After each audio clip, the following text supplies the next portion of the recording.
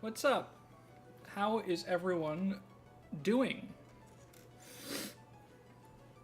It's fucking warm in here. I hope I don't have to turn down the AC. I was so excited when it started getting warmer, finally. Like, it actually is becoming summer, and then I realized I'm back at the point where I'm gonna have to either deal with that, deal with my AC being on during stream, and having to have, like, ugly noise suppression on, or just sweating bullets for the whole stream. So I'll figure that out. How's everyone doing? It's Pride Month, pronoun check. I still got them. They're right here.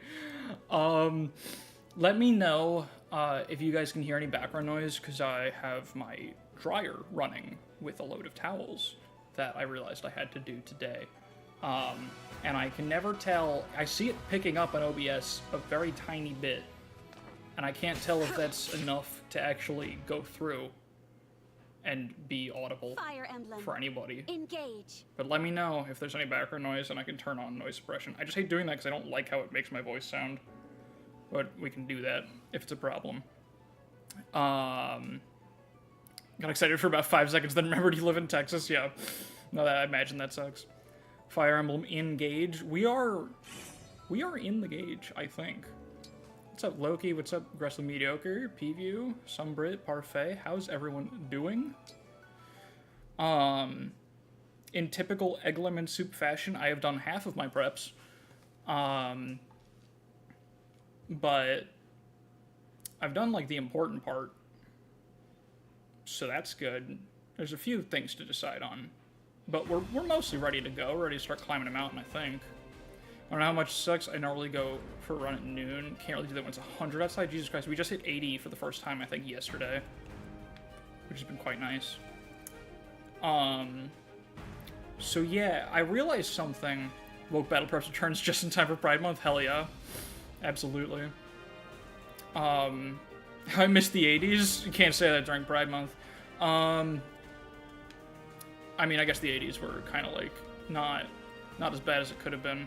That was kind of a bit of a we started moving in a positive direction around there, right? Is that about when it about when the first cultural shift went in a good direction? When was Hairspray?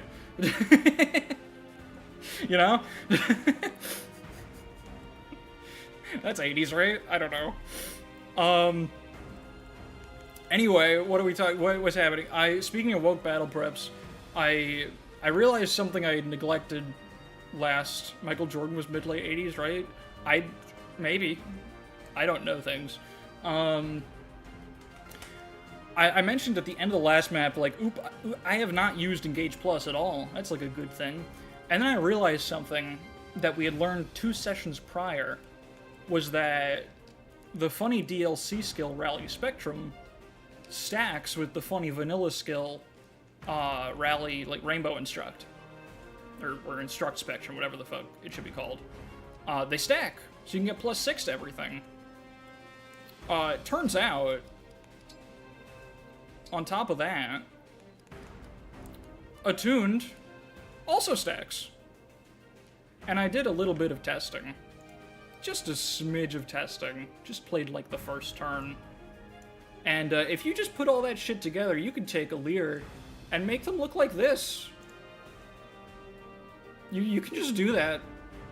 You can just replace the numbers with really good numbers. And it's a little stupid. Those are numbers that are possible in this game. I didn't know that. I didn't realize how much... The funny thing is, Rally Spectrum is the only thing there that's like, not, DLC. Or that is DLC, I mean. And this is this Alear against a Swordmaster on this map. You can just do this, apparently. We gonna try to do this. That's my plan. That's why, when I realized this was possible, I stopped doing my preps, because I was like, I think it's actually fine. I think we can beat the game right now. If I just put all of the numbers on one guy and just make him go. I think it can work. So that's something that, that's on the table. Literally the power of friendship, genuinely. Attuned is so fucking good. I really needed to use Engage Plus more on the last map. And I intend to take advantage of it today. Isn't that just the case for every AFE? Perhaps. You may be onto something.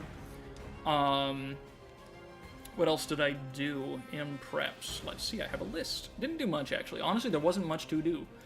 Got a few supports. We got Drew Carey up to A with a couple more units, which is actually really relevant. Yeah, Panette and Marin. Panette's the one that's really super relevant. It's just because you get more Alear bond rank with that.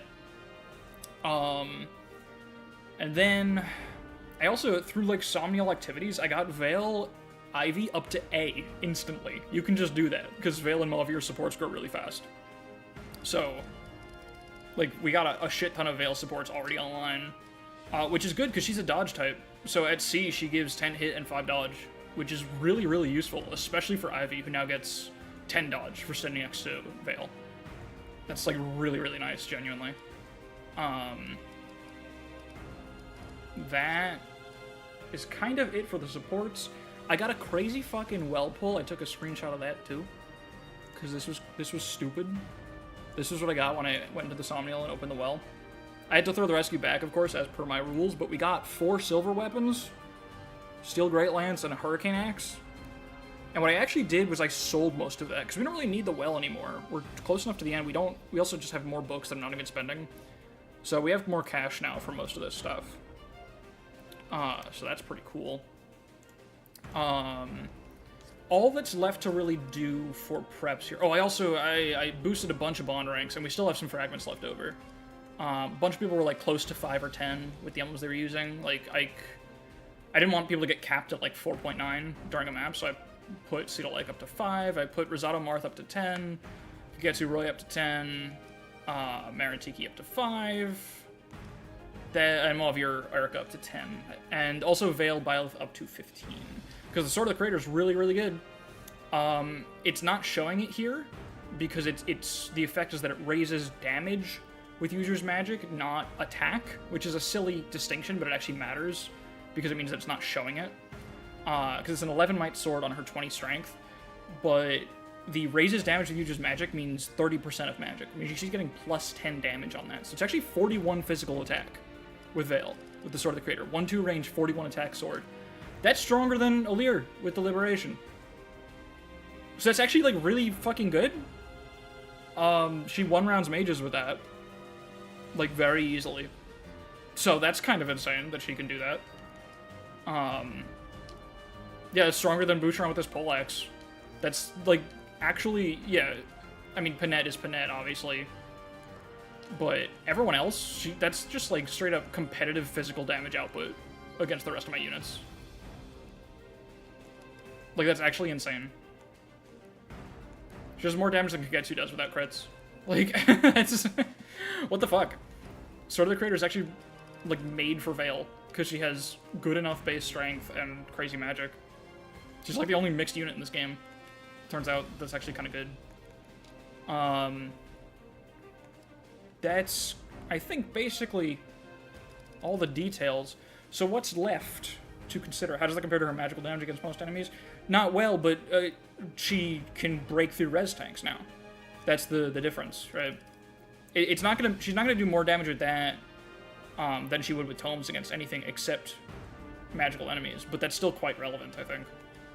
Also, Sword of the Creator is dragon effective, which is quite nice, because that's 33, 53, 64 attack against wyverns, which is pretty damn good. And if we are nearing gauge plus 64 attack against this guy, which I think is better than her tomes can get her. Like, that's pretty nice, honestly. It doesn't one round, but it's pretty close. Oh, I should also check, these guys have 49 attack. I'm not too worried about the dragons on this map, because, like, I think we can just kind of dogpile them a little bit. Is anyone... We should probably HP tonic Citrine so that she can take that. I don't think anyone else I'm too concerned about. Like, it's not worth it. She actually can't even get in range because it's 49 damage. Well, HP tonic Citrine, though. I keep cutting myself off. The only thing left to figure out after all the preps that I did, I need to buy HP tonic, is skills, basically. Something hubris? Yeah. This is why these games scare me. No, it's awesome. Oh, there's actually... So, yeah, I need to decide some skills. We also need, 2 class decisions real quick.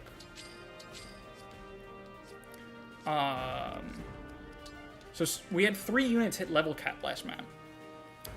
Citrine I already looped, because she's locked in Sage. The other 2, though, are Panette and Jean. And those actually have decisions for us to make. Panette, I should have considered a long time ago, but she can go warrior. It's still an option. I don't know why I didn't do it, honestly. This is one of the silliest things about this game's class balance. I think this game's class balance is, like, kind of dunked on unreasonably most of the time. Like, I don't think Wyvern is as crazy dominant as people say. I think Griffin's a little overtuned, but not as insane as people say also there. Like, its magic stat, its magic base is not that good, which does hurt it a lot for the way people pretend it is used. Warrior is fucking stupid, though. I'll grant y'all that. I'll give that one to the haters. This class doesn't make sense. It's just very silly how little competitive advantage Berserker has over Warrior. We are getting, though, the Yukon Visara this map. The S-rank axe.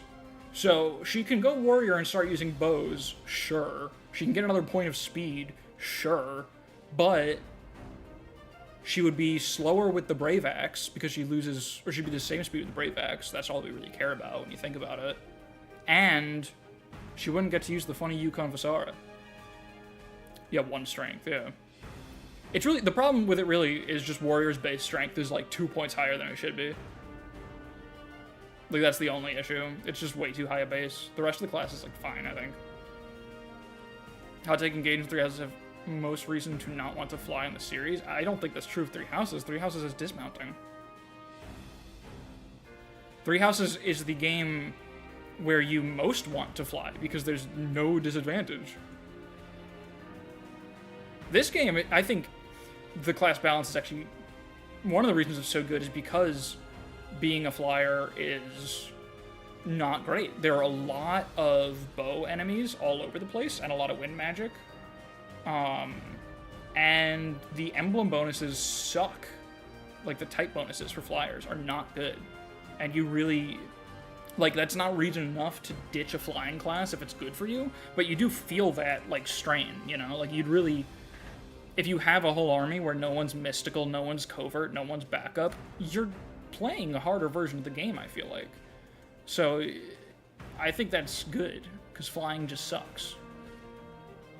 And the maps also don't really give you that many ways to take advantage of it. But it is relevant. It does help a lot. It's nice. It's balanced. 3 has battalions, which are much less good flying battalions.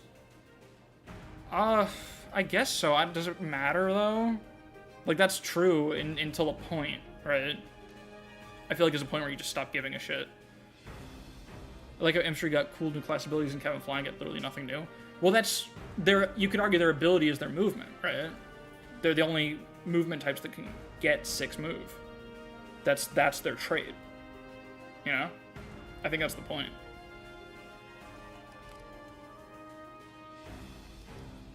Like, the type bonuses are all compensation for lower movement.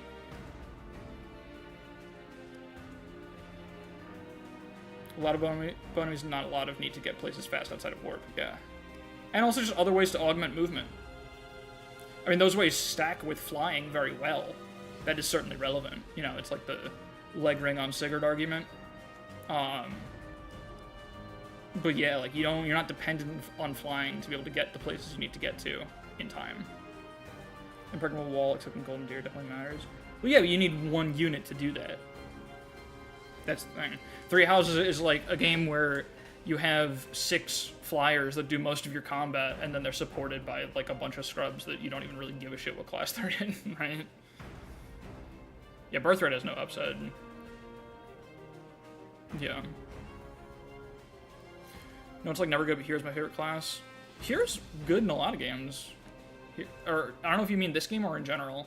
In this game, it's pretty good. Brave Assist is a really nice skill. And in general, just having 2 weapon access is very nice. Makes you more flexible in general. It's pretty valuable. Anyway, all that rant is just to say, I think I want to go Berserker. I just want to stay Berserker. Because I realized as I was pitching it, like right away, I was like, oh wait, the Yukon Visara, the funny axe is coming. And she's the only one that can use it, I think. No one else has. Yeah, you have to be a Berserker to get S-axes, I think. So, I know it's not even good. And she's not with an emblem that lets her use it for engage attacks. But consider it's a pretty silly thing to have, and I like it. So I'm gonna keep her in Zerker. Here's like peak for entry in most games, but it is infantry, yeah. I'm staying Zerker. I've convinced myself without discussion. She could keep her funny dress, this is also true. And we've got 2 units that can use bows. We don't even really have many good bows to split up between them. Plus she's already kind of struggling with 5 inventory slot syndrome. Like, I don't know what... I want to give her, like, 5 other things. And also healing items. And it's hard. So I don't really need to cram bows into the inventory. I wouldn't be able to do it. I'd be struck with insane decision paralysis. Alright, the other decision we have to make here is on Jean, because I originally said when I put him into Mage Knight, I didn't have access to... I think I didn't have access to, like, sword proficiency on him. I think I forgot to give it to him before the emblems left. I think that's what happened. And I just couldn't choose Levin Sword for him. And so he got stuck with axes. Now, the Hurricane Axe is extremely funny on Jean, just on principle. But we should recognize, it's quite dog shit, and he never does anything with it. This is a relevant factor. The Levin Sword would be...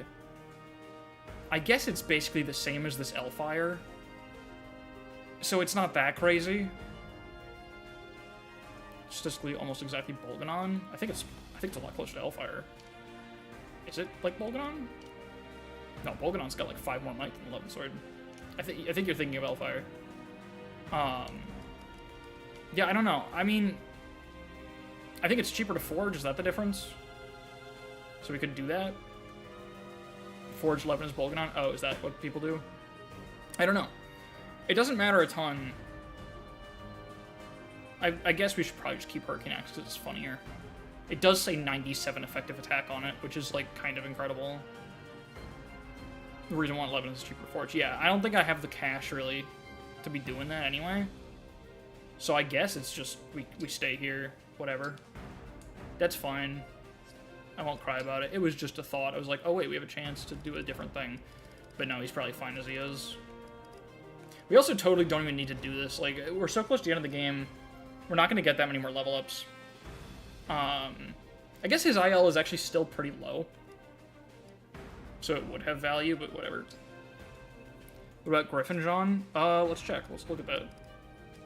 That's a good point. He would get 4 less magic. He'd also look pretty fucking stupid, to be honest. That's a big problem I have with this situation. That's Wolf Knight.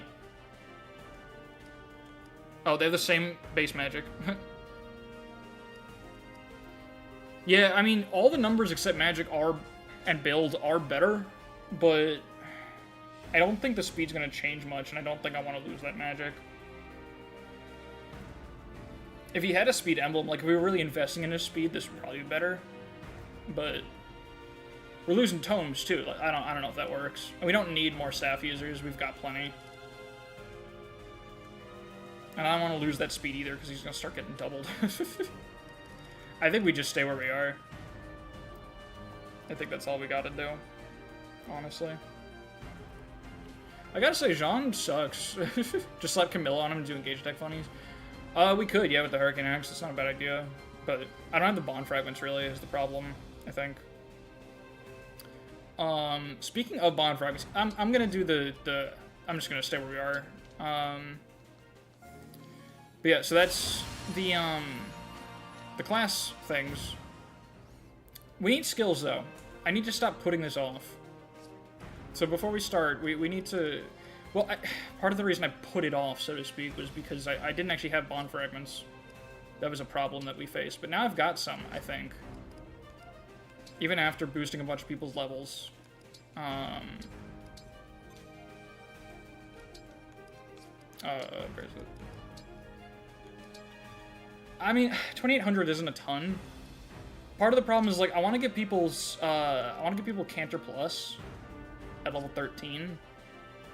But, like, getting there is expensive. Like, we could give it to Citrine for, like, all the bond fragments we have left. Like, getting from 10 to 13, how much does that cost? 1,500. And getting from 5 to 10...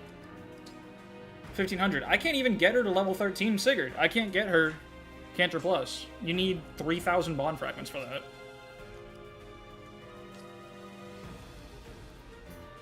Like, is anyone a contender for such a thing? Nerin has level 10 Sigurd. No, no one can really get there. John has the ability to be a worse version of basically any other character, but isn't too great in this game, sadly. Yeah, no, it's kind of disappointing. I'm very disappointed with his performance overall. It has not been great. So yeah, like I was saying, I want to get skills. We really need skills on some of these units. We're so close to the end of the game, it feels very silly that we're still using sort of filler skills on some guys. But I don't really have the bond fragments to fill the slots. I don't really know what to do with it. Like, Rosado and Hector, could we just increase the strength defense? No, we need to get to level 12. That's expensive as hell. Like, we've got the books, we don't have the SP. I mean, the bond fragments. SP is not the limiting factor here, which is crazy. That's not, like, how it's supposed to work. It's really funny if you use Stars here, that kind of goes for any early unit. Yeah. Like, fucking Jean still has lineage. Why? Why did I do that? Like, that was just filler. It was supposed to be filler. It's supposed to be temporary. I could just give him, like, I could just do this. I should do this. That's better than lineage. Like, what else does he have that wouldn't cost us bond fragments to get him access to? We got hit plus 15, momentum, and HP plus. What if speed taker? Isn't that like... Oh, that is a level 5. But... I don't know.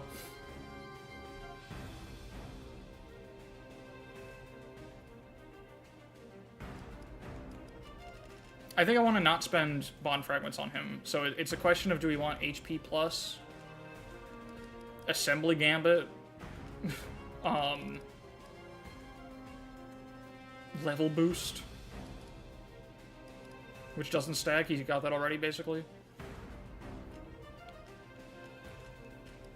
He does struggle with hit rates sometimes. It wouldn't be bad. Momentum may be the funniest option. Is momentum the funniest option? I think it might be the funniest option.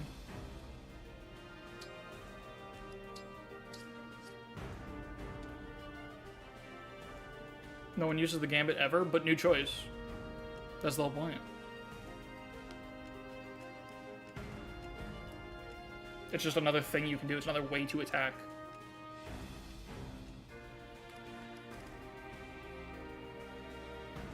I feel like the HP plus 10 would be... I feel like there are a lot of times when he just barely gets one-rounded by enemies, so I feel like HP plus 10 is actually the real option here. It would let us use the, you know what? This will let us use the Hurricane Axe more. So how are these modern FE games? Fire Emblem Engage is my favorite Fire Emblem game, and I've played all of them. This is why you always go General Jean early on, or Berserker Jean. No, you're right. You're absolutely correct. I just didn't feel like it. I wanted to see what would happen if I went with Magic Jean. And then I was convinced to go Mage Knight instead of Sage, which probably wouldn't have made too much of a difference. It's a 10% magic growth difference, I think, on Jean. I'm going to go with this because I think that's Hurricane X usage. Can't bring myself to play them for some reason. Work on that. They're really good. It depends on what you mean by modern, but like, I think Engage is a fucking masterpiece of a strategy RPG. I think, some people like Three Houses. It's a game that exists. Conquest is really fun sometimes. You know? Don't have a way to play Engage. That's really unfortunate. But I watched some videos on them. I did want to try Warriors. Warriors is alright. FE Warriors is not great, to my understanding, but Three Hopes is pretty solid. Everything after and before BSFE. Alright, what else? Rosado could use, I'm trying to think, what do we have access to still, really? So I can't spend SP too much. I don't know.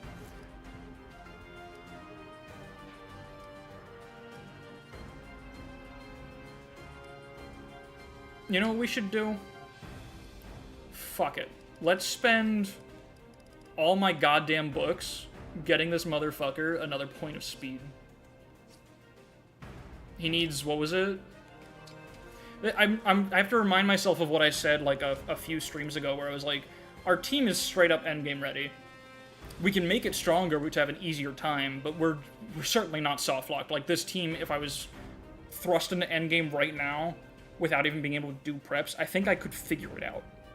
So I should stop thinking so hard about my choices, because there are not enough wrong choices that I can only fuck up so bad. So if something sounds good and sounds funny, I should just do it. So I'm gonna spend all my goddamn books on Boucheron getting another point of speed, and no one can stop me.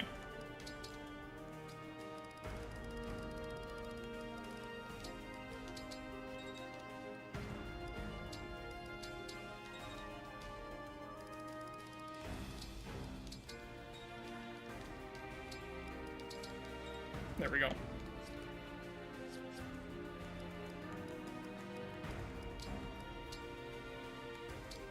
Nope. Menus are difficult. Hell yeah. We could boost his dodge too. That's an option. You considered actually using all your books. That's what I'm trying to do. The problem is, remember, the problem is bond rank also. Is like, we don't have the bond rank to learn a lot of relevant skills right now. Like, I'm not even really hoarding it that bad, I don't think. Because, like, what would I do with it? Like, let's look at what skills I could learn right now if I only had more SP. Like, Alear has Cantor and Repo. We don't have enough bond fragments to get to Cantor Plus, and I don't want to remove either of those skills. Moving on to Boucheron, like, I think these are just good for him. Citrine, I don't think I want to replace either of these. Divine Pulse Plus is, what, level 18? Yeah, fuck that. And Cantor, we also don't have enough bond fragments to get her to Cantor Plus. Panette, what's her Sigurd level? Yeah, she also can't get to Cantor Plus. Can she get to hit plus 20? That's also, like, almost all our bond fragments. We could do it, but it's all of them, basically. Ivy. We can spend some bond fragments getting Ivy Speed Plus. Like, another level of it. Even that's, like, a lot to spend for a single point of speed. That's not a lot of SP. Seedall? Like, sure. We could give him, like, Geosphere, I don't know. That's something. Rosado? Rosado's probably the best candidate for something. I think they have some bond ranks with emblems that we can use. Like, we could get...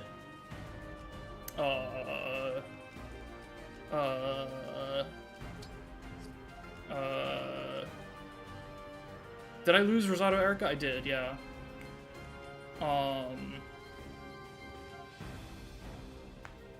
Nothing here. Yeah, this is the problem. Like, we just have... We're too low on bond fragments to do anything big. We could drop heavy attack for, like, quick riposte? I don't know. That's an option.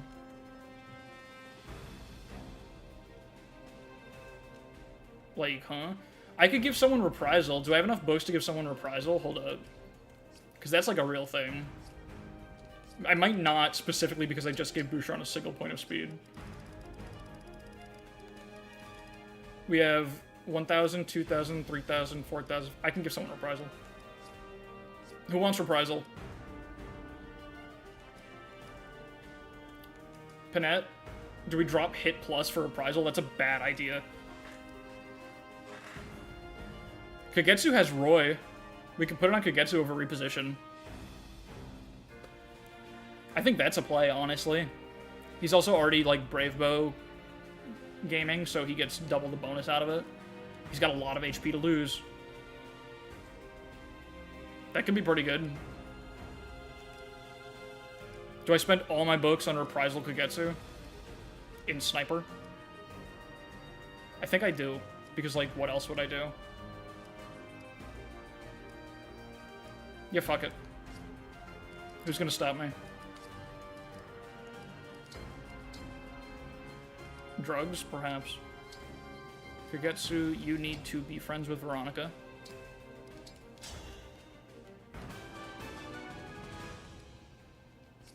I encourage this. I ain't stopping shit. Like, whatever. Why not? Nothing else could be more important. We're ready. We're ready for endgame. All I want is Kagetsu to be funnier.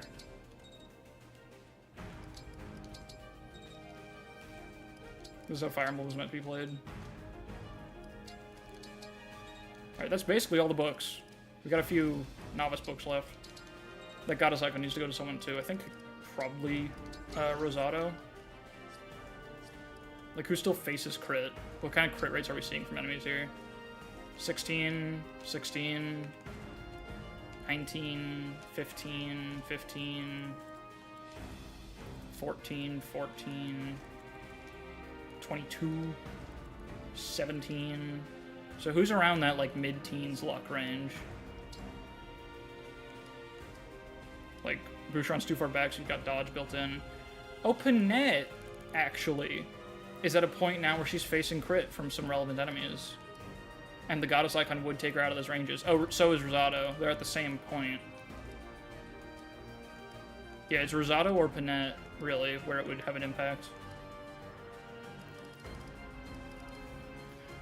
What's up, Mazer? Still on Preps Class. Listen, we're chatting. We're having fun. I could have started if I wanted to. I could have. I'm going to give Panette a Luck Tonic. And I'm going to give the Goddess Icon to Rosado because Rosado is special. Rosado is for the people. Alear could have more numbers if you do ring paralog. Is that even true? Does that increase Alear's numbers? Isn't the, like, level 21 bond skill, like, really shitty? I don't think it even really does anything. It's like, you get crit and dodge if more units have moved before you. And quit preps whenever I want. I'm actually make sure I give Kagetsu the funny thing.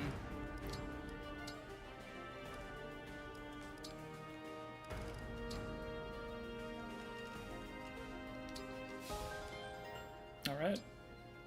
It's only 30% of missing damage, but it's something. It's more damage stacks.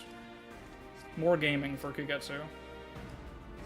Alright, I think that's good to go. There also, I was thinking I could, like... I could spend bond fragments on engraving, too. Like, I should engrave Nova, actually.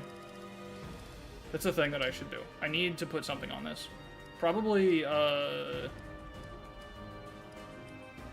don't think I've used this on anything, and like, who gives a shit about avoid and dodge on Nova? You're supposed to kill things with that instantly. Yeah, fuck it, I can spend 1k bond fragments on that. I don't mind the preps, they're part of your charm, thank you. Okay, cool, that's bigger now. I don't know what to do with the Alear engage. It's like really good, but where do I want that minus might? Honestly, Obscurity is probably a good option for it. She doesn't use this tome much anyway, I feel like. But having, like, the crit and dodge on it is just a good option. Or maybe it should be on something that Ivy's using, because Ivy struggles with dodge. It's really just where do we need that 20 dodge.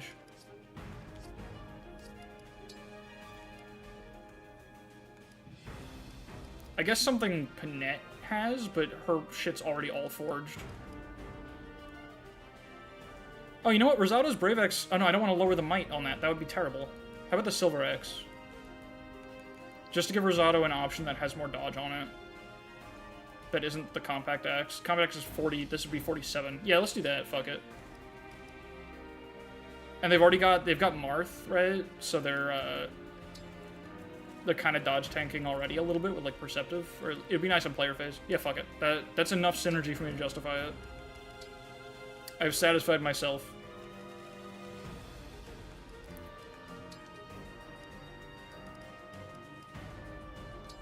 I've debated myself and won. I think it actually lowered the might by 2 because we're also not getting, like, the heavy attack bonus for being higher than Rosato's build. But whatever, who cares? Who even gives a shit? I don't even care. Anything I want to forge? I don't know. Let's make... Sure, let's add crit to this, I guess. That's fun. There are no wrong choices I can make. And fuck it, where's the Nova? Give me the Nova. Give me more of that. Put more numbers on this shit. Alright, I'm out of resources. Let's play Fire Emblem. Last thing is, are units where I want them? I think they are. Because I'm just going to do a rescue. I already planned this out a little bit. I'm going to try to turn 1 rescue. Hope it works. I think that means I just need like, I guess Seedle here is fine. Yeah, I think this is good. The first avalanche is on the bottom. Then it's on the top. Then in the middle. My goal is to get up the middle as far as I can before we have to vacate. So we're going to try to, like, storm the middle and see what happens, sort of. So these units can't do much right away, but that's fine. Like, I'm just going to ignore these guys. We're just going to try to group up as soon as we can. Yeah, that's the plan. That works. I do kind of want Seed all over here, though.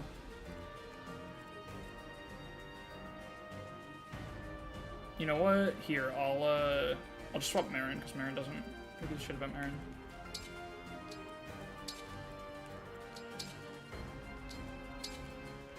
Alright. Alright. Alright. I think turn 1's gonna be very passive, so I'm not really overthinking it too much. Because these enemies are really hard to approach. And we're gonna get pushed back a little bit, so it's fine. Yeah. Okay. Is everyone still here? I think Fire Emblem will now be played. I think that is a thing that should begin happening right now. So, tell your friends. No, you left? Fuck. That sucks. That's really unfortunate. Oh, you also have no tomes on Hortensia again. Hopefully that won't bite me in the ass. I just couldn't decide what to drop from her. Should be fine. Let's just go. Also, reminder, the rule for, I make avalanches happen. This. The rule for the turn limit is that if we hit the turn limit somehow, I can rewind however far back I want, and it counts as if Alear died, as far as the wheel is concerned. We have to reach the shard. If an avalanche...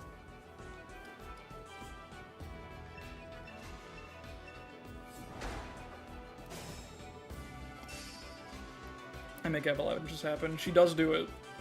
She's so real for it, to be honest. Okay. How do I look? My plan, roughly, is to just click engage buttons, I think. You know?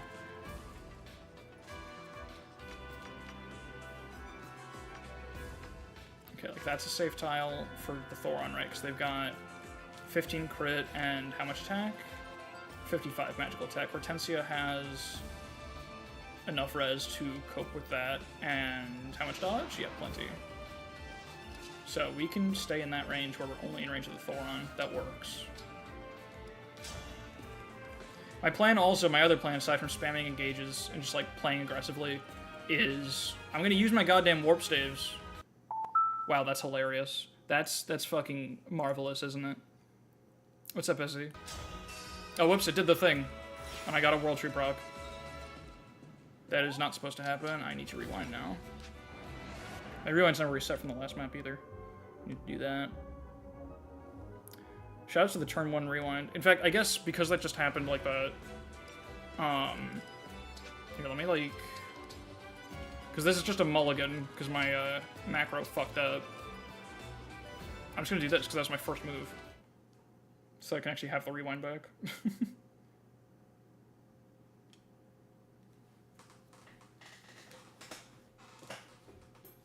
Just in case this map goes so horribly that I need all 10 rewinds that I'm legally allowed to have.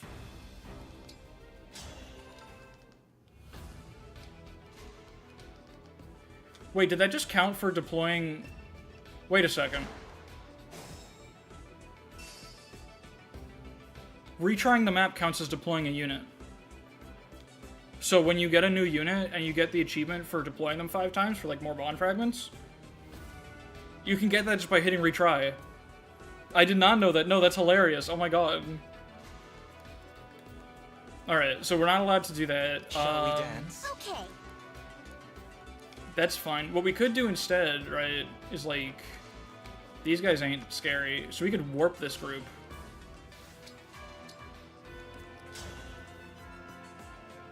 And then Hortensia's just not going to be there for a turn, and that's fine. Okay, yeah, that worked.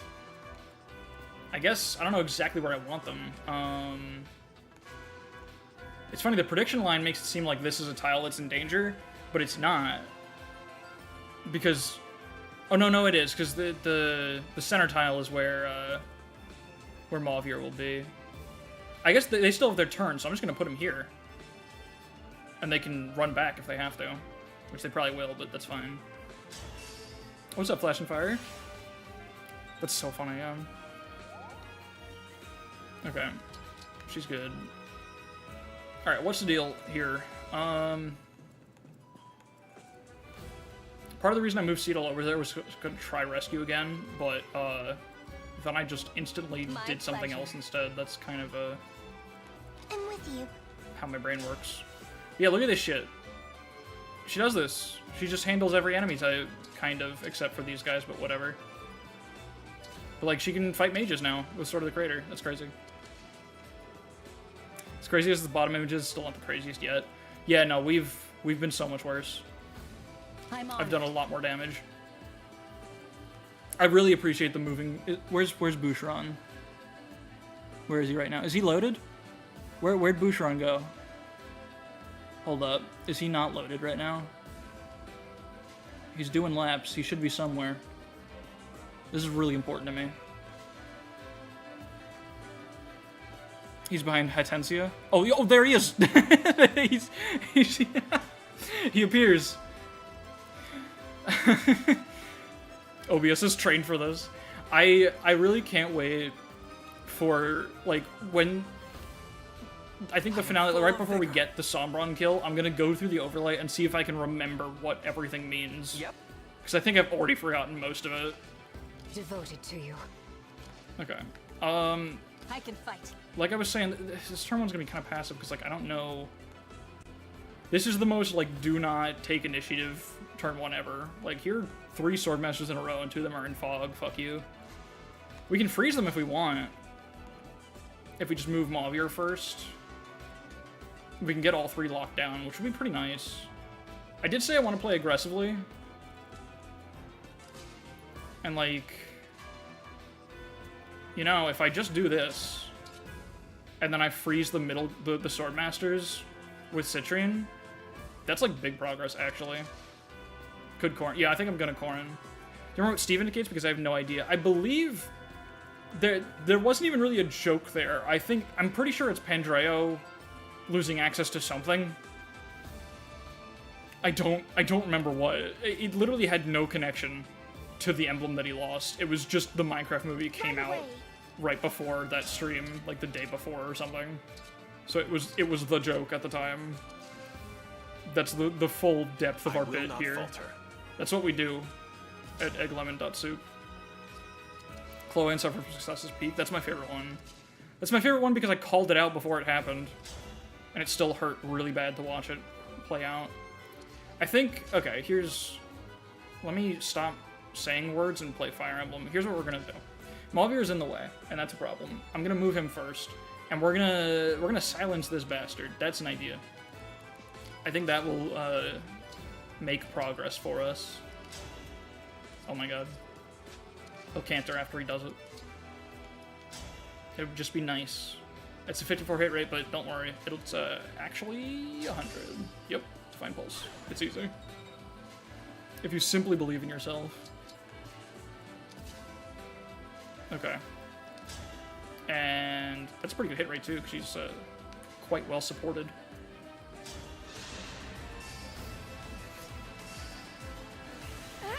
God damn it. I had to call it out. That's on me.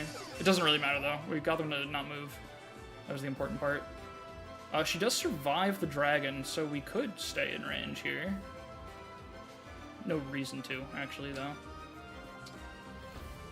Okay, and now we want to kill this man. I think I just want to have Vale do it. Which does require engaging, but like she's got 4 turns to get value out of that dance. I'm pretty sure we'll find it.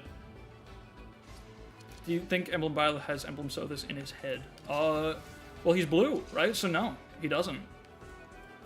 Now that I think about it, it's kind of weird that Byleth has blue hair as an emblem, right? I mean, I guess like the rules are not really very well established of, you know, who the emblems even are.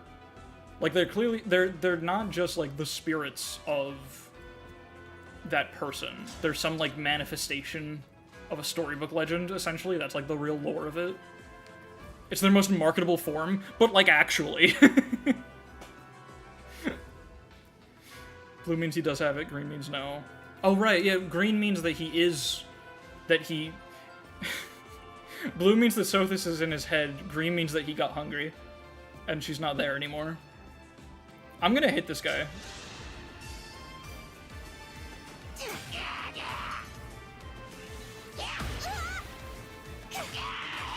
I have held back? I like how there's just no... there's no Sword of the Creator animation, why? Oh shit, a problem. No, we're good, actually. They're just servants from fate? Is that a... I'm unfamiliar with your reference. I apologize. I think I've heard of the thing you're saying. Thank you, Pendreo. He could fucking die if he wants. That's an option available to him.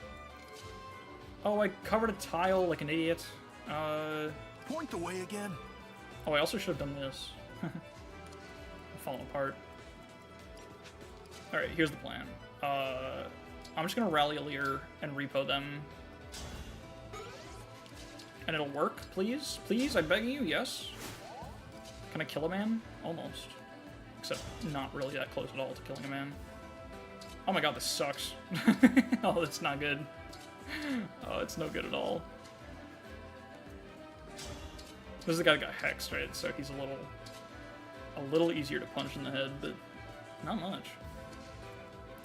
Green means he joined Smash. True. You know what else we should do? Hold up. Oh goodness, we could just start fucking launching them. I should probably save this for the Ballista Lendabir guy. It's probably the idea there. Oh, I can dance if I want to. I can do many things. Hold on. Let me like think harder. I think we're just gonna bring this group in, not worry too much about what they're doing.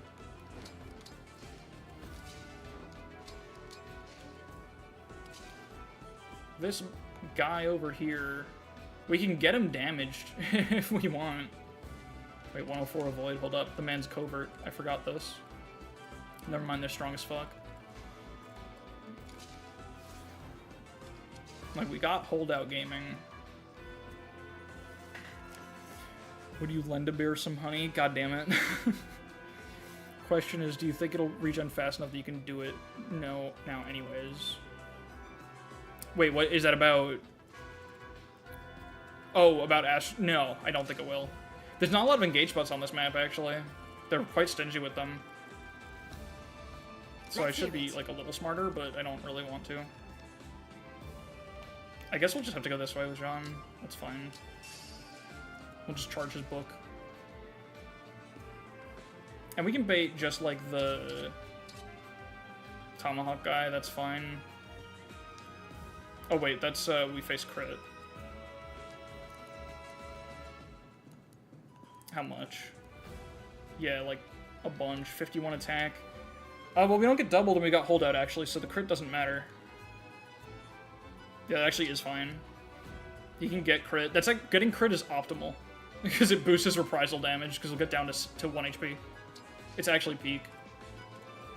We want to get crit so bad.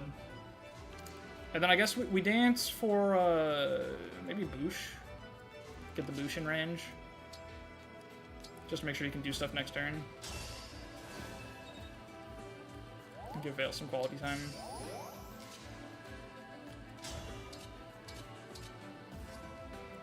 And then we do need someone baiting the dragon. It could be Alear or it could be Boosh.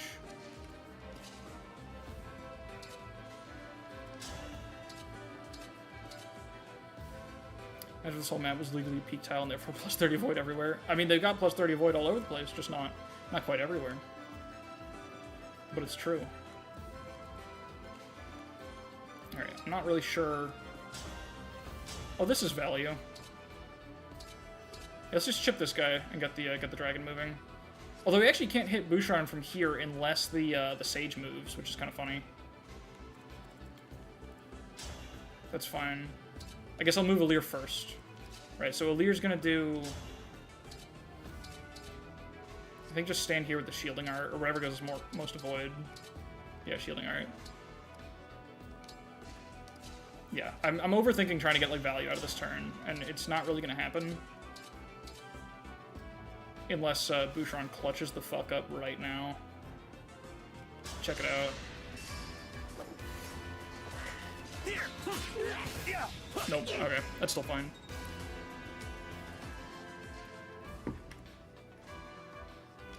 Oh, she's still here. Huh. Okay. I said it would be a really, like, low-key turn 1, and I accepted that, and then I still spent, like, about a year trying desperately to get value out of it for some reason.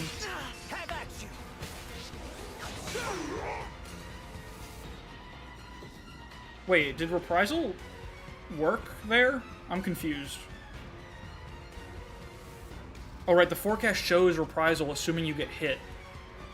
Even when you're facing 24% hit, like that, or whatever it was. Okay, by the way, everything moves on this map.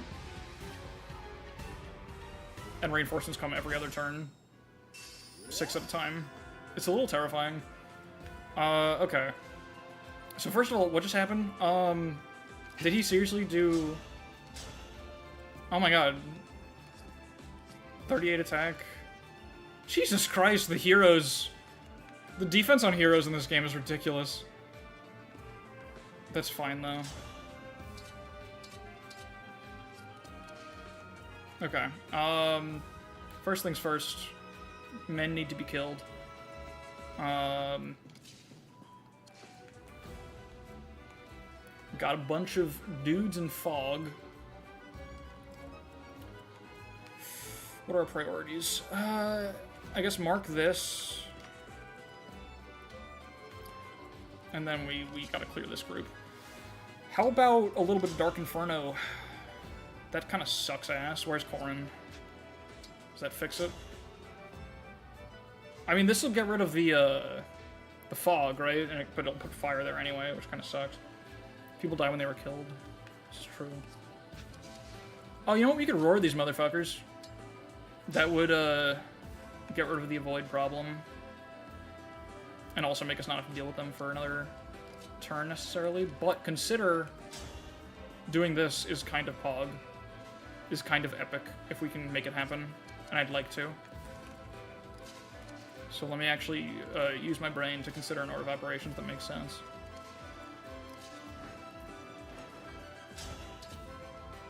Okay, hold up. We just hit these. That's what makes sense to me. Oh gosh. It could be engage plus time right away. Mostly for Bond Forger. Like, we really need hit right now. Is that what it's called? Bond Forger? Yeah. Like, we need this. We need this 3-hit right here, right now. And I guess we could do it with, maybe Boosh? That could be cool. I think I like that. I think now is the time to do such a thing. Especially because, how does this work again? Let me... Right, when you engage plus, Alear has to be the one to move first, right? Like, Alear has to finish their turn for the engage plus to stick. It's a very interesting mechanical mess. It's fun. Hey, we got this option. This is actually probably what I want to do, I think. And then we can Bond Blast the other guy, actually. That's pretty good. Just to get him out of there. And then we can, like, really push forward. Just keep going aggressively as possible. Also just give Bouchon the boost right away. Yeah, fuck it. I think we just go for this. If we miss a 78, I will cry, though, is the problem.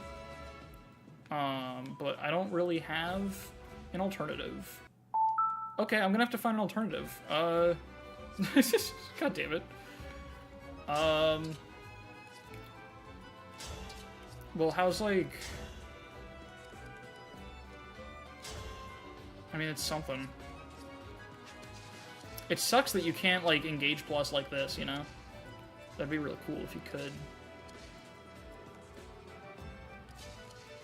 I'll do my best. Just gotta figure out what order things need to happen here. That's the trouble. That's the difficulty. How about this shit? Oh my god.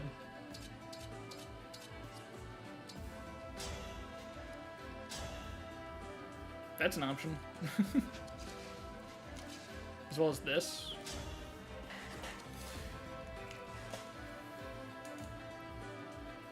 We could also engage plus with Panette. I don't know, but that doesn't really do anything for me. I don't know what I'm talking about. I don't know what I'm doing, dude.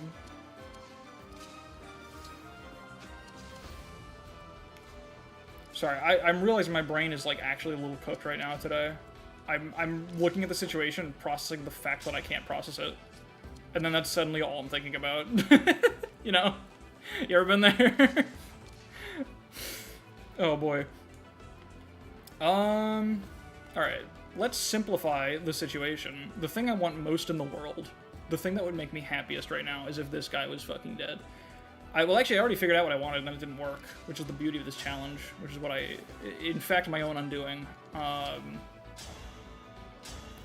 got this option. Maybe I should just Bond Blast the motherfucker. Right? Like, whatever. Who even cares? We'll just use up Dragon Blast right away. Like, that's kind of worth it, right? It gets you your attune boosts on both units. Like, just online instantly. That's kind of worth a lot. And to get guys off of Fog. Yeah, why am I trying so hard to, like, maximize value in a situation where I'm, like, using an engage attack to get a guy off of Fog and get stat boosts? It's like, you know, I can do more with this turn. It's like, no, I fucking can't. Just do the thing.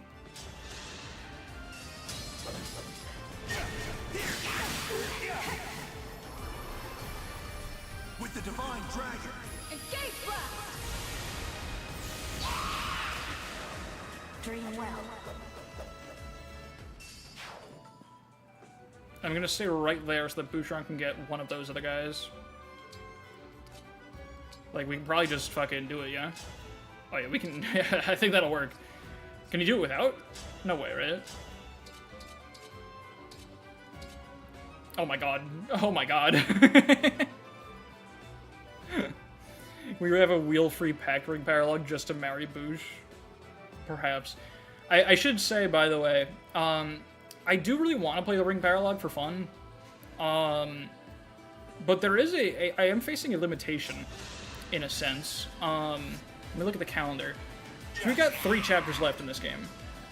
And I've got, after today... Well, we really got 2 chapters left after this one. After today, I have 3 Thursdays left in the month of June, which will all be installments of Fire Emblem Engage New Choice. After that, I will be away on the 3rd, and I'll be moving on the 17th. So 2 Thursdays in July are out. I really don't want the finale to happen with a break in between. And I'd really like to start my new series after I move. So, like, it's kind of important that we wrap up this series in 4 more episodes, including today. So I don't want to fuck around with paralogs too much, just in case, like, some of the next maps take us multiple episodes, because I'm, you know, stupid and take a very long time to play Fire Emblem. So I think we're blitzing through the rest to make sure that I finish in time and don't have to take a break from the game, because I just hate doing that. Especially, like, right before the finale.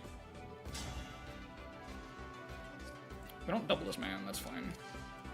I should start getting speed tick kills as well. That's like a priority that I need to be thinking about. We'll get this on, like, we'll Astral Storm that guy on a future turn, so I can afford to engage now. Which will allow me to move gear this man. That's worthwhile. It's not.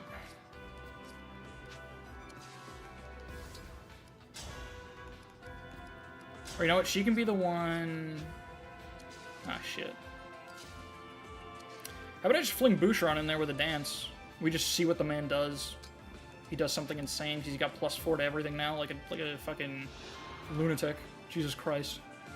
I can't show that on TV.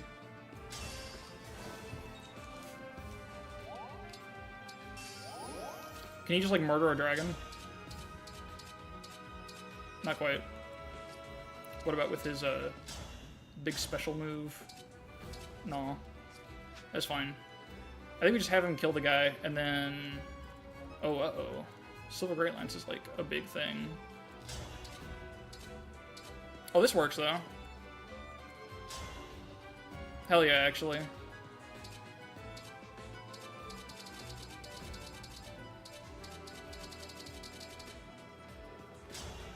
I'll just do that. Are you fucking kidding me? I won't forget you. That was 9%. I love this game, dude. Wait, a 2 doesn't stack, does it? Am I stupid? Okay, no, wait. How does a tune work?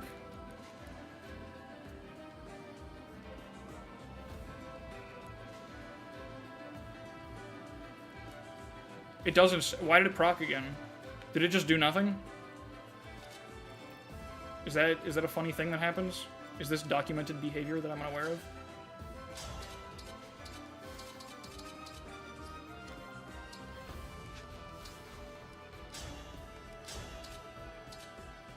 Alright, I really need that man to explode instantly.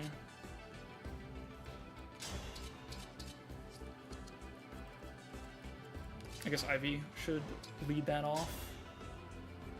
That kind of needs to, like, hit.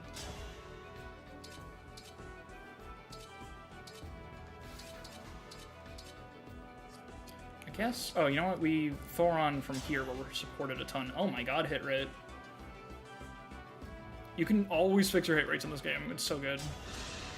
I guess that is Bond Forger doing a lot of the work there. But also Panetza hit support. Yeah, we're getting, like, what, 60 hit for standing here, I think?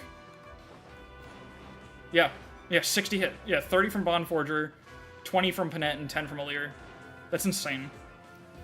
Alear gets killed, Toon buffs the engaged partner, it does not stack. I know that much. Yeah, I think they buff each other, right? Like, if the other person gets a kill, it buffs Alear, and if Alear gets a kill, it buffs the other person. I think it just plays the proc every time. On, like, every kill. That's what it seems to be happening. That is my current understanding. Based on observation. Rosado, can you, like, game on this motherfucker? Yeah, that'll do it. Are you ready? Yeah, I'm, yep. What'd you think? I thought it was great. Thank you. Okay, now we just Nova this dude. Oh my goodness. Oh goodness gracious, wait, that's, I need to, factor in the crit. Remember when I removed 20 dodge from this thing and said it wouldn't be a problem? I remember.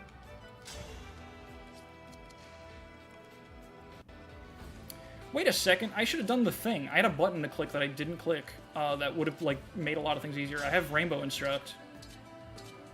I should have used that. But I think at this point... Oh, I've made many problems for myself, I believe. You know what? Here's what we do. I think if I just chip the man, chip the dragon, which is totally a thing I can do safely, I promise. Someone's got obstruct, right? I don't think I put obstruct on the team, actually, now that I'm thinking about it. I think I left that at home.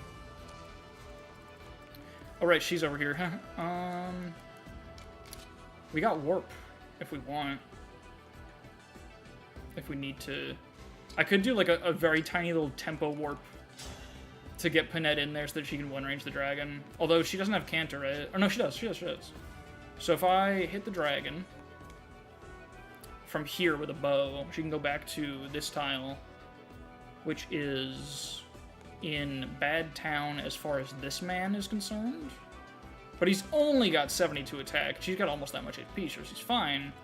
As long as we block off this dude, which we can do if we just choke this point outside of this guy's range, which we also can't do. Hold on. It's math time, real quick. Radiant Bow, we don't face crit. And we face 61 attack, 51 attack.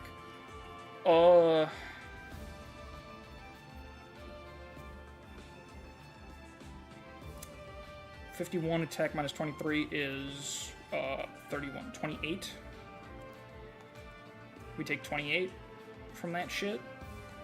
And then this guy does 38. 38 plus 28 is 56? No. Yes. No, that's 6. God damn it, I'm struggling so much with math right now. Fracture? Wait, Fracture could go hard. What's Fracture going hard for? Why do I need Fracture? I just, like, instantly believed you, but I don't actually see the idea. I was like, wait, you're right, and I didn't know what you meant at all. But I was so ready. I was completely on board with your plan. What are we fracturing? Why does it help? This could also just be the Byleth turn, honestly, to just keep making forward progress. Uncountered worm combat. Oh, that does work, doesn't it? Hold up, you're cooking. I don't have convoy access, though, except with this man.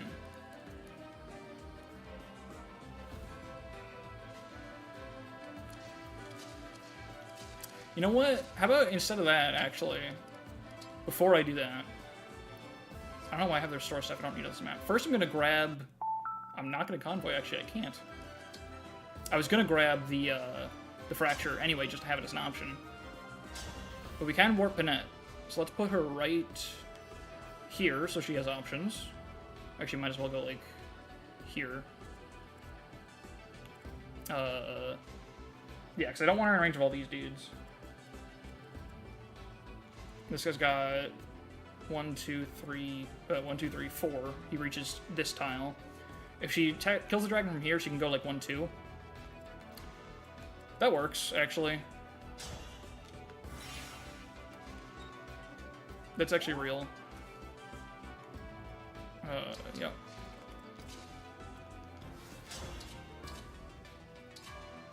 And now we just, yeah, so this works. So here's what we do now. And then, like, we can just block this off. Because Maulveer's... Yeah, if Maulveer just stands here, Kagetsu will have to, like, you know, figure it out. We could also Blazing Lion, actually. Although he doesn't have Canter, so no, he cannot. But he can just stand here. I think he can just, so he gets 3 more defense and 4 more HP out of this. I think if he stands here in Elixirs, he's actually fine.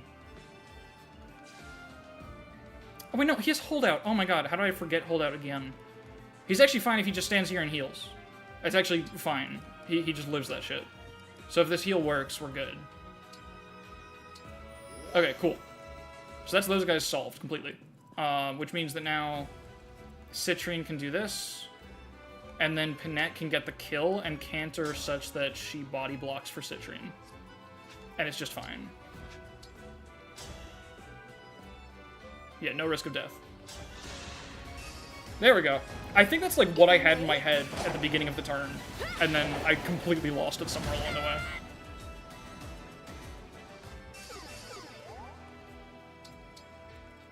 We probably also can do this with like Veil if we want now that he's hexed. Not exactly. Damn. Okay. And I assume I didn't really do the math here. Yeah, no crit or anything. No worries about what we have equipped. We just kill the guy and be done with it. Yep, and with Alacrity we're fine.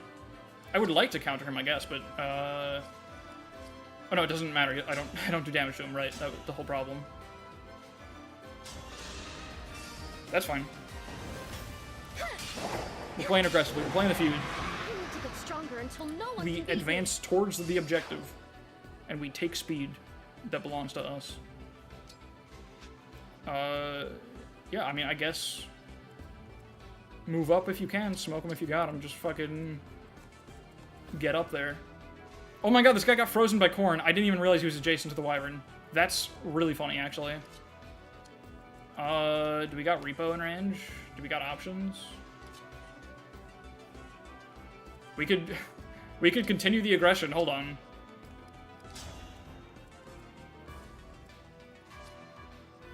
I could just keep playing aggro as hell.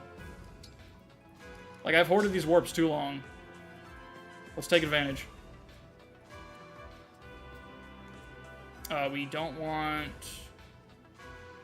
See, I want Veil on this tile, I guess, and Seedal on this one where it's safe.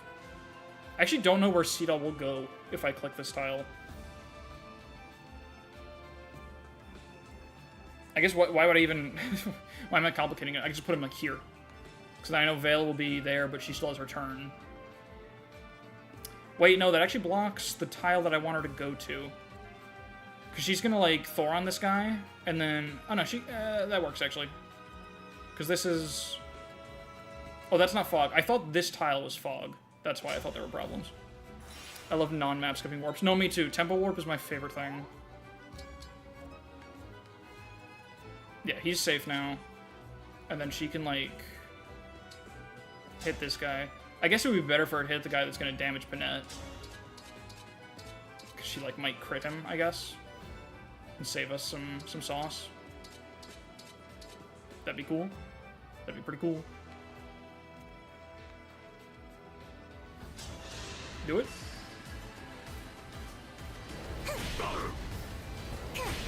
We do have to Byleth Dance sometime in the next 2 turns. Or at least we should try to. Yeah. And I assume, yeah, she can't take that hit from the Great Lance dude. We're doing it though, we're playing aggressively. We are doing what I intended. Is this enough to heal her to full? I doubt it. Yeah, no. I'm probably gonna need to... Next turn's our last Micaiah turn, we'll probably just end up clicking Great Sacrifice. Although, the funny thing about Great Sacrifice, right, when you think about it, I mean, it's nice when you need it for the HP, but when you're talking about endgame, you kind of don't want to do it, because if you Great Sacrifice, then you have no fortified targets, and if you have no fortified targets, you can't get Micaiah back as easily. Like, that's why Fortify is so fucking good in this game, because it lets your staffer get all their meter back, like, instantly. Like, forget healing people, who gives a shit about that? Like, I'm almost tempted not to top anyone off, because it gives me Micaiah charges. Also, might as well buff Kagetsu to help out. Got a Great Sacrifice with 1 XP. You're so true. Keep up that breeding. I mean, I guess we can heal Citrine because it doesn't get her to full, right? So it's still something. It doesn't take away Micaiah charge. What's up, Crypt? Alright, I'm actually, like, playing, I think, fast. Ouch. You know, I didn't consider that smash could cause problems that I wasn't calculating for, but thankfully it's fine.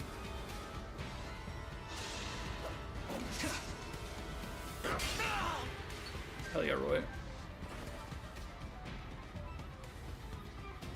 That's really funny to get avoid an attack 200 times from the chain attack, because like, he just got smashed in the face to 1 HP. It's like, good job! You're so good at dodging, dude. Thanks, man. They do go crazy with the silver smash weapons on this map. Yeah, it's kind of nuts. Okay, we're now at the point where the fellas from the side are, in fact, grouping up quite aggressively. That's also happening now.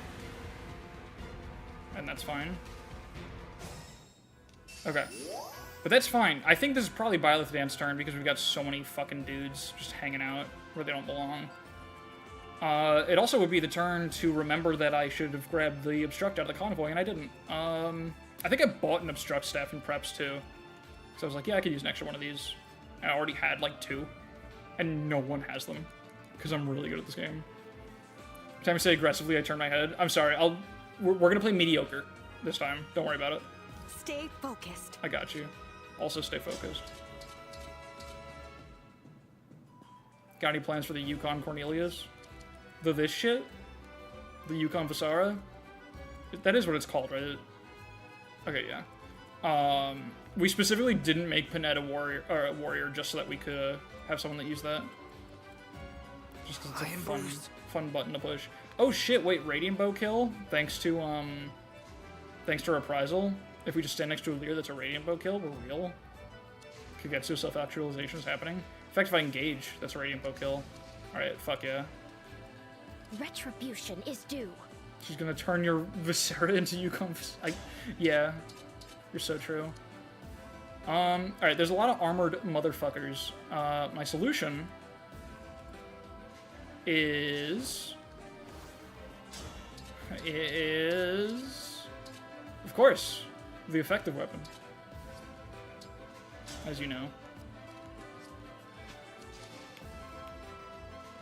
Oh wait, shit, don't we got, I don't know, Fanny Bomb is the, right, of course, that's the, level 15 weapon on Fort.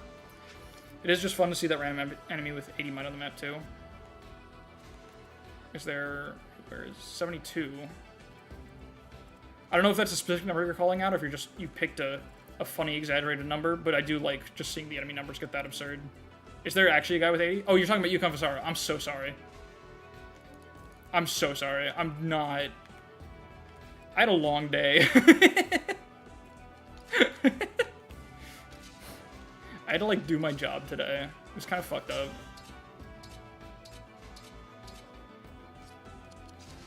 Still not over it.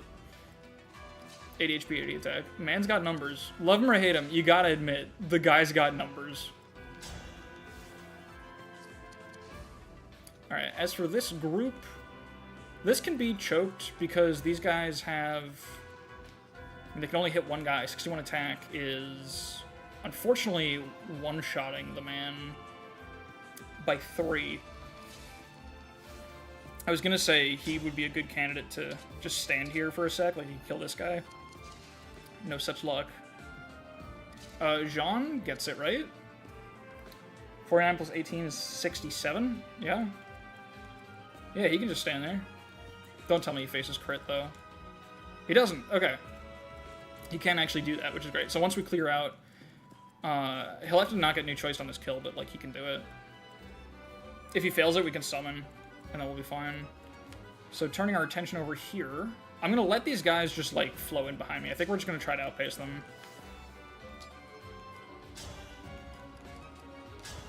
Ooh, this is very nice. Ooh, I like what I'm seeing. I don't like the counter, but... Let's see. What's the Echo look like with Seraphim? Not good enough, but that's fine. I think we just, Seraphim this fella. And then hang back. I'm gonna get smashed and then the next guy follows up. Oh shit, you're right. That's pretty funny. We can summon... We can summon and put his new friend behind him to create a wall. It's genius. Recover staves, that's funny. Oh shit, right, Dragon's Fist is magic. That goes kinda hard. Remember when I was so excited about how all my numbers were big? I really need them to be bigger, honestly. I need bigger numbers. That's fine, we got magic. Hold up, we got Windsword now on this motherfucker. Okay, alright. Okay, alright. Okay. Alright. Wow, this, that's a performance. I mean, it's endgame engage. I shouldn't be that salty about a unit not getting 1 rounds, but sue me. Chapter might be the weirdest thing about the story for me. Hey, you have to go back in time to get rid of one of these Dragonstone things. It's very out of nowhere. I kind of love it, just for how blatantly silly it is for no reason. But it is quite strange. It is certainly an idea that they had. Alright, I think... Let's see. We should start setting up for a good dance, probably, is the thing. So how about... Okay, this is a guaranteed kill on this man, if we simply land it. I think I just wanted to try and make evil fucked up Alear work. I mean, I think it makes sense that, like, they wanted to have, It's over. past Alear just have screen time, and this was the way they thought to do it. I think it works enough. Fallen Banner fodder. That's funny. So true. Did they actually... I think they did finally put Fallen Alear in the game. I think they weren't for a while. The fact that Fallen Banners became like a recurring thing is so funny. Okay, we need someone else to participate in that dance there. Probably just, Oh, you know what? How about just Seadoll? Here, how about we do need solutions for the monks as well, actually.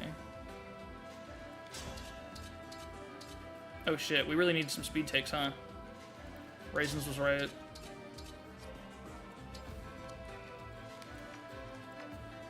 Also gotta watch out that range.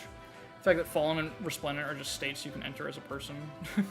Just a sucker for weird paradox shit. I like evil Alear being inspired by good Alear, who's only good because of said inspiration. Yeah, no, I that's always fun. It's a fun trope.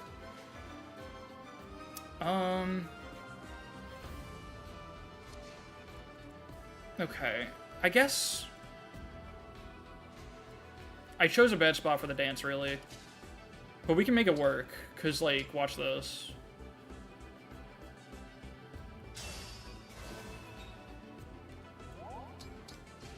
Alear pulled himself up by their boots. Yeah. Bootstrap paradox. I think you should call Red Alear Bad Alear because of this last thumbnail. That's actually really good. Bad Alear. Bedrew Carry and Marth. Something like that. There's something there. Someone else workshop that. The streamer's playing Fire Emblem needed other people to be funny. How about... You know, I think this is a good group to dance if we can just nail that shit. Okay, well, hold on. Hold the fort. Okay. We got problems, I got solutions. We need to get this man gone. That's the problem.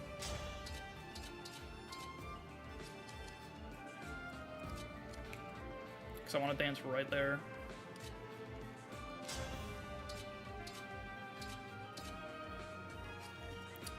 I guess what we could also do is we could... is Citrine safe here? She's in range of 2 guys with 45 magical attack and 26 speed. Uh-oh. Wait, 40... How much magical attack? 45? 14 crit? She'll need her weapon change, so someone to be able to trade with her. But she takes only 8 damage 4 times. She actually lives that shit if she just gets switched to a weapon without a dodge penalty on it. Can they win her with Shielding Art? Oh shit, these guys... Shielding Art's pretty bad, but they will double 31 physical attack. Yeah, that is the weapon they would use. No, you're right, for the one guy there. Okay, so we do need her to move. We've got ways to do that, though. We have, after the dance, Alear can repo her. That's an option. We could always rescue staff.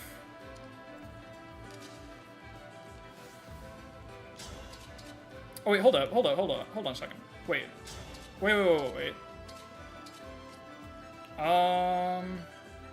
Please help. I forgot about this guy. Problem is, the part where he dies. But he does 22 damage before he dies. I can't get that guy down to 22 though, right? How many turns do I have? Too many. I've only spent 2 already. The new choice sucks. Warp Ragna doesn't really do much. Oh wait, I have Echo! Oh shit, I have Echo! I forgot about Echo. We can just Echo from right here. We have to hit both. So we failed 1 new choice, and we can make up for it by hitting 2. Let's go for it. I'm just going for that. Grasping Void helps a lot. Maybe putting him in a range where we don't need her to finish if she fails this. Hell yeah, okay. It actually works. I forgot how cool Echo is with Ivy because, single-minded, is that what it's called? Yeah, that, like, synergizes in a really cool way. Okay, if I don't get this Violet Dance off, I'm kind of fucked, but I do have Rescue. Like, I do have Micaiah options. I can Rescue or Warp them. Count on me. And that's gonna be pretty good. But it just works. I'm not going for the quad because I want to keep my options open if I fail the dance. So I just didn't want to risk it and set up too hard.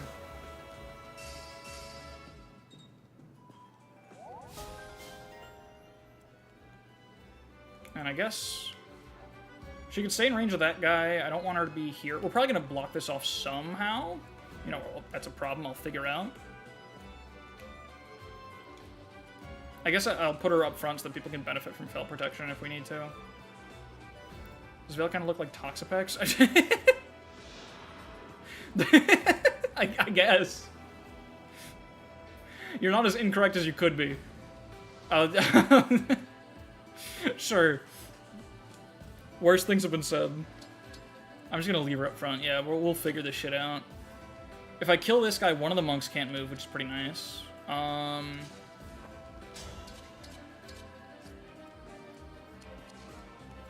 Okay, we got some guys to kill. I think I'm leaving these for Citrine because she can freeze them. So we want, I think, this guy with Ivy. That's where she's most valuable, probably.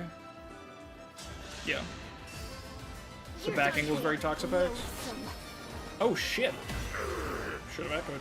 Allow your soul the rest it deserves. Okay. Cool, she can use tomes now, that's good. That'll be huge. See, I could get out of range, but I'm just going to do the engage thing. I'm going to trust myself that I have the tools to make sure there's no problem. Okay, I think once Seedall vacates the tile, I can move her back there where she's safe, yeah. So what's Seedall doing first? I think the G-Willikers, I mean, what do these guys have? Tomahawks? Hammer? That guy's a little scary. 38, and he does 5 less. So 38 plus 33 is 60 plus 60 plus 11, 71, yeah. She does in fact die from that.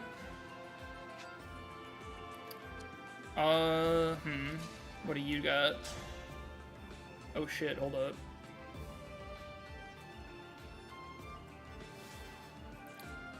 Wait, so you do 26 to him? Oh wait, so he lives this spot if we are able to... If we kill this guy... Oh. We got Rally. What has Boosh done? Boosh is kind of not in range of anything, except this guy. So actually, I should have rallied a while ago. Oh shit, I don't have Chrom, I can't rally! Oh, that sucks! Oh, this game sucks. This game is mean to me. I cannot rally. That's fine.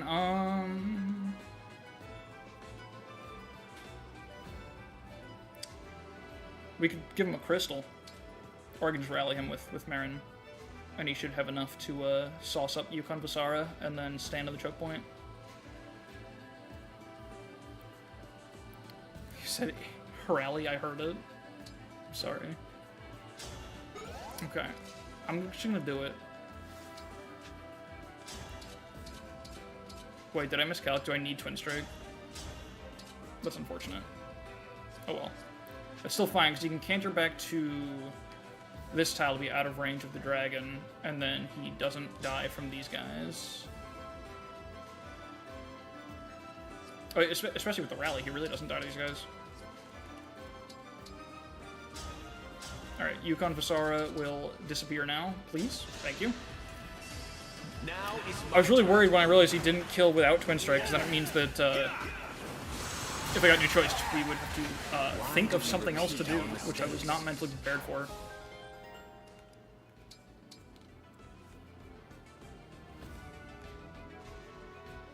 Yeah, this is fine.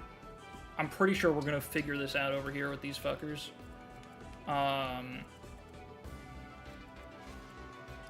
Yeah, like, we're gonna... I think what we're gonna do... Let's see, we got some stuff to figure out here.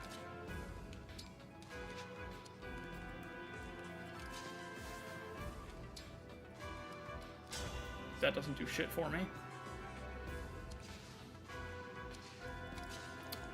Problem is we want, these guys are actually kind of scary, I'm realizing. I should have taken them a little more seriously.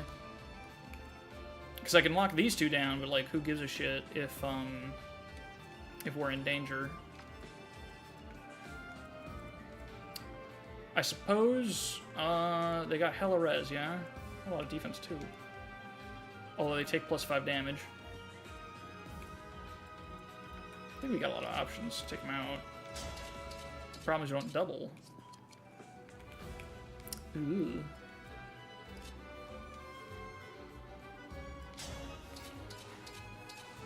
It's like a little bit of a problem.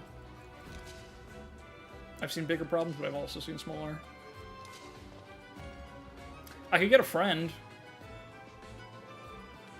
The original plan did kind of require things to go better than that, but...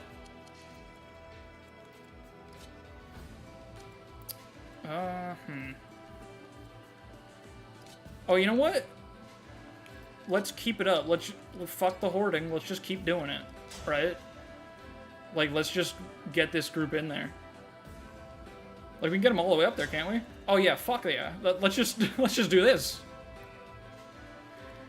Why stop there, right? And then we're gonna put, let's see, Alear still has... Alear used up Bond Blast, but Boucheron didn't. Is that correct? Can't tell for sure because there's no enemy in range.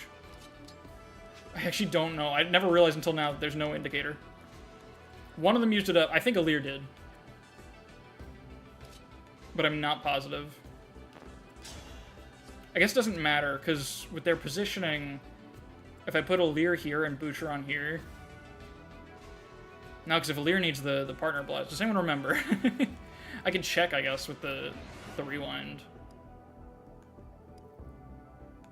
Oh, Drukari used it. Boucheron, I believe, is not.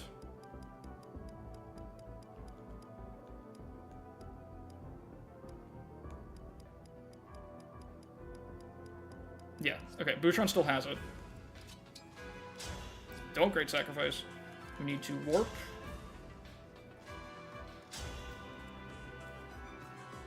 And then, yeah, so Boucheron still has it, so if we put Alear right there, we're good. I'm just kind of assuming, once again, it's engaged, so like, we just gotta assume it works out, right? Rosato's there too. It'll work. It'll be okay. Like, who gives a shit about this guy? Now that we're committing to that,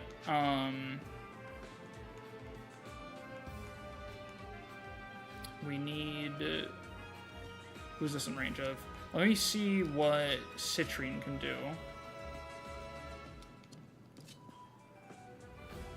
And then we can move back 2 if we have to. Or we can stay right here, actually. Order of Operation is really tough here, because I want to Astrostorm this guy. Oh my god. Doesn't actually kill, that's funny. I probably should have done that math.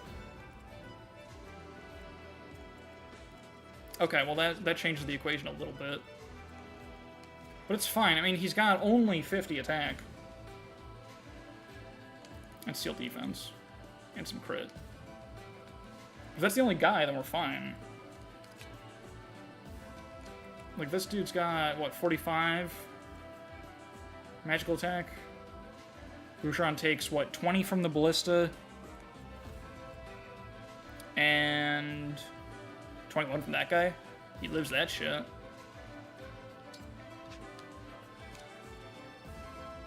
Yeah, so we can just, begin with a little bit of a blast on this man. In fact, do we need it? Probably not, right? Yeah, that's fine. Rosato's gonna have to clear out, I'm realizing, because I slightly miscalculated for that situation, but that's fine. So at the end of the day, we're gonna freeze the Armor Knight, the General, and the other monk next to him. Even if you play without Terminal, it's nice to have the game log here. Yeah, no, it's so good. So we're gonna freeze these two with Citrine. She should be able to get off an attack on one of them, especially because Cedal hasn't even moved yet, so we still have that flexibility. And then the only enemies left will be the Elwind and the Lendabear guy, which should not be able to combine on either of these two, I'm pretty sure. Yeah, like, we can do this. Rosado will just clear out. I shouldn't have warped him in the first place, but that's fine. It doesn't really matter. Let me.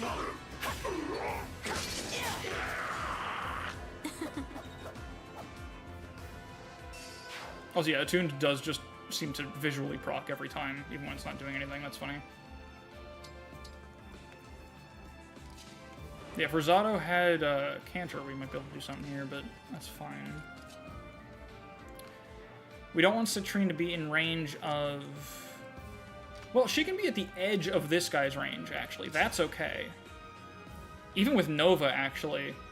Because she can get double crit and live. So if she's at just the edge of his range, like this tile right here... Oh, wait. Problem is this dude also reaches there. Well, if she doesn't have Nova equipped, then it works. But I think she needs it for this kill. We can figure that out. Well...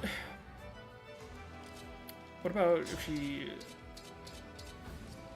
I guess she doesn't actually have to kill, when you think about it, right? She doesn't necessarily need to.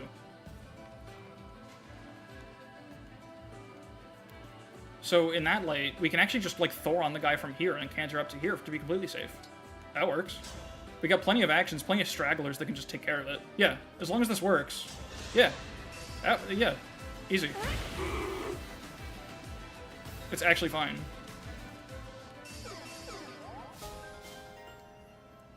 And now we have Sword Focus 5 if we want it. That'll make a difference. This guy kills? Yeah.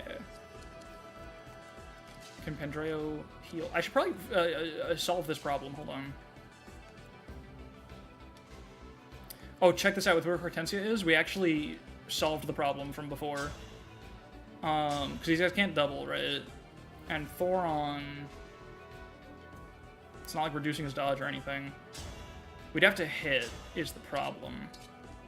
I'm not confident in his ability to do that.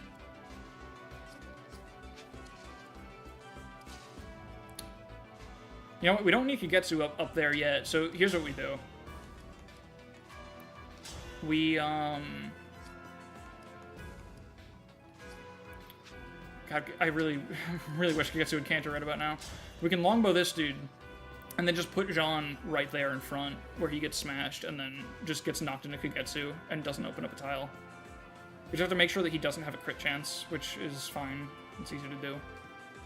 I think. Yeah, check it out. Reprisal, 22 damage. Jesus Christ. Strength, HP, real. Yeah, we can, like...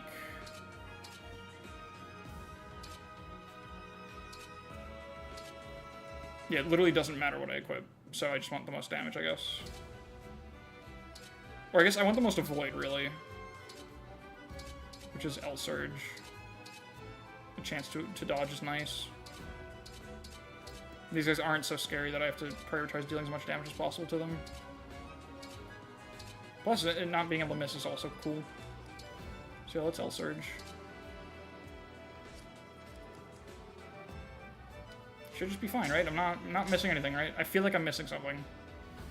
But no, he's fine. He can just do that. Keep reading his book. He's almost to the end. Okay. Quite good. Quite nice. I guess, even though we're not gonna kill... Yeah, if I heal her, she can go and take that pot shot, which is very nice. Does every character close one eye in combat preview if they're a sniper? I didn't realize that. They might. That's kind of cool. It's a cute detail. Of course. Of course they do. As she just said. I guess we could also kill an Elwyn guy, because, like, I mean, surely they just one-round this dude, right? So maybe I shouldn't over-worry about it.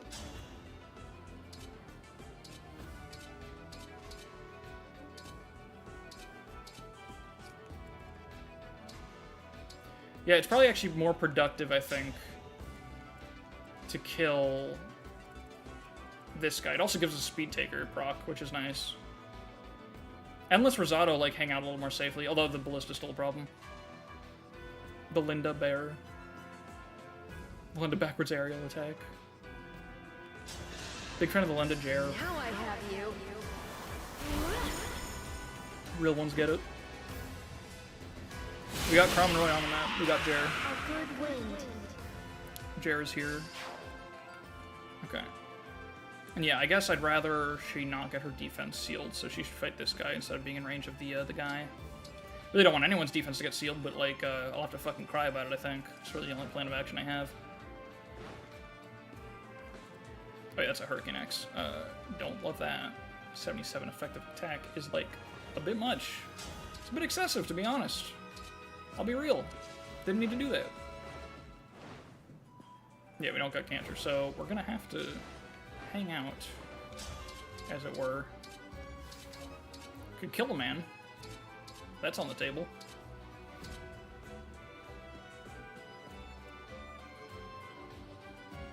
Wait, Rosado lives this shit, don't he? I don't know, it's not necessary though. Why am I entertaining such things? Me when I have to risk everything because I'm bored. Okay, I just gotta dance somebody. I gotta acquire value. Guess I might as well move Veil and not get her damage for nothing. In fact, we could, like, Sword of the Creator this dude, probably. Do some chip to him, because we can't one-round him with anything we want. We admire the lad's ability to do the thing, then decide not to. I'm so good at having 6 ideas at once, and then not performing a single one of them. That is my specialty as a streamer.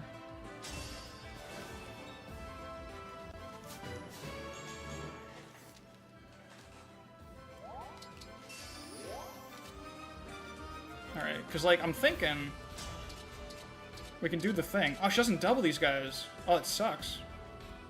They're actually really fast, goddamn. High Priests are a little crazy.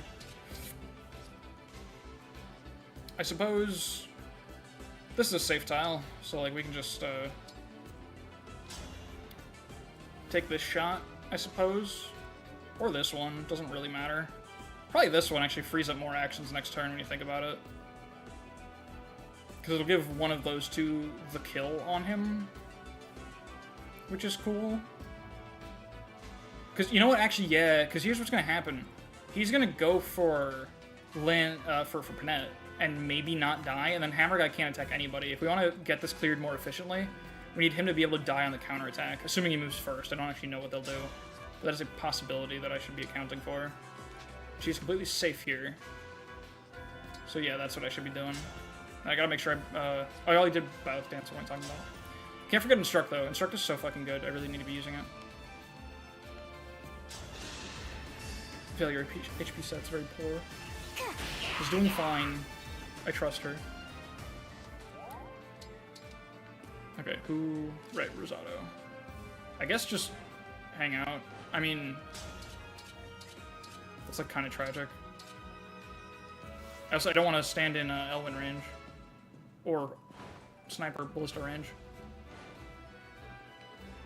I guess this is only in range of the dragon, but like, I guess like, why take that damage if you don't have to?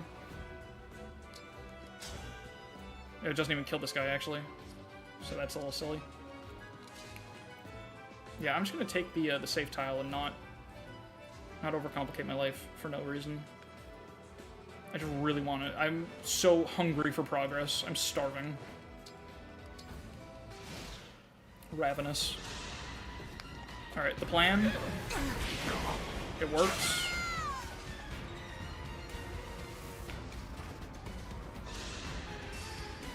There's crit chance on this.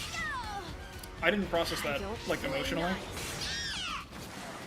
That would've been so fucking bad. Oh my god. I just opened myself up to that for no reason. That's fine, though. It would never happen.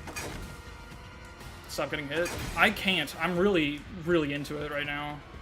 It's kind of my whole thing. I'm on a getting hit kick.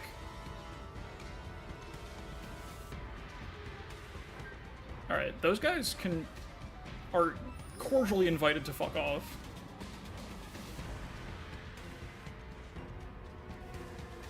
Oh, dogs.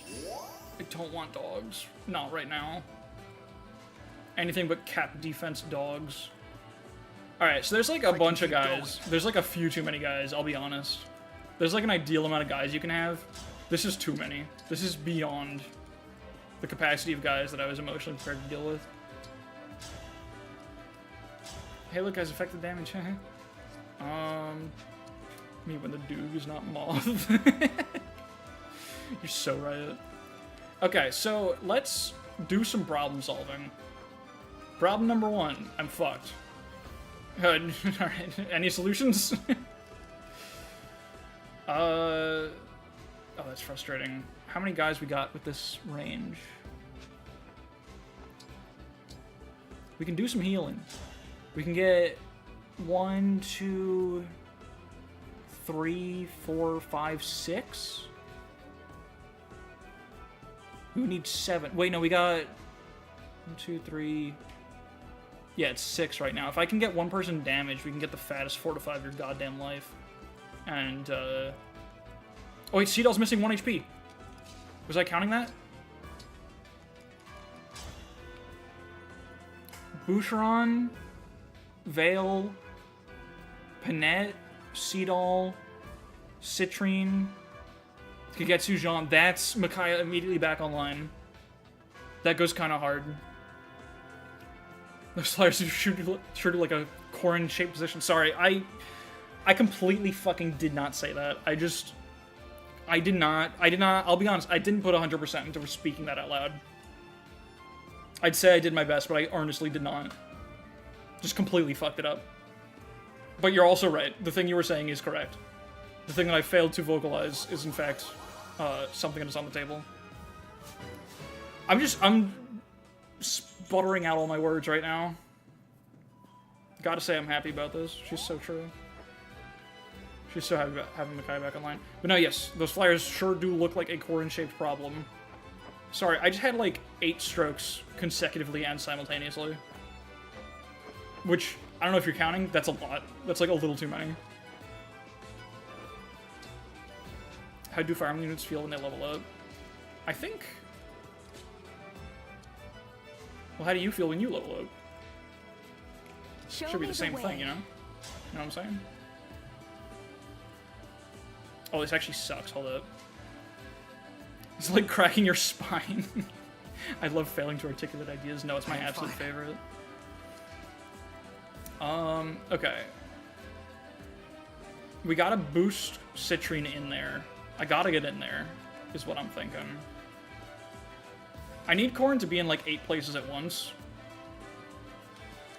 Isn't it always the way? I've been saying I gotta spam these goddamn rescue staves, right? Let's just do it. Jesus, that's so many red lines. Here, you know what? I'm gonna engage just so I can stand here. Ah, shit, this kills me though, don't it? Could do. It's minor problems. Well, actually, hold up. He's got... His 4 range is weaker, right? Yeah. So we've got 1, 2, 3, 4. If I stand here, we're actually good. So if I don't do the thing that made me feel clever, it would actually be the cleverest of things to do. Or how about I stop being stupid? Let's free up a tile first. Let's solve problems in the order that makes sense. Like, let's move these bozos in before we try to solve problems. Like, we need... I guess we go for highest crit chance. And we're gonna canter 1 down so that we can Bond Blast this motherfucker. And that'll be pretty cool. I suppose this is our highest crit chance, actually, right? I said this before I got to it. So we fish for the 18 4 times here, and we also face 0 hits, so, like, it's still good. Yeah, no, this actually makes the most sense. Come on, one of these has a laser in it. One of these punches has the laser. Come on. Wait, that's not enough. Wait, I needed 2. That was actually worse odds. I didn't realize. Oh, it's fine. I was just fishing for the achievement, though, actually. Optimal. Okay, so there's, like, a lot of guys that reach this spot, including some longbows? But that's fine. I've got rescue saves, right? So, like, when you've got... You know what they say? My father always told me when you have rescue saves, you don't have problems. And until now, I did not truly understand what he meant. Yeah, I guess it doesn't matter. I want the bigger number. Yeah, this is fun.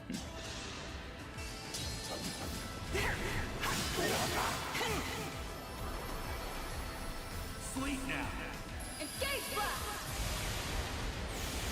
Son of Kago. It's true. I won't forget you. The truth comes out. I'm sorry I didn't tell you guys sooner. Alright, Kagetsu has a toy to play with. That's pretty cool. Alright, let's see how many problems can a single corn solve in 1 turn is really the question we must now ask. Because I got a dance. I even have a contract. Oh, I see a contract. I'll be careful. Wait, no, I don't. Yes, I do. Hold up. Okay. Brain on. Check it. So, where does Jean go? With her, we made the Ike games and he did a Radiance Blast. That would go so fucking hard, though. Like, you're actually so right. Here's what I'm thinking. Here's what I'm applying my brain to. Consider the following. We... kill a guy. Oh, wait, hold up. I'm solving problems in the wrong order again. This is what I do. I was thinking I gotta get Citrina Thor on this man because it freezes this guy and this guy and this guy and this guy. Because right now I can target this guy, or I can target this guy. And that's pretty good, but I want to target this guy. But I realize this guy can be targeted by many other guys. So, why don't I just do that? I could just do that. That's I can do that. That's an option. That's real.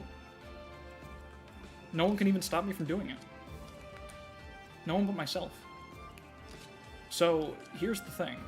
Vale needs to move, because she's real. We need her to vacate the premises, I believe. Because this is fine. I assume this guy doesn't, like... Oh, Hurricane Axe, actually. She's so good. She takes 7 damage from that shit. And then Longbow is 41. She takes 23. Oh my god, she actually lives as long as she doesn't get doubled. Which she's fine with, like, Sword of the Crater. Hell yeah. Thoron would counter the guy, which is pretty cool, but we would get doubled and explode. But let's just, like, create stuff. And then she's good.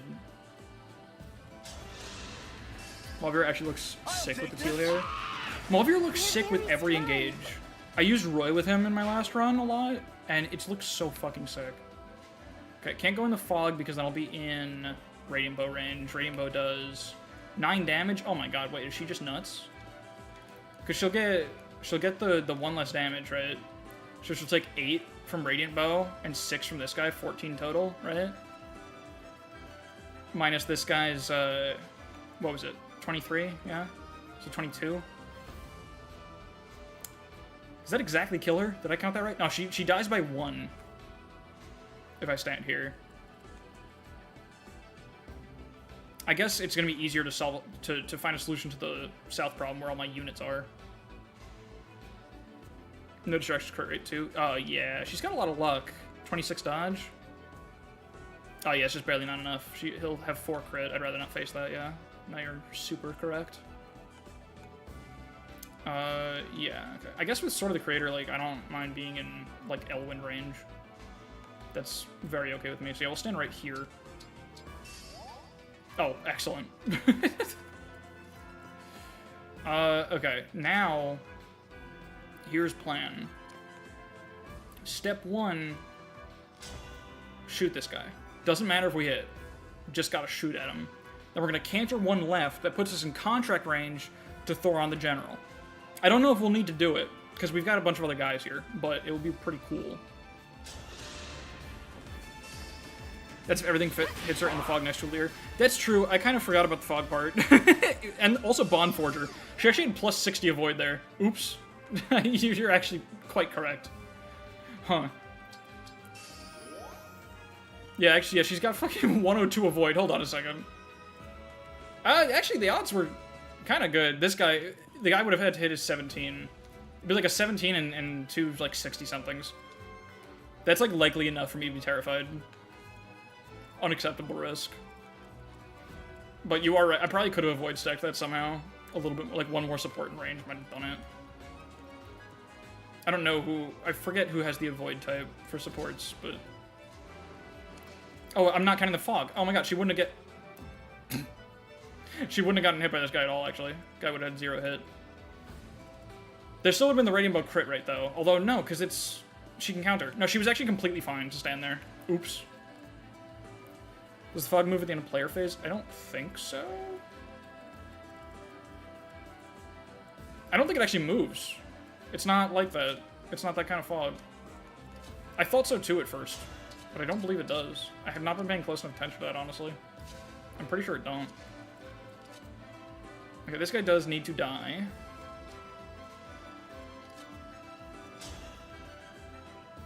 And then she can canter to here and be safe, right? Do you have any dawn implanting memories in my head? I think there is a map in this game where fog...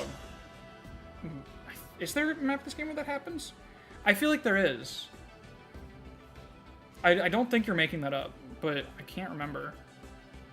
Rain Dawn 2P does that? Is that the only time they've done that in the series? Moving terrain? I could have sworn it was in this game somewhere.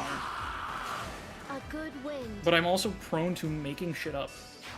So, could be some problems there. Could be some interference. This guy got crit, right? Oh shit, he got 32 crit. Let me not mess with him, actually.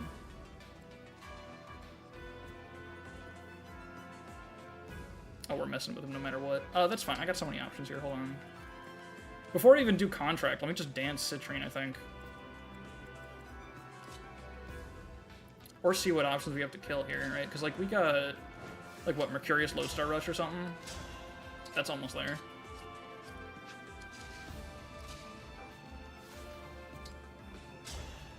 This is also valid, potentially.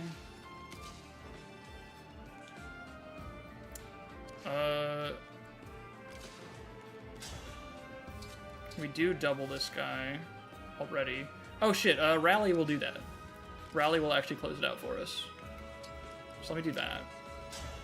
I realize I've just left Marin in range of Elwyn, guys, but surely I will find solutions to the problem in my dreams.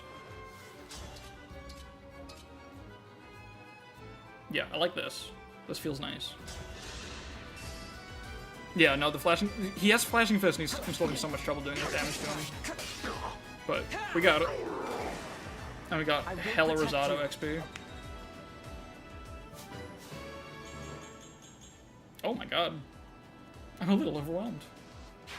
Actually, I feel like we're kind of stabilizing, but... Sure. Okay, we got multiple people can kill that guy. What about, like... Yeah, that makes sense. We're not gonna find anything there. Ooh, that's pretty cool.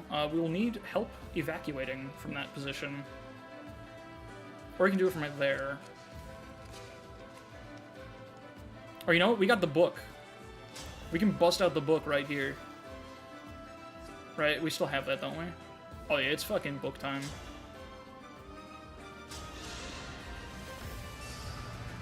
My fists. Oh, what about my... Oh, yeah. Flashing fist, flashing fire, same thing. You get it. Okay. This guy is stupid idiot, can't move. My joke has been repelled. Sorry, I'm, like, processing 8 things at once, I think. I got it, but, like, too late to riff, you know? I was powerless to riff. Your joke deserved better than me, I'm sorry. Your joke deserved more for me than a sword and a... What's the fucking... Oh, God, See, I told you I couldn't riff. There's no riff there. So a better man than me can riff, but it's not on the table at this moment in time. And I'm deeply sorry about that. And a mire of troubles. There you go. We got it. Together. Together we've done the impossible.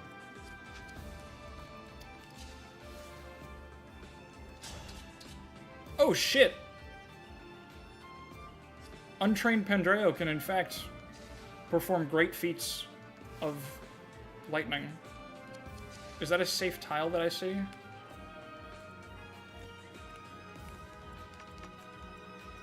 Hold up. Let me unmark. That's a safe goddamn tile right there if I've ever seen one.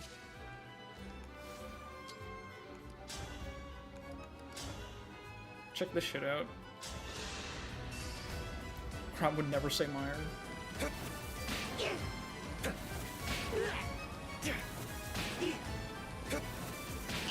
That man just got tickled to death.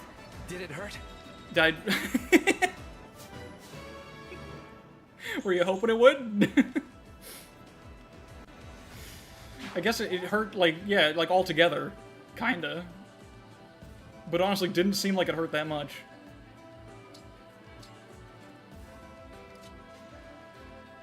Okay. I hope that hurt you because you looked silly standing there with a pinwheel axe. I think... Okay, this guy's still hanging out. We do have to solve him somehow. I recognize this problem has not been addressed. Or this one, actually. Hold up.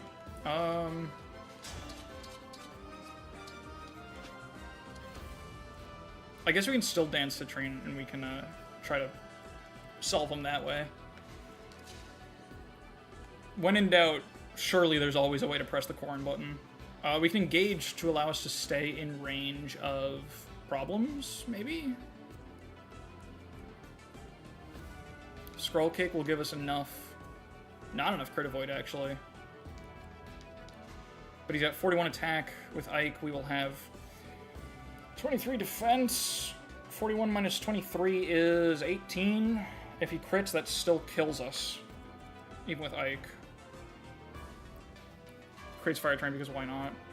Oh, flashing fire fist. 8 might, 80 hit, 0 crit. 1 weight B rank for some reason, not even brave. If it's B rank, Alear can use it, so I'm happy. That's all I really need. Alear not having A rank fists deeply upsets me. Because, like, you just don't get to use flashing fire. It's just not good. Because who is using it? Alright, I'm thinking real hard, so be nice to me. It's my first time.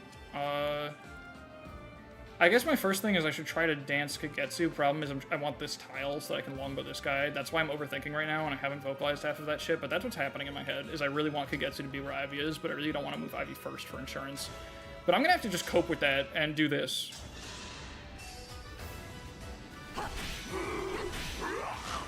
I trust in you. You shouldn't. I'm really falling apart here. Usually happy enough that Alear can have 5 extra defense anytime if you got 1 convoy. Yeah, no, that's pretty nice. It's the access to shielding art and also just the ability to charge emblems with quadding people is already insanely powerful. But it just, you know, it's not that I want Alear to have the Flashing Fist art, it's that I want someone to have the Flashing Fist art, you know? I want to feel like that weapon actually exists in the game, aside from basically being enemy only. Or it feels like it is.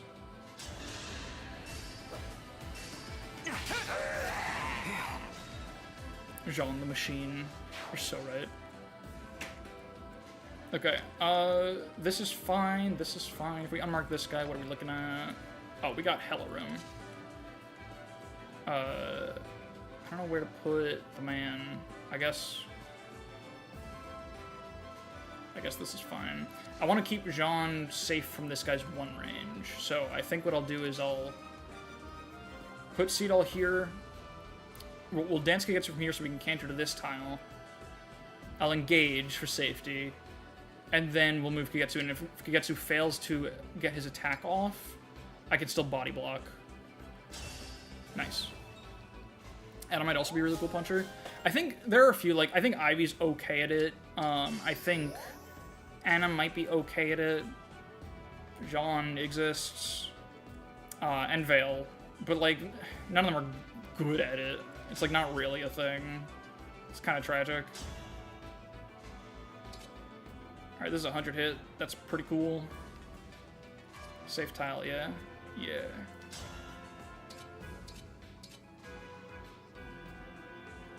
She probably prefers being a backup for money-making game. For money making? Wait, you mean like for proccing her I'm sorry. personal? Huh? Is that a thing? I forgot about this guy. I think it's fine. Yeah, because this guy can't move, thankfully. We are actually fine. Oh, just set up backup kills. I see. Wait, is that... I guess you're real. Okay. And then we can... Yeah, grab this kill and then canter over here. Does this guy have anybody in range? No. Okay. That's fine. Happy to keep it that way. We have you all to thank for this. I keep forgetting I'm not really getting anything out of Erica. I really should be switching to Ephraim when I'm using a magical unit with them. I always forget to do that. Oh my god.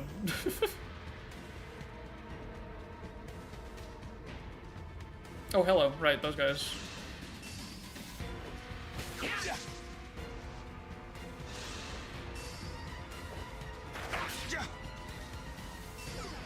Alright, that seal's such... I didn't account for that seal defense in my calculations to make sure I was okay, huh? Alright. It looks like we were able to just... I mean, yeah, see, in 2 turns... I think we've got it. We should be able to get Alear to start moving. That's really the important thing about moving up in the map, is just that you're able to do that. As long as you start moving before the avalanche happens, we should be totally fine. And, like... Hey, look at that, 90 damage. Yeah, it is a good place to be. So we got 1 turn still. You can provoke her to come forward too. Yeah. I think... Here's the deal. I don't like the purple taking up the enemy range display. It's a little annoying. Yeah, I think... Corn is also offline. There's a little bit of trouble. There's kind of, like, bad things in every direction. Like, just look at the minimap on the bottom. Like, there's kind of... It's kind of just all bad, to be honest. Let me unmark. Like, there's bad in every direction. We just have to pick a direction and force our way through it, which I think the direction is forward, actually. The fog did not move. Yeah. I was pretty sure it didn't on this map, but I could have sworn there was somewhere else in this game that the terrain moved. You know, another thing we have as a way to get Alear moving is we can just fucking do this. We've got several people with rescue staves to succeed at new choice checks. If we need to. If we need to. If we go up there, we definitely do need to. Oh, Poleaxe Gaming's so good. Ties in Chapter 60 move. I get that might be what's mixing me up, honestly. That might just be what I'm thinking of. Okay, we don't want this guy. Jesus Christ, the cap defense keeps jump scaring me. This guy's got what? He's got 53 attack. That's like a bunch. 27. I mean, we live that shit.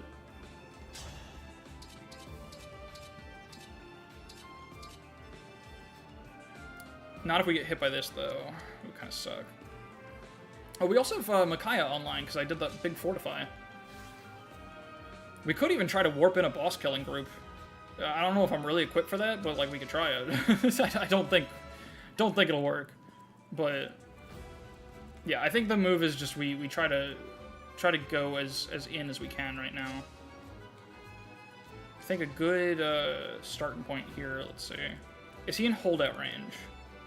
20% is 62. Oh gosh. I guess that's like 12. Yeah. So he's definitely in it. So this guy can't double. So yeah, if that's the only enemies in range of them, are fine. That might be the case here. So what I can do is I can have him fish for this kill, maybe?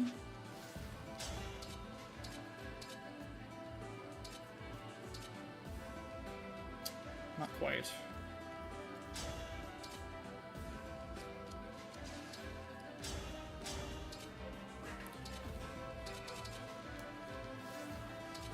I think might as well engage with Roy, I think, and then we just see if we crit here as our sort of starting point. Makai Online's one of the best MMOs, big fan. We could have been friends. Hell yeah. I have faith in the goodness of humankind. Okay. I guess that's what FE6 is about.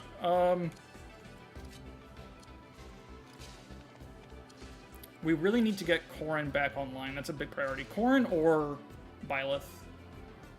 How should we go about such a thing? We've got the tile right here. We can get Byleth this turn. That's probably the priority. What reaches this tile? Lots of shit. And not Seedall. That's fine. We've already Astrostormed.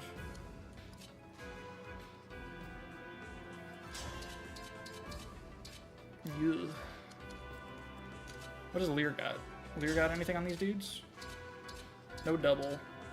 Big damage, though. Probably just grab this kill with Alear.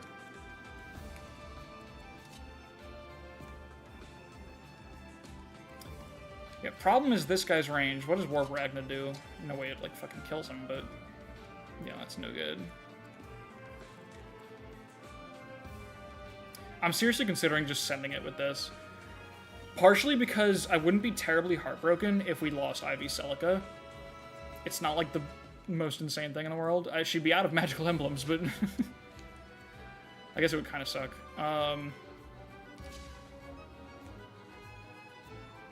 I also kind of really want Corn, but Corn's not super important anymore, because our goal is to, like, boss kill next turn, I think. So it's actually not really that big of a deal. It really should be Veil that gets the recharge.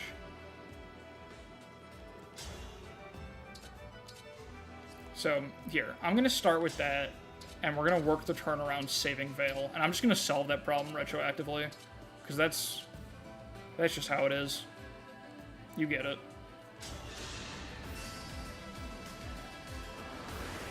I've got so many movement staves at this point that I really need to not be hoarding, so surely a solution will present itself if I believe. It's worked out so far. I'll probably just kill these guys somehow. Like, I got this. That do something? Do we got Book? Is Book online? I don't think Book's online. Book is not online. We're bookless. Bookless motherfuckers. We can probably, like, work it out. I think because we got the offense we need here, basically.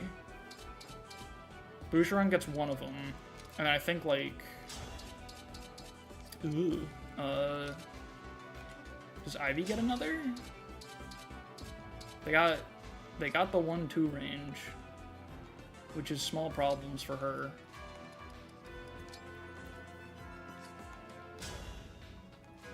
But we can, like, Echo Thoron. I think if we Echo Thoron adjacent to Alear, it's pretty good. So here, let's kick it off with this. I think I might just, like, clump up around these guys and prep, like, the fattest rescue staff you've ever seen. In fact, actually, in the name of such a thing, I'm gonna hit this dude and get us, like, real position nice for a Micaiah rescue. If it doesn't work out, just start crying, I think. And that should work out. Could you fucking stop? What the hell is going on with the hit rates on this map? I'm taking everything right on the chin. It's been pretty bad.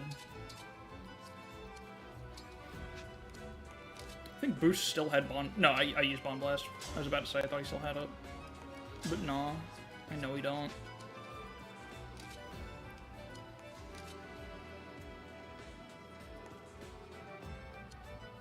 What's up? I got hit? That's pretty true. I'm working on it, alright? We're workshopping solutions currently. I'll let you know if I figure something out, but it's not looking great.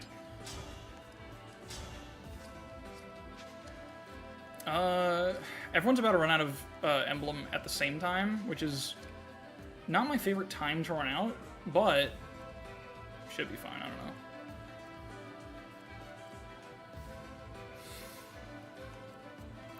When Engage Plus runs out, both units are at 0, right? Or does the other unit, the non-Alear unit, retain their meter from before doing it? I don't think they do. I think both units are at 0 meter. I forgot the mechanic there. We can't canter through the fog. It's a little unfortunate.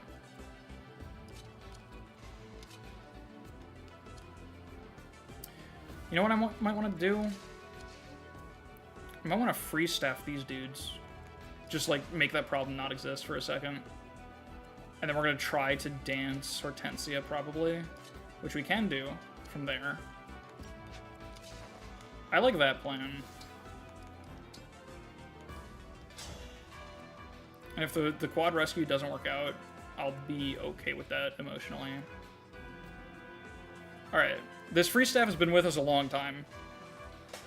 I believe World Tree is procced on the one-use free staff 5 times, or maybe it's just 4. We've gotten a full extra free staff out of it, almost. Damn it. He's gone. Godspeed, you magnificent bastard. But he got what he needed. He missed one guy, and it was the one that we don't really give a shit about moving. So, good shit. Godspeed. Rest well.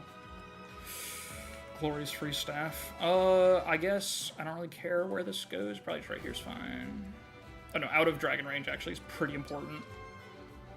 We'll just go all the way in. That's not in Bad Town, right? 1, 2, 3, 4, 5. Yeah, no, she's good. The 2 movement. Yeah, no, they're very silly. He can't even actually use it all. He can only go 1 in this direction. The free staff will forever rest in the ice and snow. Oh shit. That actually makes sense. God damn, that's beautiful. Can we perhaps, like... Nah. Sure there's not throw off the progression of staff technology in this timeline. Oh shit, wait. Leave in mind a broken free staff. That's really funny. Okay. I think Alear can one-round the longbow guy, so we just need somebody to clear that up. Just trying to work out, you know, a plan. Someone can get danced. Probably... I probably should still try to use the dance for Hortensia, so... That means... I guess,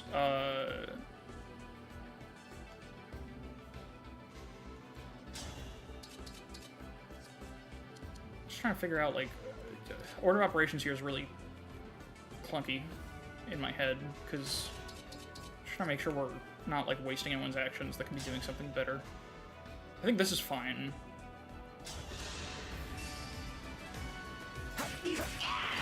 And then Alear grabs the one behind him,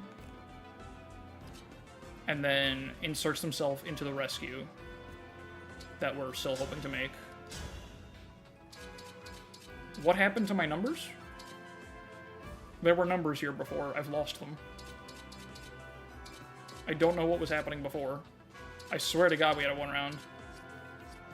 I promise. You gotta believe me.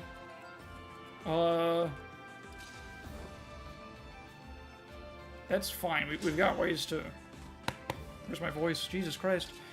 We've got ways. We've got alternative strategies. Marion can just finish, and that works too. I do need to, like, solve the Wolf Knight somehow. You know what I can do? Do you know what I can do? I know what I can do. Hold on. This guy's got... Vale's got 52? 53 magical, physical bulk? Oh, he's got 53 attack. As long as Vale's next to Alear, she lives this guy. Okay. Never mind, she gets doubled. Not if we trade her off of it. Okay, okay. She can live this guy. Not if he has air raid. Okay. Never mind. Never mind, forget all of that. Thank God I remembered air raid. Air raid? Is that what it's called? Air raid. Kirby air raid. I just want to be able to, like, I was thinking if Vale can survive this position, then we can, instead of rescuing this group down, we can rescue Boost Seedall up, dance Boucheron, and try to take this guy out too. Because we can do that totally safely right now. It doesn't bait anyone else. He just has to live this guy, which I'm sure he does. Right? Oh, he'd actually need to get healed, don't he? He's got 49 bulk right now. 48 because of poison. Huh. That's funny.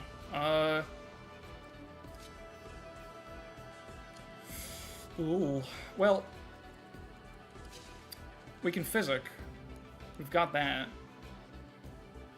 There's just so many problems to solve at once. Oh, can Alear get this guy? They're probably the same guy, aren't they? That would make sense, yeah. But that's fine. Like, we can combine on this guy. Okay. Here's thoughts for your brain. Assuming everything works out, Alear and Pandreo combine on this guy. Panette kills this guy, which does work. She's also safe on this tile. Doesn't get doubled by this guy. 31 speed.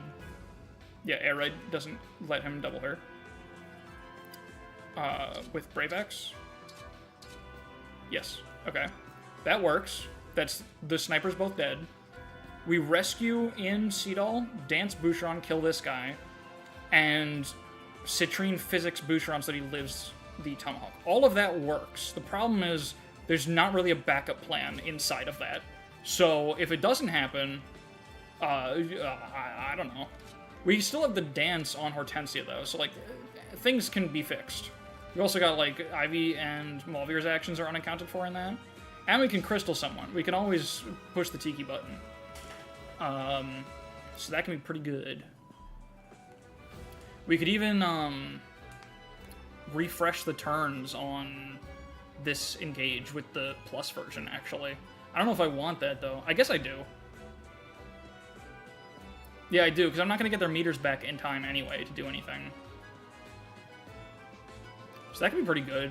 Just putting a crystal... But Alear doesn't really need it. Alear's bulky as shit and doing perfectly fine. Alright.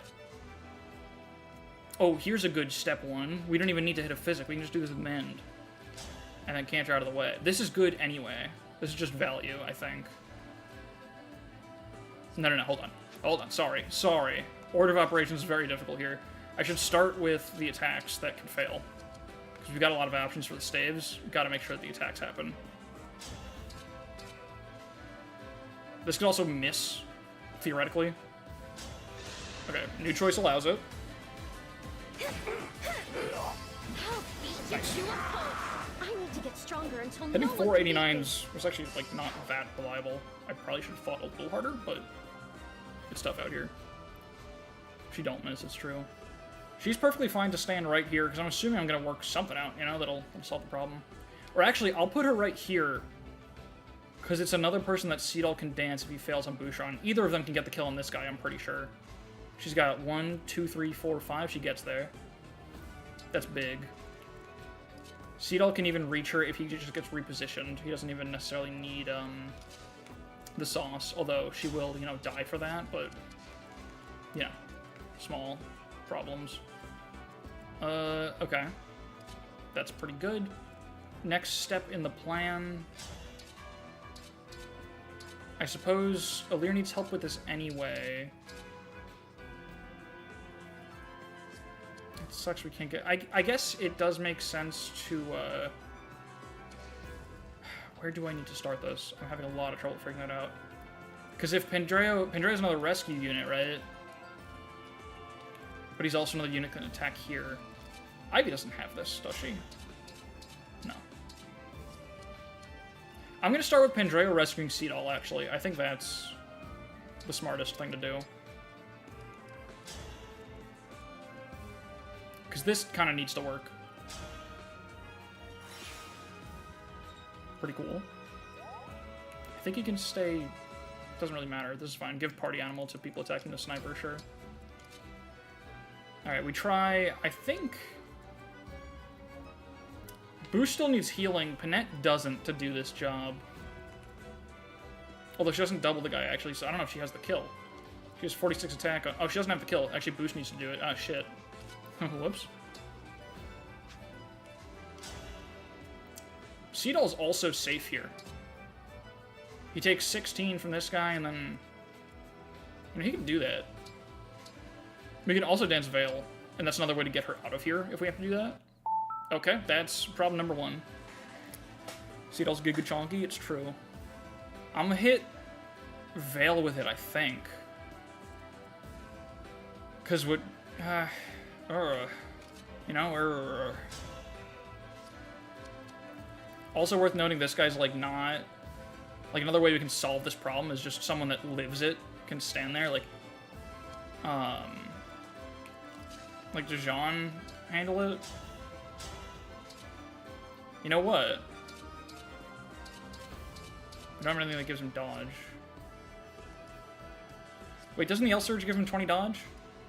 It does. So even though the guy will get 10 crit from no distractions, he'll have 0 crit on us. So here's what we can do. We stand here with the L-Surge. No problems there.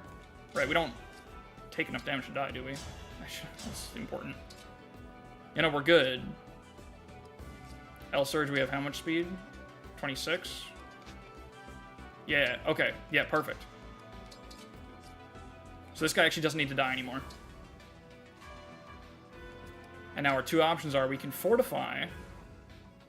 Fortify Plus, in fact, which would heal Boucheron's poison and just everyone's HP, which is pretty nice. Or we can just, we can summon. I think we should summon, actually. Because the summon will have 1 extra move. They'll go 1, 2, 3, 4, 5, 6. The summon should actually reach the guy. So if we get lucky, if we get a 30%, we hit an emblem, we're actually good.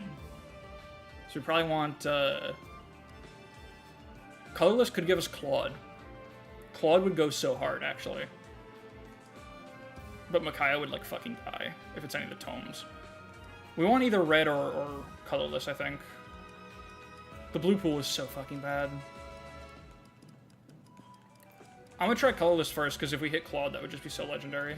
The red options are, like, all good, but none of them really solve the problem right away, I think. But Claude would, like, covert bait some guys. It'd be real nice. Let's do it. Or if we just get, like, a generic thief even, that would go really hard. If we get Soth.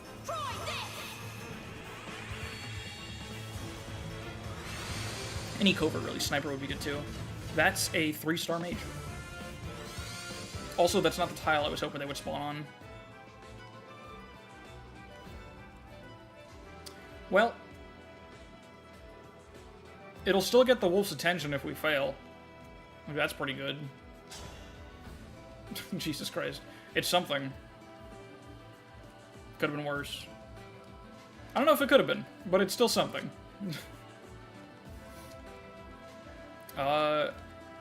Okay.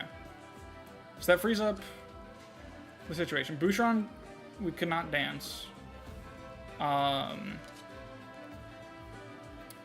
suppose this makes sense. Like, I don't even care if Alear gets poisoned, we'll be fine. Especially because we can canter... Well, not really any good places to canter.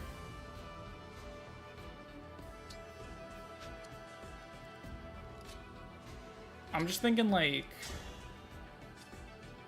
We could end up in a spot where we actually can't kill this guy just with a combination of shit. Just by dogpiling him a little bit. I think we can do it. Let's just, The break could be more valuable, honestly. I'm just gonna do this. Coin flip to dodge the poison, too. We'll be fine. Plus giving Bond Forger to whoever attacks next. Oh, nice. Okay, that's very nice. Quite good to see. Oh, we can get all the way out of the guy's range. Although I don't really care, because he doesn't double us. Alear would be fine with that. Let's go, like, here. Also, they were already getting Bond Forger, weren't they? Yeah, Bond Forger doesn't stack, it looks like.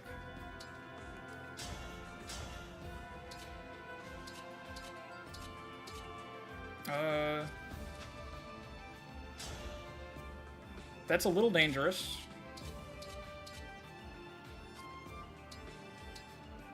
I guess we can warp Ragna. We just need a little more damage from some source.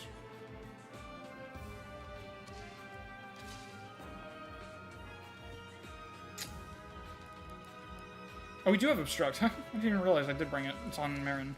This whole fucking map. I was under the impression I did not have it. I think from here we just, we get it with Panette, actually. I think from here we get it with Rosado, actually, because 1, 2, 3, 4, 5, 6. I think, yeah. I think that works. It's easy. This whole turn was one big Mercurius setup, as it always has been.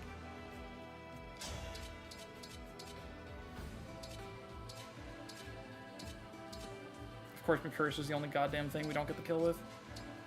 I'm not gonna waste the Lodestar Rush, because we might get big with that on... Actually, we're gonna get... The damage on Alear is so shit with the 35 defense with Lodestar Rush, so it's not gonna be that great. Might as well, especially because it's just with the swords.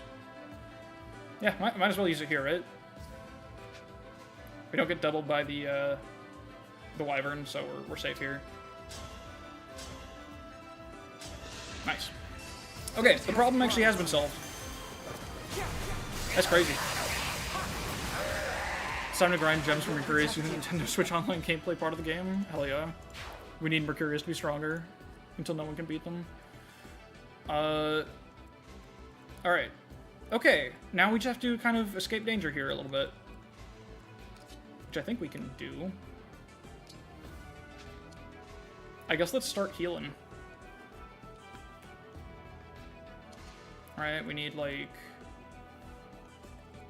Kigetsu's just gonna take that in the face.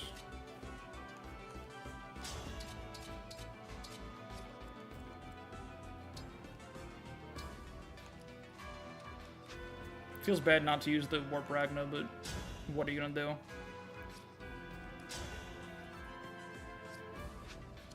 Or you just give Rosado an energy drop. This is true. That is on the table. With the one that we definitely have. Yeah, I mean, who needs sauce?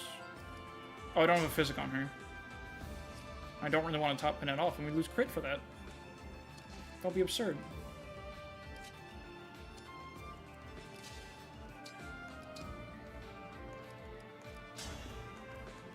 Let's give... I guess Jean, so I don't have to be anxious about... No, wait, Bouche needs it. Bouche still needs the heal to survive right now. Kind of forgot about that part. Hey, a problem. Let's find Mauvir's here.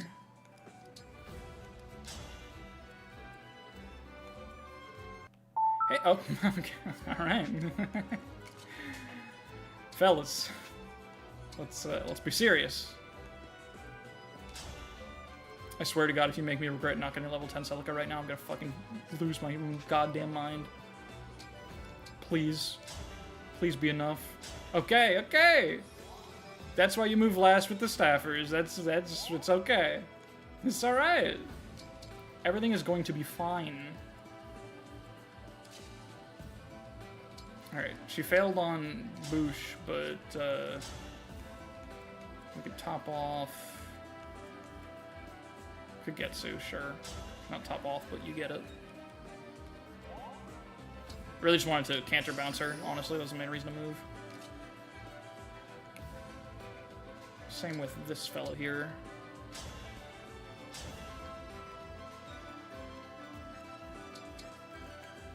And she's good.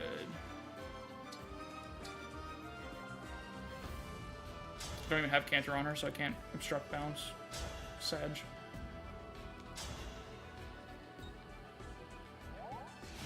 Alright.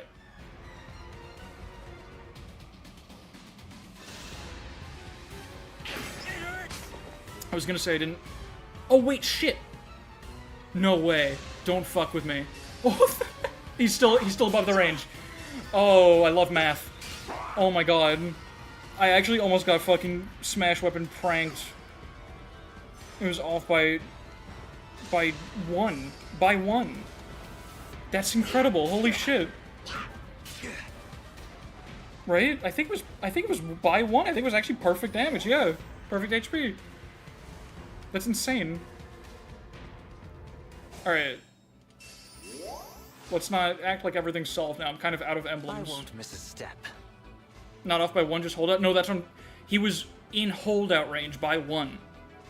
I'm pretty sure. Or by two, I think, maybe? He was at 13 HP, right? What's 20% of 66?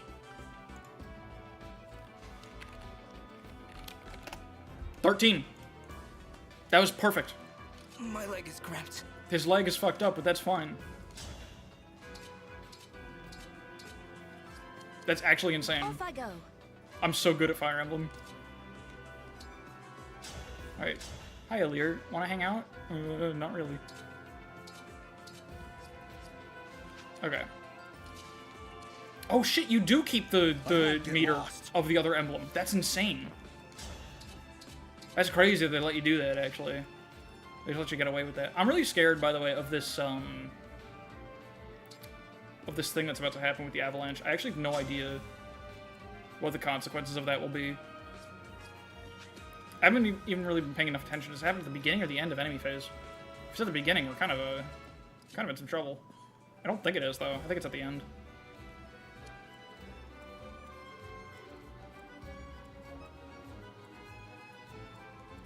Yeah, I believe so. That's just usually how it works in Fire Emblem. It should be at the end.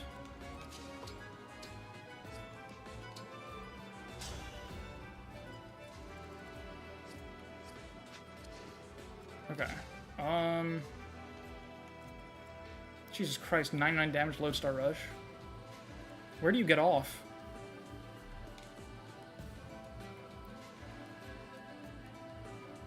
That's insane.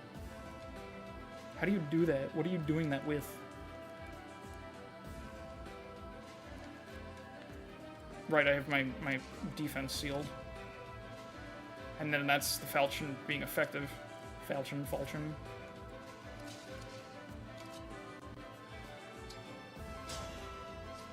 Alright. Let's put our problem-solving hats on. What do we need and what do we have?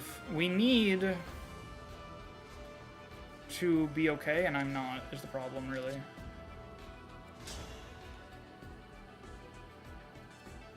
We can break this chain guard with a new friend. And get Alear moving. There's no guarantee that'll work, though, because it depends on enemy movement order. I think, as with all things in Engage, the solution here is to move forward.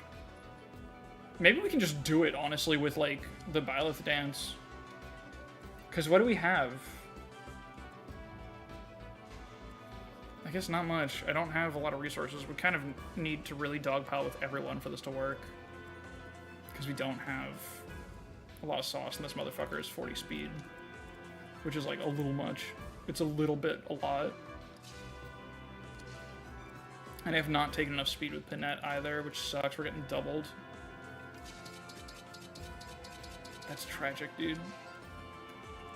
It's so cruel how there's no engage spots. Just got the ones over here. Like, how the fuck am I supposed to use that? Maybe we can take shelter. How do we lose so many stats when unveiled? When uneviled? Oops. I think because they had a near-death experience. I think that's what happened. I think they, like, died. I think that did a number on them. It did literally reset their level to 1. They kind of napped for 1,000 years. This one hasn't done their nap time yet. This Alear is still groggy, canonically. Canonically groggy. I think what we have to do is we gotta get some guys out of here, and the rest need to get, like, up there. You know what I'm saying? You get it. Like, these guys, only one of them can punch.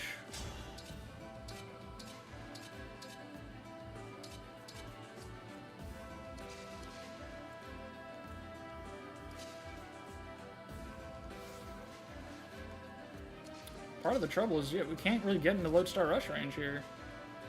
It's a little tough.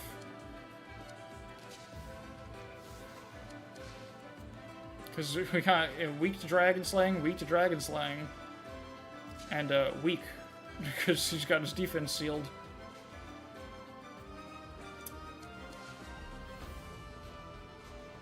Stealing the boots is what really does it, yeah. Weak to Dragon Slaying, kinda sucks.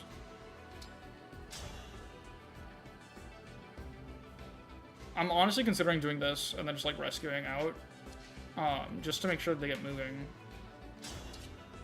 Because if Alear doesn't start moving this turn, we're fucked. Like, I mean, if we don't get that to happen, we're in big trouble. Like, that is not an acceptable outcome for this turn.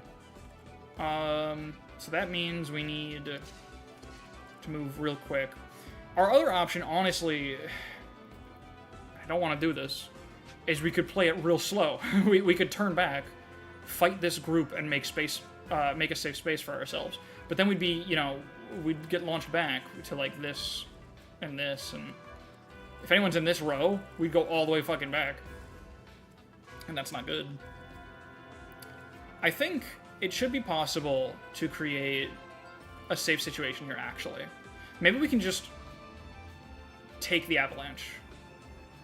Because if we get in front of this rock, and this rock, we're pretty okay. We just don't want to be in the middle. We don't want to be in these two columns. But we might be able to create a situation where we're all right. Problem is, like, these guys, you know? Those guys is bad.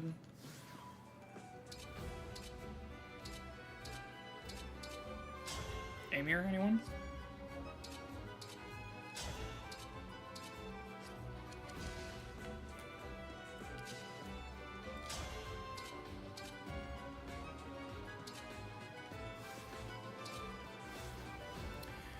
We have these kills. We can get both Wyverns with Boosh. And we can probably get, like, some punches in here. Not too many. I think this is actually a real option. We can clean this up. If we wanna. I think that's the play. Let's... Yeah, I think we can push forward. I think it's possible. We got Nova, right? Yeah, hold up. Is that a kill with Alear? Almost. Is there a good rally spot? Not really. I think I might have to fight guys. We've got... These two are big problems, though. You know what I'm saying? You know what I'm talking about?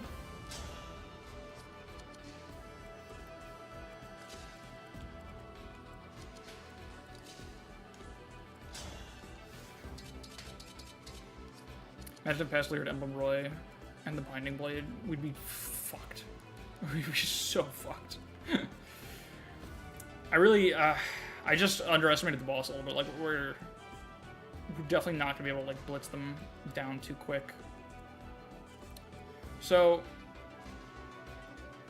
yeah. We have Blazing Lion. Oh, wait, hold up. First of all, we can die. That's on the table. Yeah, he's one short of getting this, like, just through the chain guard.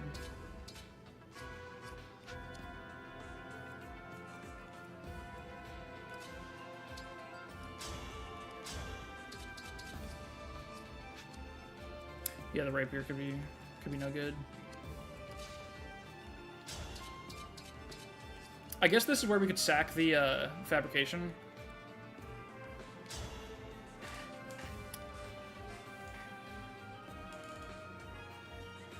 We do this to break the chain attack, or the chain guard. Actually, I guess this technically does it better, but this keeps the guy alive to absorb an enemy, which is good. I'll go first. Thanks, Alear.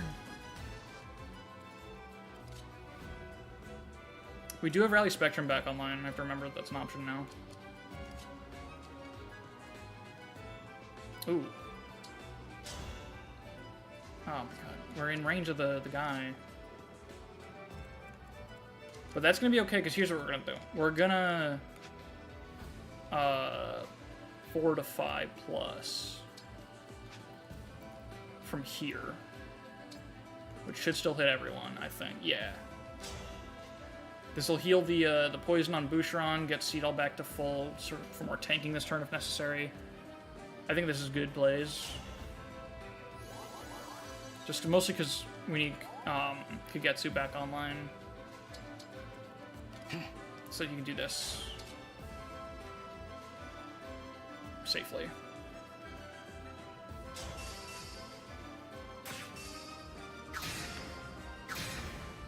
Cool.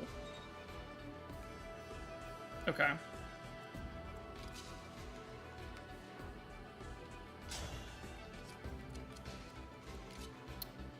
We do need a solution here, because unfortunately Ivy can't end in range of this. Well, any 2 range here? None, right? They're all like, oh, this Tomahawk. Oh, that's a really unfortunate overlap. Ivy doesn't really have safety there. Unless she goes... then she's in range of this, which would probably, I think, kills her. Yeah, I think their attack with the ballista is the same as their normal attack. And he's got 73, and she's got 66 physical bulk, yeah. So she's got, like, no safe tiles. Because I want to, like, kill this guy, and I guess just, like, here is safe. I don't know if... I think flying units still get avalanched. That would make sense. It would be kind of silly if they didn't. I guess they also get stopped by the rocks. I don't actually know how it works now that I think about it. But if we wind up being without Ivy for the rest of it, because she gets avalanched back down to the bottom, I think that's a big fat so be it from me. Now, we gotta, like... Oh, I'm not even smart. Because I didn't realize this was... all the positions are bad. I may have created a situation.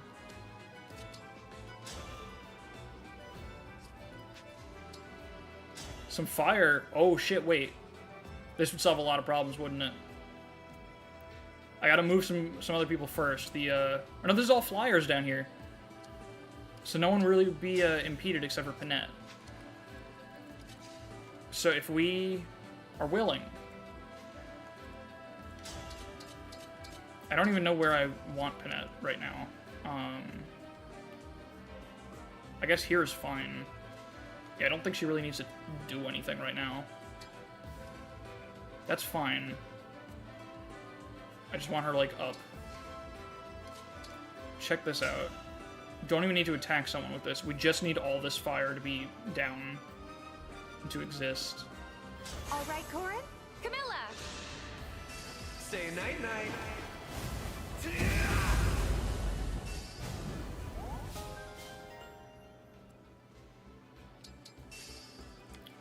Alright, hell yeah. No, that's actually so good. Night night. That's huge. Okay, excellent.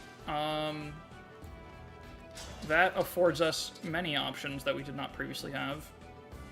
Such as, like, for example, the thing we were gonna do anyway. Is say night night one of Camilla's famous quotes? I guess, sure. Allow me.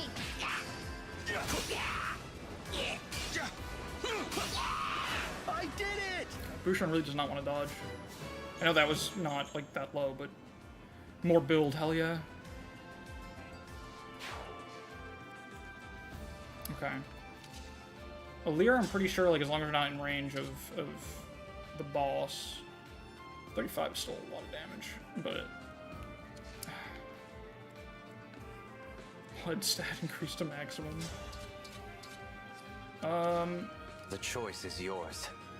The choice is mine, and I don't know what I want. Oh, I trapped Citrine in there. Oops. She might be okay, though. Oh, yeah, it's just Flame Lance, dude. Wait, hold up. If we mark Silver Great Lance...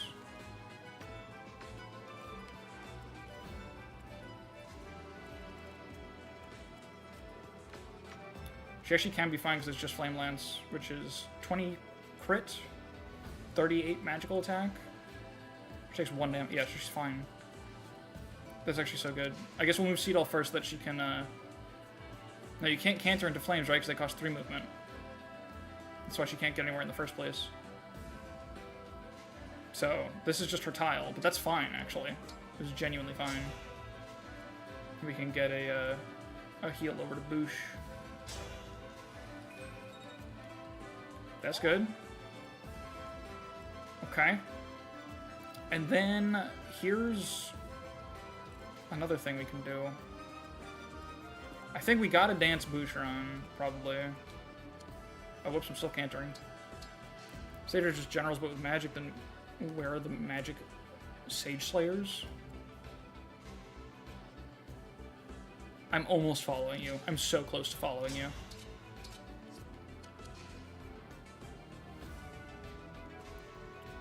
I guess. Tomes effective sages. But nothing's, like, specifically effective against generals. It's just, there's a whole... I guess it would be a subclass of all magical units, right? Yeah, armor slayers aren't just for generals, though, you know? So why are you targeting sages specifically and not, like, all magical classes, you know what I'm saying? That feels like a false parallel to me.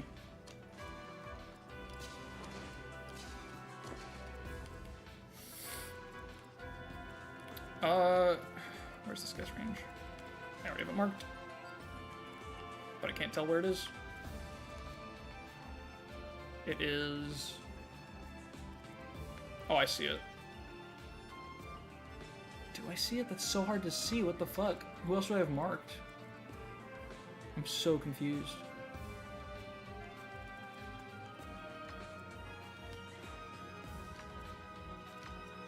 Yeah, this purpley effect is not my favorite. I think it was aggressively mediocre that was complaining. Not complaining, that sounded so snarky the way it went into that.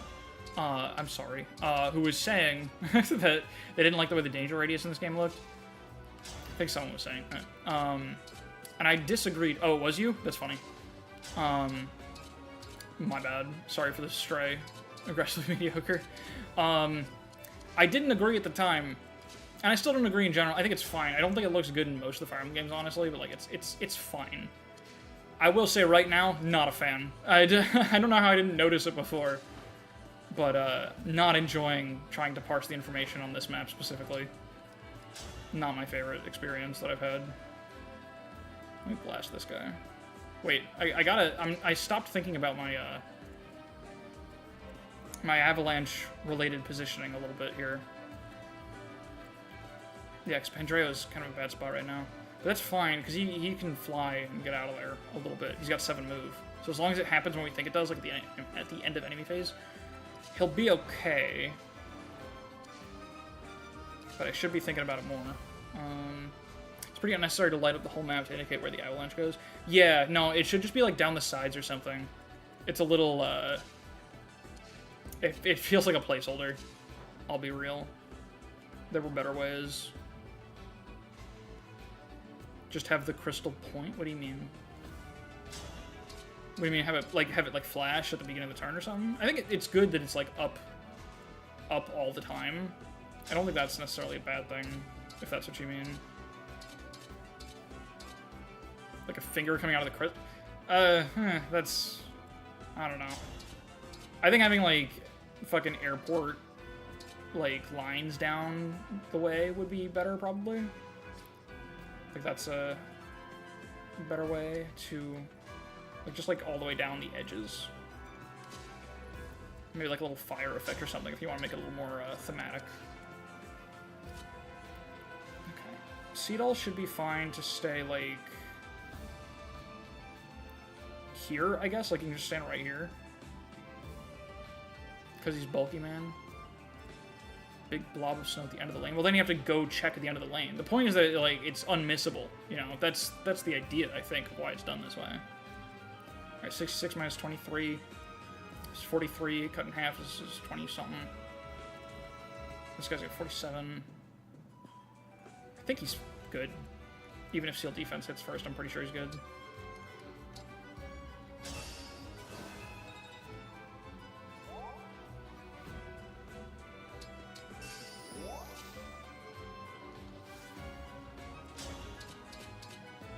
Boucheron takes from this guy 48. Wait, no, that's his defense. 66. Takes 44. I'm kind of assuming I have an answer for this guy when I'm not confident to do, because the ballista ranges are making it a bit of a problem. That's like kind of bad.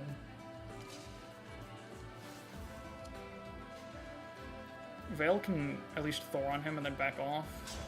That doesn't do much for me though. Wait, how's Alear do? What the hell? Where's my damage? 32. Oh my god. 32 defense. We do have an option, but it leaves... Wait, we live this, don't we?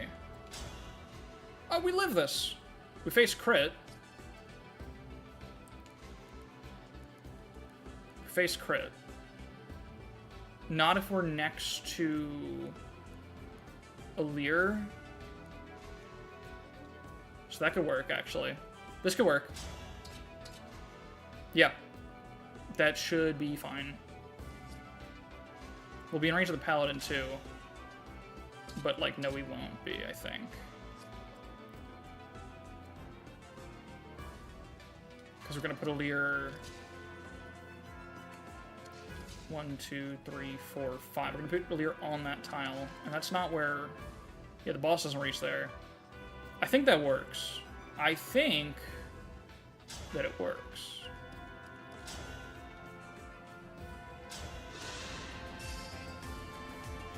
Oh my god. Cannot afford to lose. Jesus Christ. Okay.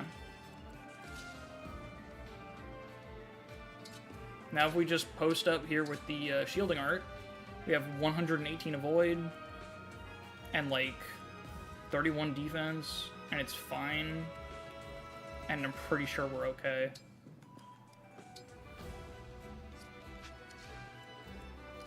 I could even, let's see, let's make sure that Boucheron succeeds in his task here. I do have to make sure I realize I'm currently not baiting Alear, which is a bit of a problem, but that's fine. Who's long range from Rosado? It's a ballista that he lives if it's the only thing that attacks him, and I believe it will be. Because check this out. We can engage now here and rally. I think this will work. I'm a little scared about, like, where the avalanche is going to put us, but I think we'll be able to work it out. I'm so, like, just kind of, I have not really handled the avalanche correctly, but I think that's fine. You know, the dragon is far from hurting anybody. That fire really did so much for us. We just need Rosado to be helped by... Yeah, it has to be Alear, I'm pretty sure. Or Marin is... What type is Marin's support? Or this is Malvir. He doesn't give any support bonuses, except for hit. 10 hit.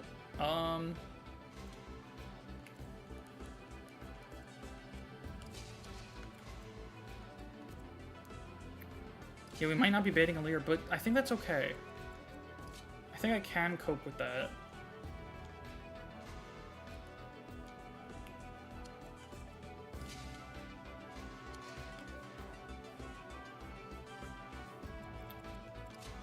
I actually have an idea. Because I could... No, I can... Unfortunately, Micaiah only lets me warp everyone, not just one guy. I could have warped the fabrication in to bait Alear, but that's... perhaps too silly, even for me.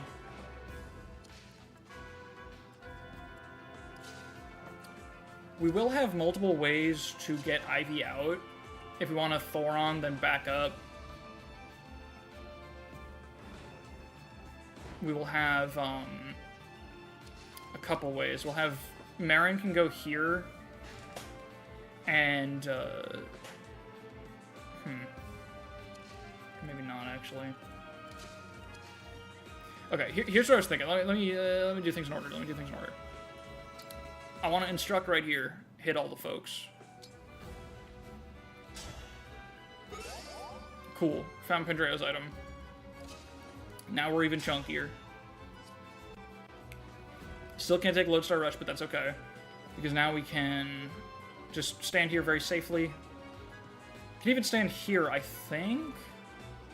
That's a Bolganon. I don't want to stand there. Never mind. Can you, like, fracture Alear? I don't have it on anyone right now. I'm not sure if that even gets them moving. We can silence them. I think you're allowed to target like that. I don't know if this will get him moving or not, but we can try it. There's, like, no reason not to, I think. Oh, I can't actually repo anymore with the thing that I have done. I've made a small error. You know what I can do? Hold on. I do have an option. So Alear doesn't die to this shit. In fact, wait. 151 avoid? Oh, shit. Hold on. Do I have any,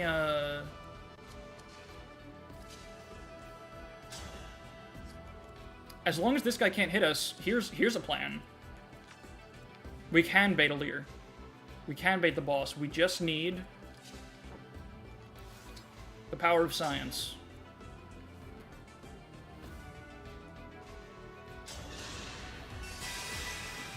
I am currently a dragon. Kind of you.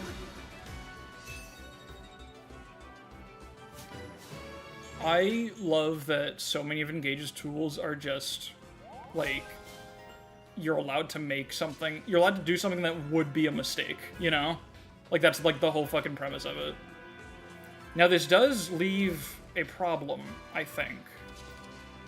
Because I was thinking, like... Yeah, Rosado is in trouble, actually. But I can now use Hortensia's action to fix that. But, yeah, Rosado does need Alear. I realized it shortly after, but... We've got another option. Because... Rosado gets support from... Let's see. Who does Rosado get support from? Let me check my, my little list.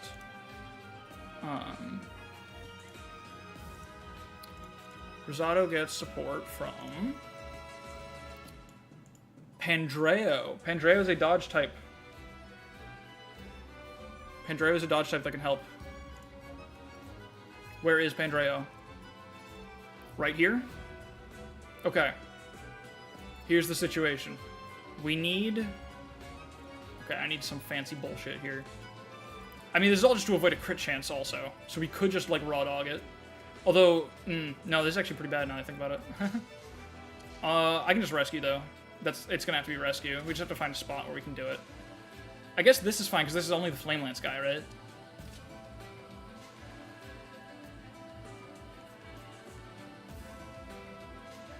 Right here is good, right here is good.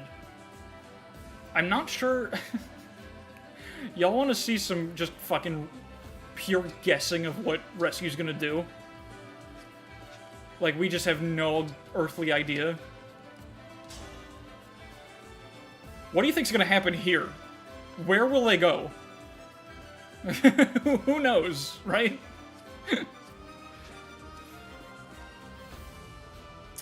Can he use rescue? I think he can, right? What rank is it? Yeah, it's B. I think Griffin Knights always have B, right? Yeah. We could try it with him first. Because then we can just do it from here. Problem is that it requires trading. Which is opening us up to a chance of failure. Or a greater one than we already have. If she does it from here, I think what will happen is someone will go here and someone will go, like... Rosado can fly, so they should go right here. I don't know where the fabrication goes, but I don't care where the fabrication goes. So this actually works. Because we're using this tile that, like, only Rosado can go onto. I think this works. I'm doing it. I'm not doing it. God damn it. You know what, fuck it. I want to use a rewind to see what would happen. I just want to know for science. If I was right. I was right. Awesome. That feels good.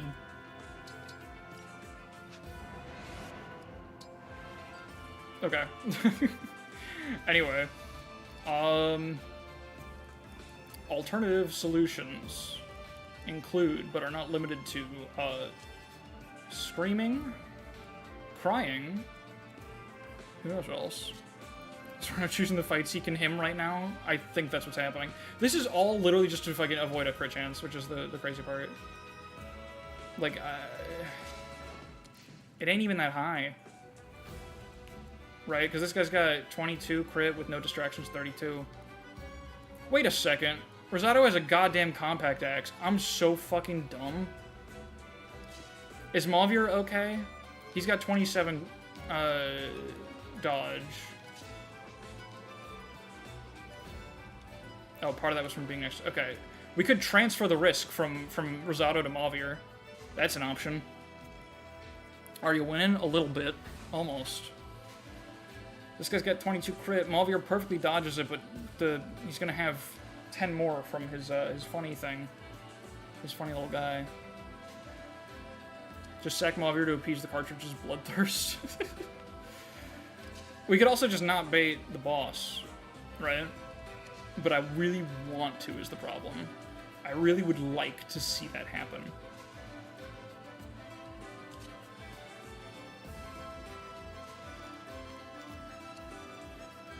This tile's in range of him too, right? Yeah. I mean, we just need to pass off the rescue stuff, right? And just try it again with Mauvir.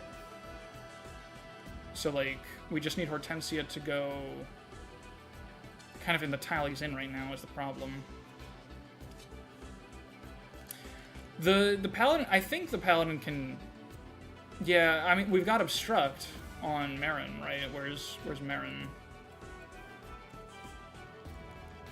We can grab... You know what? That's what... Hold on. We can cook here.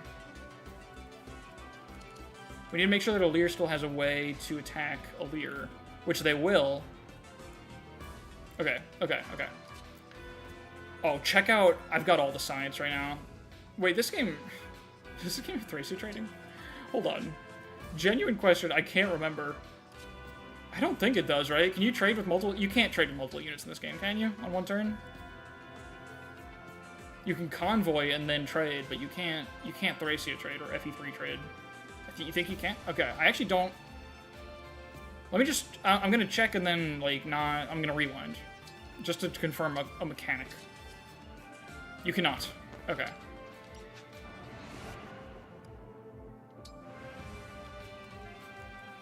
You can't do an action. No, you just cannot trade twice. If you trade, yeah, the thing where you can't engage after trading sucks. I remember that mechanic. That sucks. That is very, very silly and feels like, definitely feels like an oversight, honestly. One of our options also is we have rescue saves in the convoy.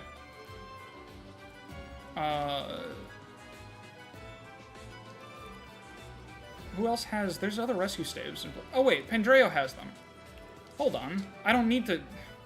I'm a silly person. Succeed this trade? Oh, awesome. Okay. Ivy, you got beast staves, yeah? Yeah, you do. Of course you do. I don't know why I questioned that. Can you do this trade? Wait, I didn't hit the new choice button. How about now? Okay, cool. I need, like, I've been thinking about this. I almost did it in preparation for this whole series.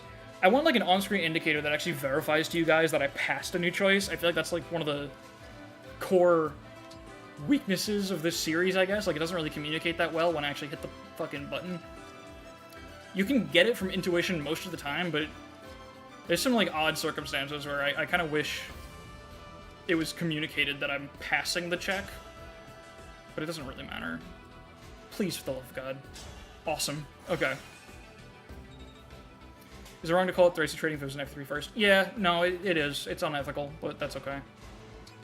I won't tell. Alright, this guy can still hit a bunch of guys. He should go for the mage, honestly, but everything should be fine. Pretty sure she's okay.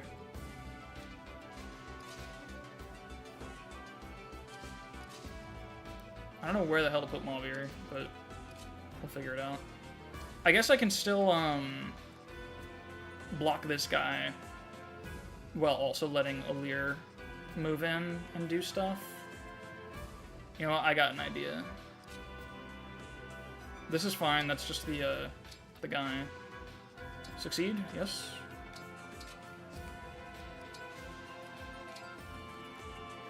I think this will work. Because the paladin will have to move around a bunch. Well, let's see. Alear can go one. That's not fog. Yeah. Oh no, that is fog. 1, 2, 3, 4. No, but they can go 1, 2, 3. Wait, ground plus flames. Oh, that's what she's on. Oh, it's her. The top left is what Hortensia's standing on. The top right is what I'm hovering on. Jesus Christ. All right, so it would be 1, 2, 3, 4, 5. Attack this tile. If I block, like, here. Like, here, actually. Oh, wait, no, that doesn't work. I don't know what I'm doing. I guess this doesn't really matter. I'm just trying to preserve, like, the fabrication for another, like, sack. There's no macro, you just hit a new choice button whenever you want to keep us on our toes. I actually, I technically have that wired. Like, I need to have it work that way for this to work. Because I need to be able to dismiss the home menu every time. And that's just the home button. It's the same thing. Well, that's how it needed to work in Radiant Dawn, actually. I didn't need to set it up this way, I guess, now that I think about it. It could have been a different hotkey. I could have stripped myself of the ability to cheat, and I didn't. But I promise you I have not cheated. Anyway, I passed.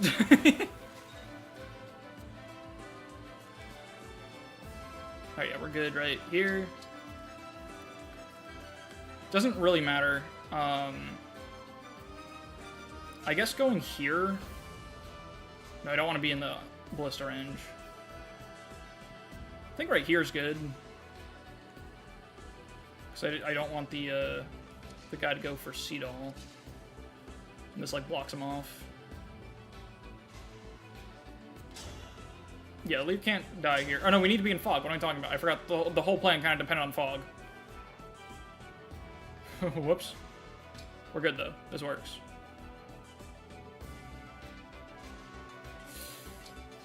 Okay. I have no idea how the avalanche is gonna, like, we're gonna be so fucked. I haven't thought far enough ahead. I'll be completely honest. Yeah, they did. I mean, the reason they napped was because they got the shit beaten out of them.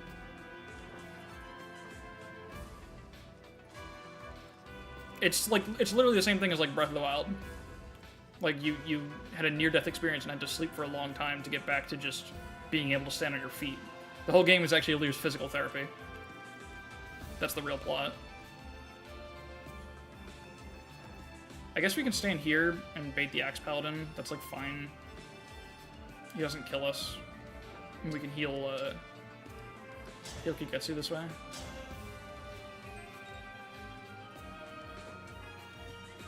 Okay. Let's see how this shit works. I have no idea what's gonna happen here. Genuinely just no fucking clue. At least the avalanche didn't go off. I sense that you are looking and staring.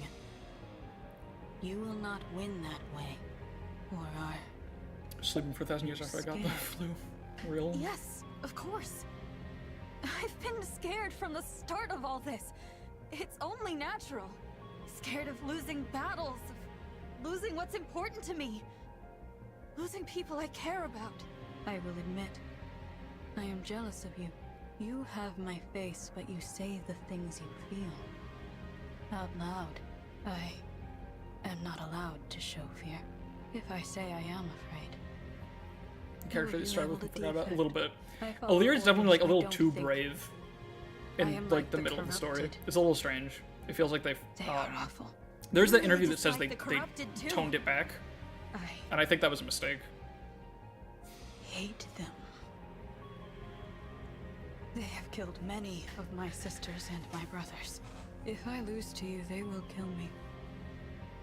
No. No, they will kill me in time. No matter what. I actually haven't. I'm partially watching this just because I haven't You don't die. I'm proof of that. I haven't seen the or heard the female Alear voice acting for the scene, so I was kind of just What curious did you about say? it. Never mind. Let's finish. Come at me, or I will come at you. This is like looking in a mirror. What I see bothers me. I am not a defect. Speak up, me. I can't hear you. Alright, so she's a little angry.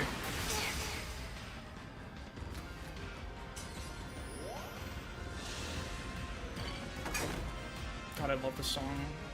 It's like a boss theme. It's so fucking good. Huh, perfect damage! Godspeed. Alright, let's see what this avalanche dust does. After this Axe Paladin still moves, because I really need to see what he does too.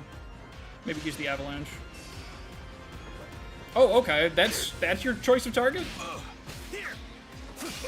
Sure, bud. If that's what you want.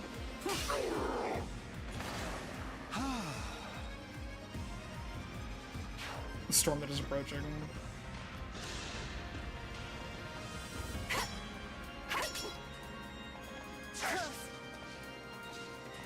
Finally, we dodged one of those. I really should have done this math. But he's fine.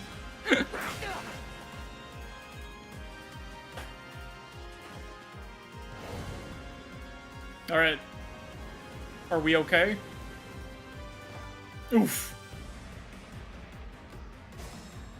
Alright.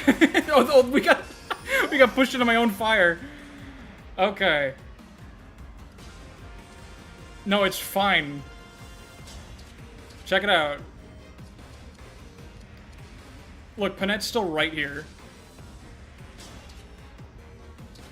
Panette's still right here, guys. Guys, it's gonna be fine. Shall I go? Yes, you shall. I'm gonna be honest, this doesn't look fine. It's Fire Emblem Engage. It never looks fine until it suddenly is. We're gonna be fine. The music is just, it's too good. We're gonna be fine. Seedall's at 1 HP, that's fine. He doesn't need it. He doesn't need any more than that. Alright, okay, so here's the thing. Citrine's, like, back here. I need her to not be. I need her to be, like, over there. But she's not in a spot where I can fucking rescue anyone of value with her. That's really bad.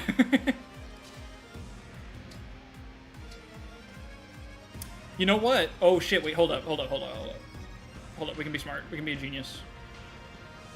We can stop them. Because those are all flyers back there, right? Yeah. How many turns you got left? Plenty. Alright, check this out. I will create safety where there is none. We got a book. We're bookless. But that's fine. I can still dance. Okay, Seedall. Let's fucking do this. I need you to succeed at all of these. Okay, well that's just a good fucking start. That's fine. There are options. Here's what I'm thinking. We need a bond blast. We need a big fucking bond blast. Which means I need meter. So I gotta punch this guy. And get meter out of it. And then we dance Alear. And then we engage plus on Panette. And then it'll just be gaming. Gaming will be happening. Oh yeah. Hear me out. Listen to me. I'm gonna fucking kill Alear this turn. I'm gonna do it. I promise you. What do we need? We need to refresh Citrine. We need the dance to happen. It's very important. So the dance has to be here. Alear still fits in that after attacking past Alear and cantering back too. We also need Seedall in the dance, probably. That's gonna be good. Goddess Dance up. Yeah, Goddess Dance is gonna be big. Let's see. What else is the utility here? Boosh can be part of it for sure. In fact, Boosh actually, he doesn't quite double. Actually, how much speed do we need? We're gonna get 6 speed from Rally and Instruct, which is not enough, is it? No. It's down by 1. After Draconic Hex, it'll be fine, though. So, that's good. I think... Other problem is Boosh can't really do shit. Like, he doesn't have Canter. So he has to position himself into the dance. But that's fine. He can go here. And we can just drop the Rally. And he'll be part of the dance. And the Rally will hit, oh, that sucks. Alear's positioning is really not good for that.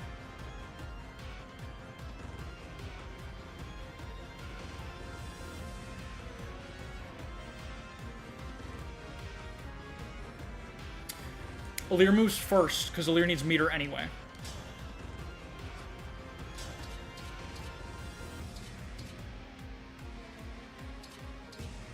This gives us enough, right? We're 3 short of full? Yeah.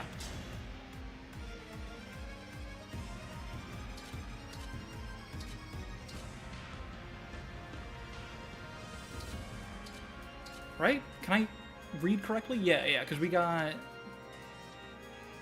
Wait, how are we at that point? Because we don't have... we're only bomb 6. Oh, we have a Divine Spirit. Oh! Oh! It's easy, it's free. Yeah, then we'll canter back here. Then we got, yeah, because 1, 2, 3, 4, 5. Ooh, but if I want to get... Oh, if I want to be able to attack, I can't do it, right? Because it's 1, 2, 3. No, that works. I think...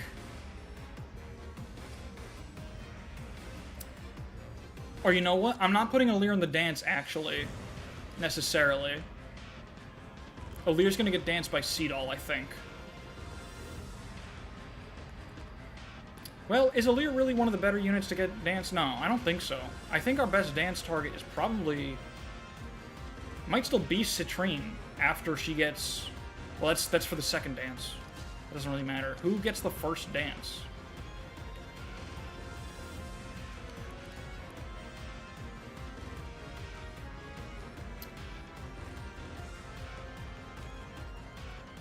'41 attack? It's not great.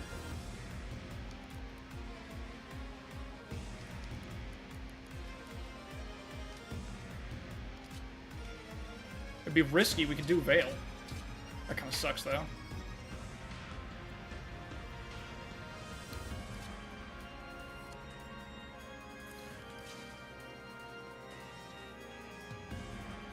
I guess we could use the dance on Boosh.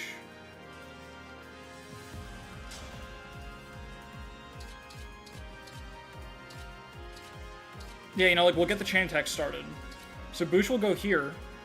They might not get into the dance because we might fail the dance on them. That's fine, though. If this is just his contribution, I guess that's okay? No, wait, no. Right, he wants speed, he doubles. He can quad with the Brave Axe. Which right now does very little damage. Does Alear not want as many opportunities to attack as possible since Spawn Blast is so necessary? Well, it only has to happen once, right? Oh, I guess, like, to secure against new choice? That's a good point. That is a good point. Yes, I think you're right.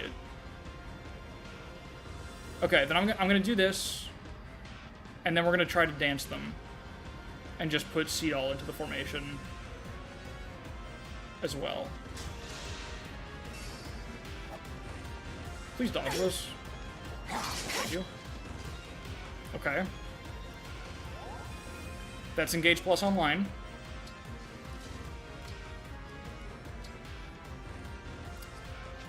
I think the other unit in the dance will be...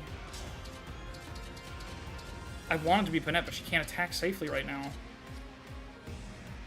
She's not fast enough without Mulagir. She's not going to get that, so... Yeah, I guess the best thing to do with her is just start here. She'll be the unit that we... No, the unit that I target with Engage Plus should be someone that's moving to attack also. Because we need 2 Bond Blasts. I guess she can still do that. But when is she going to get refreshed, right? Doesn't really matter. I guess... I'm just trying to think about where Seedall needs to go, like if it's here or here, and if that matters. I don't think it does, though, because everyone... Pretty much everyone can reach that tile up front, if they have to. Except Kagetsu if I want it, actually. Everyone can reach both tiles, so that means Seedall should go up front, I think. No. Because Alear wants to, like, Bond Blast and then go back. Thank God. Okay.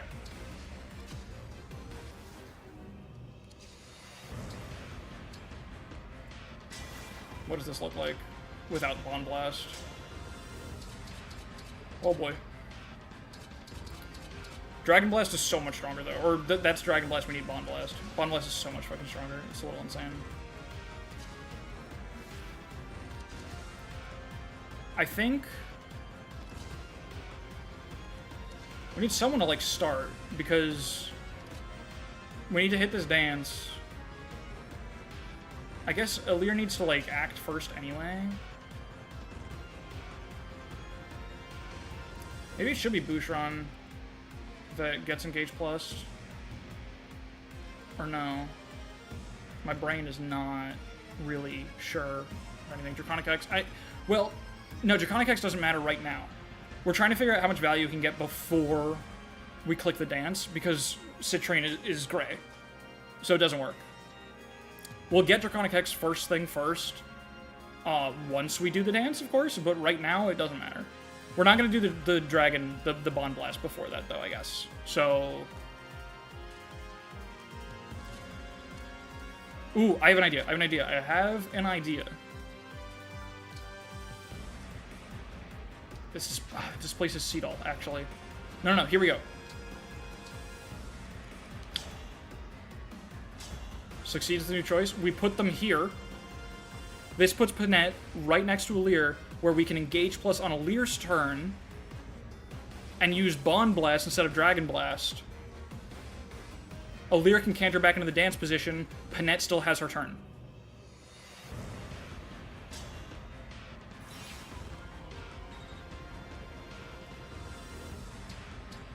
We're all in now. We're in or out. We're dead or we're getting out of here. Oh, that's fine. We got plenty of people around to finish this off.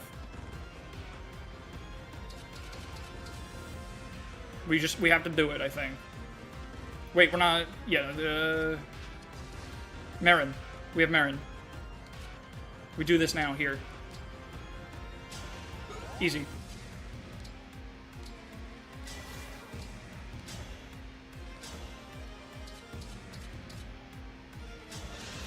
That's one.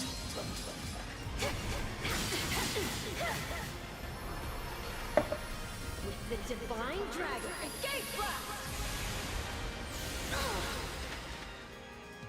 There's the easy part.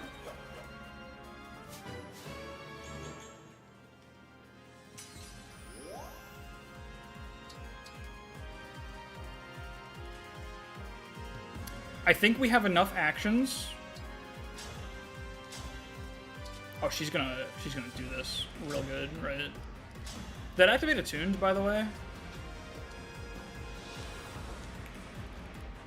It did not. Okay. It has to be an actual kill. That's fine. We have enough HP now. We can also just attack. That's good.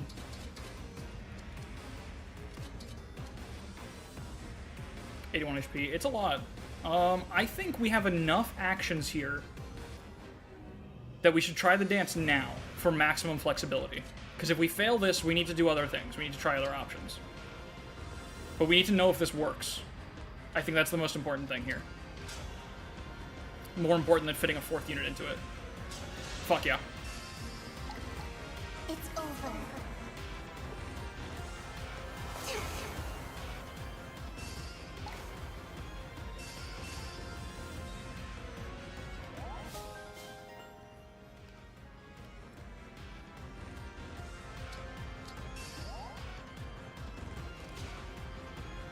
Oh my god, wait. Oh, fuck, it's easy. Please. Yes! You made it this far. You're strong. You should be on my side. Citrine. If I may. I claim this victory. Oh, now it's just easy.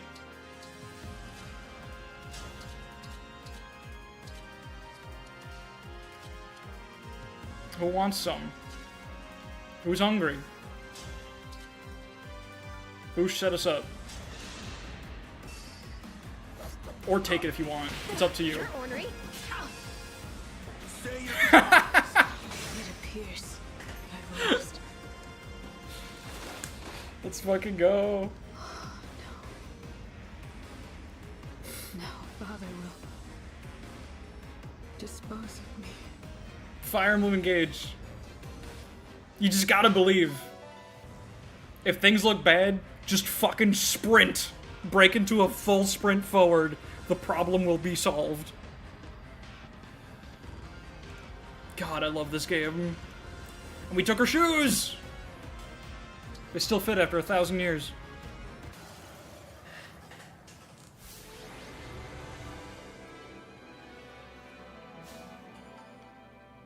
That's fucking awesome. God, I love this game so much. The world's second most intense sneaker theft. Oh my god.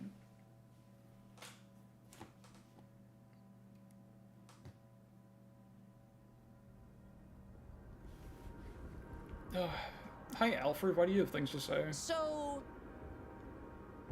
Hope everything turns out okay. Thanks, man. Appreciate it. you know, Nope, they're dead. This game would have had GBA move if you had stolen +1 move from history. We got a potato! Let's fucking go! Hell yeah. What's up, Diamant? Oh wait, does everyone have lines here? Because they're not, like, blue, but they have special lines just for this map. That's weird. Usually when it's a line that can only play on this map, they're gonna have blue dialogue bubbles. yep. Yeah, like that. Tamara, are you cold? Oh my god.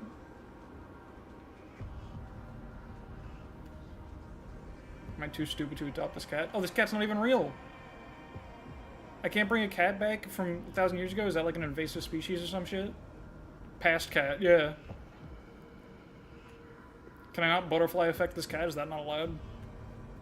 That's fair. Alright. No casualties! Everyone always has unique map dialogue? No. Like, it's usually... Oh, I'm thinking of the paralogs. Where they have, like, stock lines. You're right. It's been so long since my first playthrough, so I haven't really read the lines in a long time. We were able to provide some healing. The old you will awaken soon. Bring that cat to the future, you will cease to exist. That's a relief. The old you saw us in the past, though. It should be fine. I do forget everything. Eventually. That's a very convenient fucking paradox prevention. Oh, that's right. Oh my god. It seems we finished just in time. I guess that now. But You're... but when Yeah, no, the Fell Dragon Shard thing is like... You said these invaders were right. I guess the implication, right, is that this game doesn't use, like, not that it really matters. It's such a fleeting plot point. But I guess it's supposed to be the one timeline kind of time travel logic. Where it's like, the timeline doesn't split. It's like any alteration you make basically erases the, I don't know, it doesn't make... It's Back to the Future rules, almost. Like... It's weird, but it's fine. This is the part where she's like, hey... That is very odd. What if... Perhaps the battle moved elsewhere. What if, you know, I had friends, and he's like, you could have kids instead. She's like, oh, cool, you want to do that? And he's like, actually, no. Fuck you. But I sense nothing now. I'm surprised you came, I had to be certain. Don't take that out of context. I will go back to the temple. Oh, I never realized he's After talking the about... battle concludes, my child will return with news. Not that it... I'm not... Don't get me... Don't mistake me for claiming this is deep. I just never noticed that he does, in fact, reference it before he explains it thoroughly. It's definitely not a good plot point. What I wouldn't... It's really funny you specifically said... He's talking about the good plot point. Right as I said that. Yeah. Alear's is your emblem, but I don't know why. I don't know. Maybe. I think I had like a... I don't know if I can call it an argument. It wasn't really that bad, but we talked about it with... I think it was like me, Cameron, and Duck were mostly the ones involved. We were talking about it in the Discord a while ago. And I think maybe there were a few other people saying this, that like Sombron's redemption with the Zero Emblem is bad. And it should be made clear, and I'll probably rant about this more when it's actually happening. It's not a redemption. He's supposed to sound pathetic. Yeah, some people are under the impression that it is, that you're supposed to like, that it's supposed to add, not even, redemption's not the right word, but it's like, I'm trying not to misrepresent the argument that I disagree with. It's not that it's a redemption, but they said it's like supposed to make him like, you know, complex and like endearing in some way, like nuance, but I don't think it is. I'm pretty sure it's, yeah, sympathetic villain, that's the word. I don't know why I couldn't come up with that. Yeah, he's supposed to have like some sympathetic side from it. I don't think that's what it is. I think he's very much supposed to look pathetic. That's like kind of the point, is that he's, I don't think, yeah, that's what you're saying. I mean, I can't speak to authorial intention, obviously, neither of us can. Your theory's as valid as mine. I don't think you're supposed to really even pity him in that. I think it's supposed to be just blatantly pathetic. Like, I guess that's what pity is in a way. I don't know. I'm getting caught up in definition, maybe. Make children. He's clearly not a good person in his own world either. own. Yeah. I think the idea of it is just that it's supposed to be tying the theme together that, like, family is function and he, utility. like, what is it? You put blood in, you get loyalty out. I wrote this out once, and I feel like if I try to explain it now, I might not do it justice. Because I feel like I've put it in better words before. But it's like... How intriguing. I don't know. I think my brain might be too fried to not butcher it. I hate that talking about this game's story always has to come after 3.5 hours of beating my fucking brains out. Now perhaps What was it? Oh. Oh, are we on the ground? That doesn't look very good. That looks like she's floating. Is she floating? I think she is floating. I think she's supposed to be floating. I hope she's supposed to be floating. No, I think she's supposed to be on the ground. That's not good. Are you all right? Ooh, yeah, I've never noticed how bad that looks. Oh, thank goodness. Planking. But that leg. I really think this game would have been better if it, used just like straight up, not this game, that's a broad statement. I think the storytelling in this game would have been better off using, genuine visual novel style. Like, kind of like, I think that's what the Warriors games do. The first Warrior game, where it's just like 3D, but it's basically portrait style still. I think that would have been a lot better for this game. They just sort of cut their losses on what kind of story they were able to represent visually. Sorry. And just owned it. And occasionally fully animated some cutscenes that they cared about.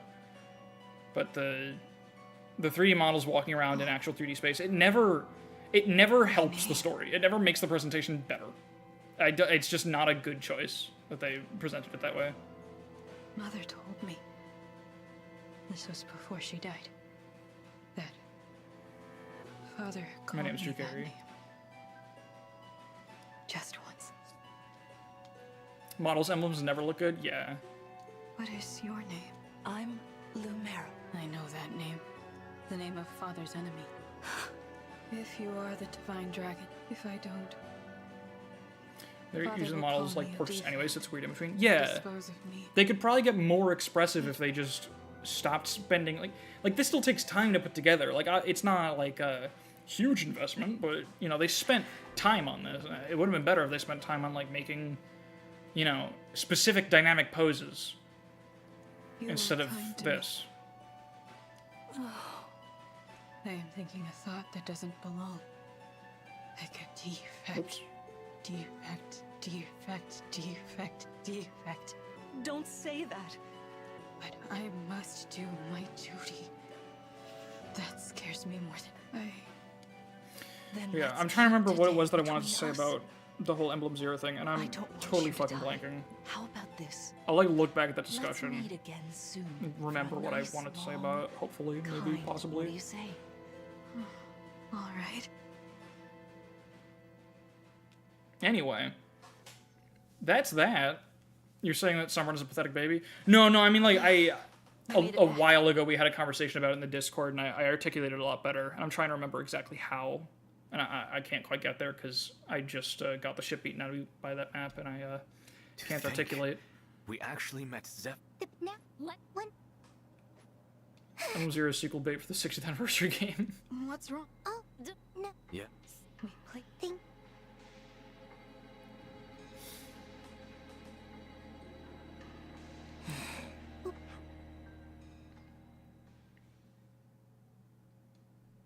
There's 2 maps left. Maybe still 3 streams with all the with how long they might take. We'll see.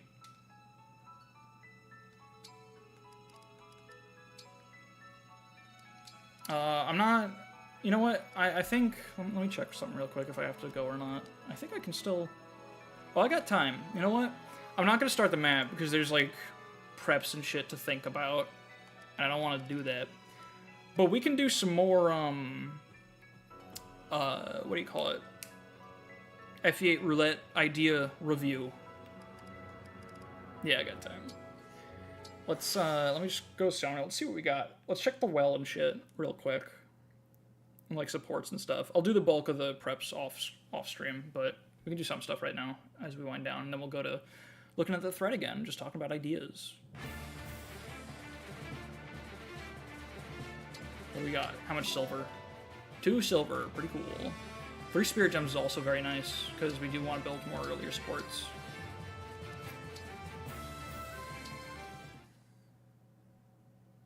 You hard mine, so that was... I hearted everything, I think. Because I like to use hearts in the comment sections as just indications that I've read it. Like, I don't necessarily use it to mean, like, approval. I mean, I've heard you're it really is good at generally, I telling guess. fortune. I really just, like, it's because I want people to know that I've seen their comment, even if I have nothing specific to say. You know? I think it's very nice to have something like that. It's a really nice feature. Okay, let's see. Where are Alear's supports at? We still need to build up Cedal, Hortensia, Pendreo, Vale, Malvier. That's it. On the whole team. So let's go find... who am I most likely to use Engage Plus with? Probably Malvier and then Vale.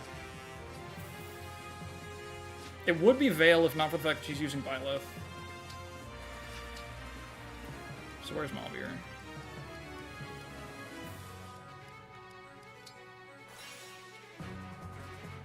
You could violent react to something terrible. So we just wouldn't heart something if it were objectionable. Yeah, no, that's like the... Literally... I shouldn't say that. I shouldn't reveal the tech, but, tech. So fucking stupid. Yeah, if I've commented a heart... If I've hearted a comment, like, that has been posted after yours, and I haven't hearted yours, it almost definitely means you said something that I fucking hated. That's the flow of it. This pull sucks. Let's do another 3-star real quick. Toss that Iron Blade.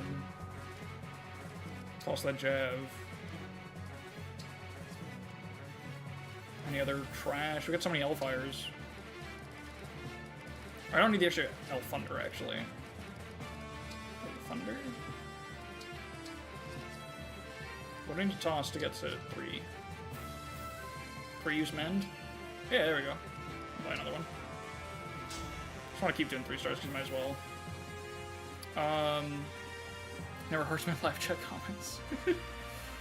Alright, where the hell's Malvier? Is he here? Yeah, that's a tall guy. Ah!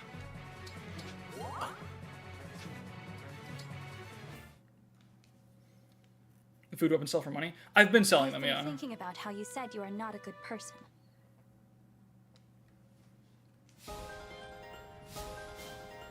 But it's not much, like $2.50 each, I think.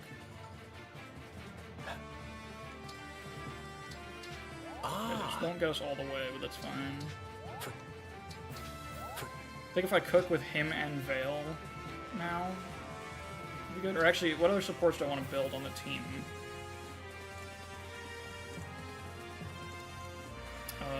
What do we have left? So I just got, what did I just build? I got like Vale, I got 2 Vale supports, right? It was Hortensia and Cedal. I just mark these in my little sheet. Cedal, Hortensia, and then I got Older to be with Malvier. So I guess the priorities that remain, the only supports that I don't have at A on my party that are between units other than like Vale and Malvier and the others are Pendreo, Cedal are at B, and Hortensia Ivy are at B. Because the Hortensia Ivy one is good to get. Actually, no, I should get... I want to get more Vale supports because she's a dodge type. She actually like helps a lot in many situations. Who does she support?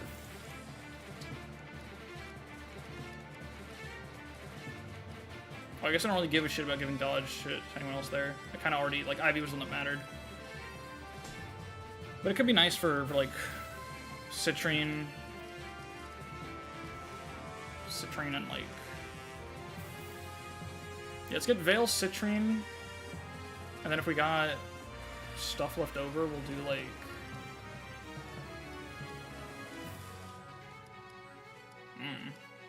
Oh, Hortensia Ivy is what I wanted.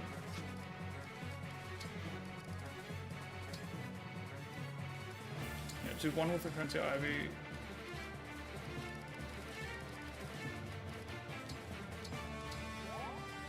That didn't get it.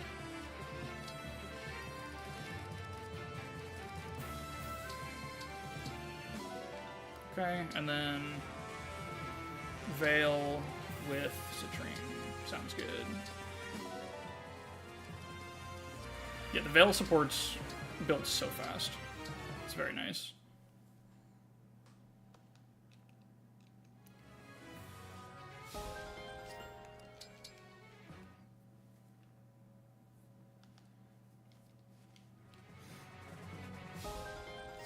Okay, I also mark those because my spreadsheet is very emotionally important to me. Okay, pretty good. I'll think about, like, I'll do the cooking, I guess, and maybe a little more smithing and stuff. Do I have bond fragments? Ooh, oh shit. We did so many things. Ooh, nice. We can get, I'll probably, you know what I think I want with that? I think I'm gonna put Canter Plus on Seedall. I think that's what I'm doing with most of those bond fragments. And the rest might just go to increasing emblem levels with certain units. We just need to get to like 10 or something. Oh, Zephyr Sepia, that's fine. Like, I just started doing support grinding, and you guys started talking about fucking color theory with the 4 hounds. Alright, that's good enough, I think. We'll, pick up on that next time. For now, let's do for like 20 minutes or so, maybe, as we wrap up here. We can go through some more ideas. Let's see. Just need to get my browser capture working again.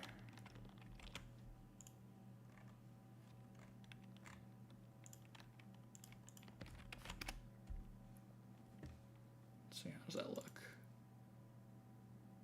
I think that's cropped right? Yeah, there we go. Yeah, the name themes are a little funny. Alright, where did we leave off? We didn't get that far, I think, because I spent so long talking about each one. I think we got through these. We talked about all of Detective Barry's suggestions, and then we moved on, I think. Or that was when we wrapped up. I should probably have music, huh? I can just keep playing the Somnial music. Here, what do we... Let me check the music box here. What do we got?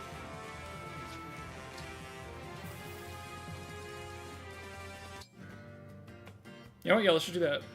That's good. Good chat and music. Oh, the nighttime? What's the nighttime one? Is this it? Is that what you mean?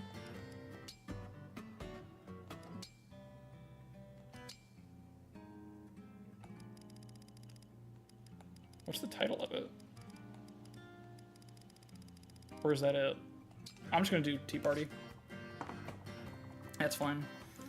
Alright. Whoops. Okay. So yeah, I guess if anyone happens to whoa, words are hard. If anyone happens to be missing context, I'm not gonna, take the time now necessarily to recap, but, real quick, this is the link to the post, so that even if you're watching the VOD, you can check it in the chat replay. We spent a lot of time talking about this last stream. It was like the whole second half of the stream, and I timestamped when we started talking about it. So if you're watching the VOD and you need context, go there first. And we'll do this for a little bit. I think everyone here probably understands what's going on mostly. Yeah, we'll just keep going through. We'll just start up where we left off. We'll just read every idea. So ICE 13171. Main one I have is that each unit has a kill limit, and when it's been met, you must undeploy this unit. Okay, so I think some people missed a piece of the concept, right? Is that it's not one challenge run all the way through. Actually, I think I mentioned this last time, but one alternative idea for the whole thing is instead of 3 rules each map, we add a rule each map, and by the end we've got 20, which is gonna be fucking impossible, but also pretty funny to just be a thing that we keep trying. I'm still earnestly considering doing it that way. But like anything that's, you know, a challenge run this cross map doesn't work right now.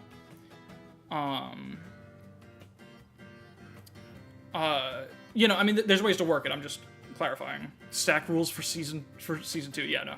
Yeah. Exactly. Yeah, it would be another run. I think genuinely there's a lot. Like, I'm gonna put so much fucking work into this. You better believe I'm gonna get a lot out of it. This is gonna be more than one series for sure at this point.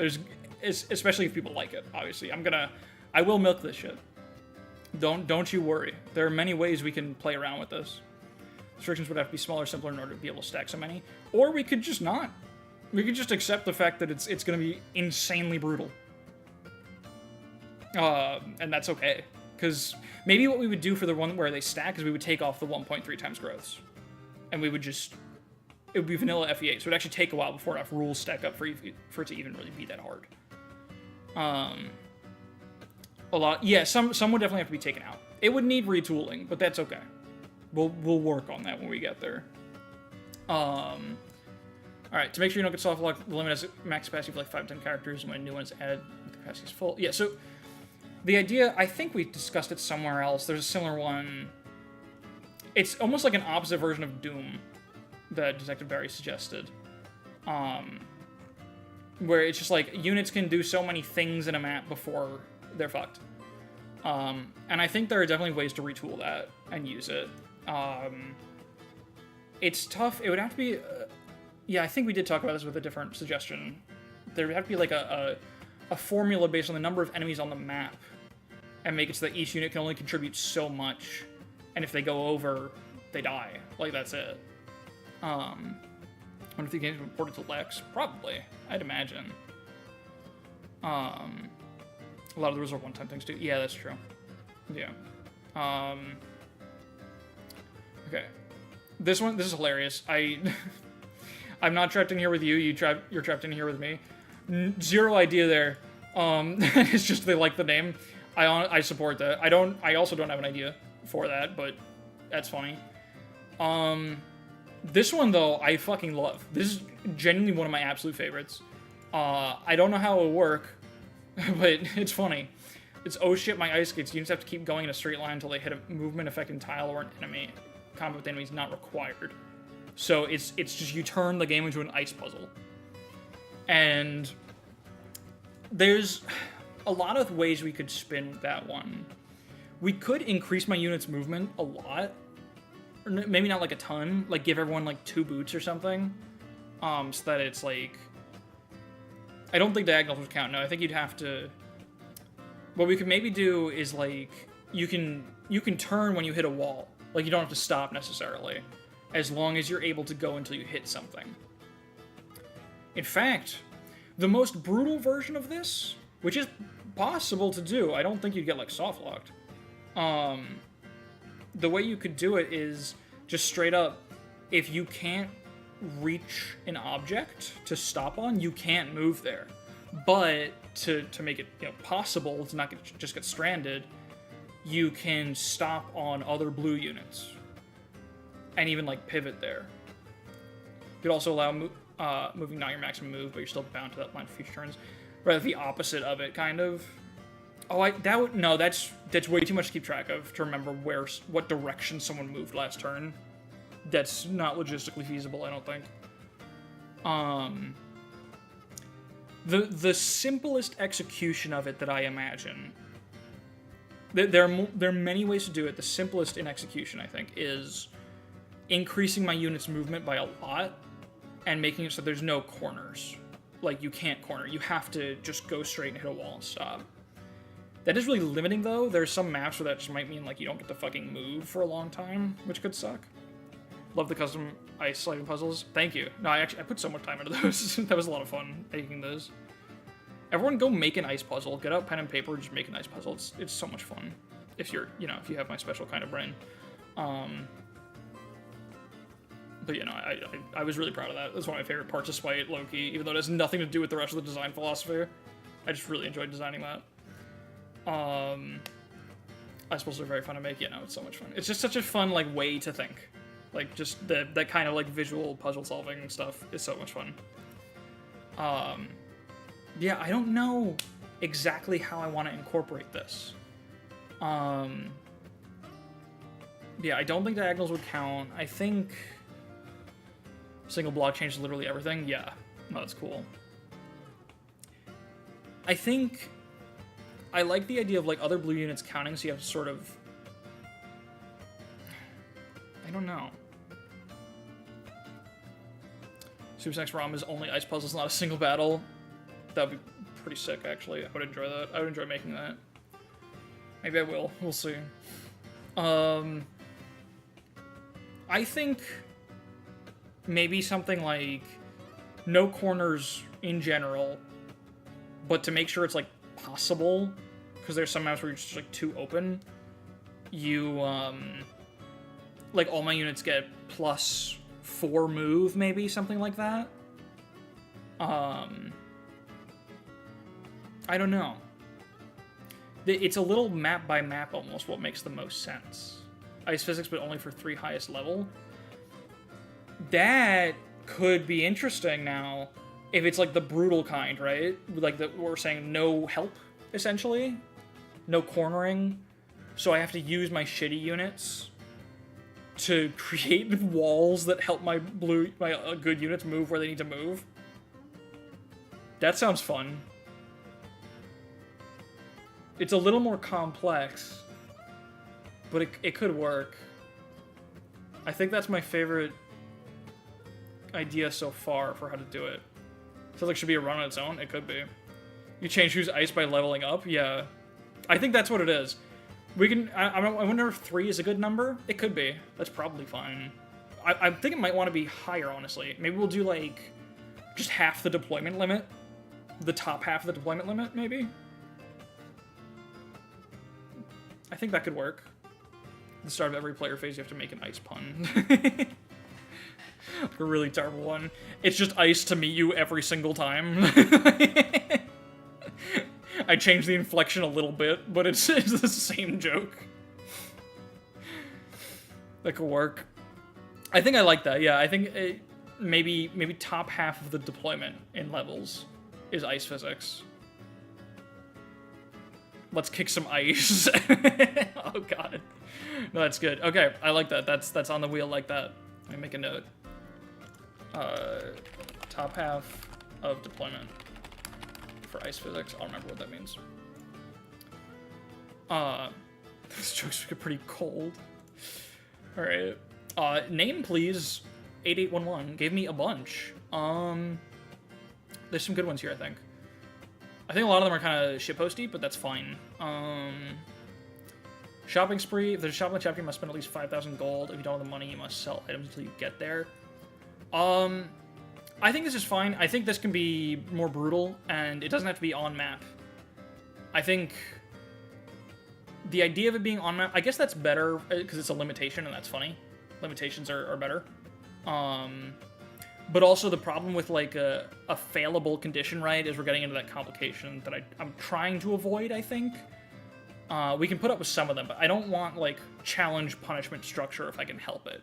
I'd rather be just simple, I have to do something. There's some restriction on how I can move, there's some, you know, like, I don't want, like, what do you call it? I don't want this thing where it's like, in the chapter, if I don't visit the shop, then I have to get some kind of punishment. Something like, imagine this hitting on F from chapter 10, which is a turn limit and a shop. And it's a logistical mess. But this is similar to an idea I have that, I think already works. I'm not sure if this is different enough to get its own spot, but there is an idea I already have on my wheel that I came up with before even publishing this. I need to get to my list to remember exactly how I put it. Also, my face is like super fucking lit up right now, isn't it? By this bright-ass Google Sheets. I can't see OBS right now, so I don't know. I can't tell how drastic it is. Okay. The idea... Right, my idea was just you must have less than 300 gold to start the map. So it's similar. We could even change it to this, maybe, but the idea is, like, it affects your preps. You just have to spend the money. So you game over every time I don't spend the 5k? I guess. It could work. But I think it's similar enough to that other idea, which is just, like, just you have to dump your gold reserves into buying shit that you may or may not need. And you can use all the overworld maps shops to do it. But you just have to transfer all your gold into, like, physical assets, basically. So it's not a bad idea, but I think it's too similar to one that's already on there, and also, like, kind of too limited in application a little bit. But I like the direction. Obviously, I like it because I had something similar. All mounted units are unable to use weapons. I think this is good. It's a little, I guess, like, simple, but that's fine. It might not be limiting enough. Might also be too limiting. It's hard to really say. But I think it works. I think that's, like, in the name of getting more shit on the wheel, I think it's a good enough idea that can just be thrown on there as it is. I feel like there might be situations where that's not limiting enough. But I think it's good. I think it works. Must bring at least 2. That's a good caveat, yeah. If they're alive, yeah. So add to caravan. I think that helps it work out, yeah. Must bring at least 2 mounts. 5x from solo. For the spend all your gold one, maybe also have it disable usage of the silver card until next chapter. I mean... Oh, so that it's... I understand. Yeah. I mean... I think I replaced the silver card, actually. I think the silver card's not in the game. So it's fine. Yeah, I took out the warp staff and the silver card and replaced them with vulneraries in the desert. I forgot I did that. But yeah, it's fine. I just wanted to fuck with the game a little bit more. I mostly wanted to remove the warp staff, and then while I was there in FE Builder, I was like, I can get rid of the silver card too. I can do that. Make the game a little harder. Something funnier we can replace them with? I mean, is it funnier? It's... If it helps me, then it's just a buff. And there's nothing funny you can give me that hurts me, so I don't think so. I would... If there's something funnier I can do, it would be a secret and I wouldn't tell you. Like, it would just... The punchline would be it appearing on screen. Riss, that's... Well, now I have to do that. I have to figure out how to do that. Alright. Faith is my shield. Swap the defense and resistance of all player units. I swear somebody else suggested that, but maybe this one was first. But yeah, no, it's on the wheel. It works. Yeah, it's good. This is a shitpost dud. Cute idea, but I've gone over that. I don't want things that do nothing on the wheel. And there are other things that, like, affect crit chances that we've talked about, so that's fine.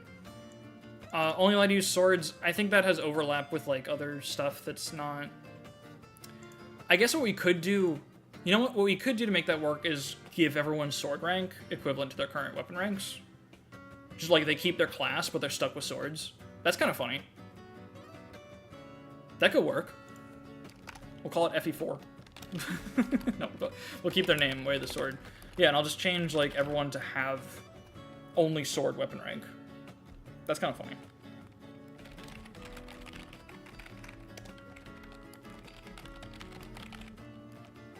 It'll transfer, like, the amount of weapon rank they have into swords. Rondo of swords. I want to... I'll write it down, too. I feel like I'm very torn sometimes with this, because, like, if I have my own idea for a title or someone else gives me one, I consider it for a sec, but I want to... If someone gave me a title for their idea, I want to keep it, because it's part of their suggestion, and it's cosmetic. So I want to maintain their creative input. But I also do like Rondo of Swords. If Name Please likes Rondo of Swords, then we can change it. Unprepared, all units only have one item on there at a time. I think this is also an idea that I already have on my list, which is kind of funny. Name Please has a lot of great ideas because they're my ideas. But yeah, that one works. That's on there already. This was kind of funny. I'm torn on this one because there's a good chance that it does nothing. So I don't know if I like it or not. But it is funny to just say, like, just get rid of some shit as, like, a punishment kind of thing instead of, like, it. Again, it falls into, it's a punishment, not a challenge. But it is kind of funny to just dump a bunch of shit.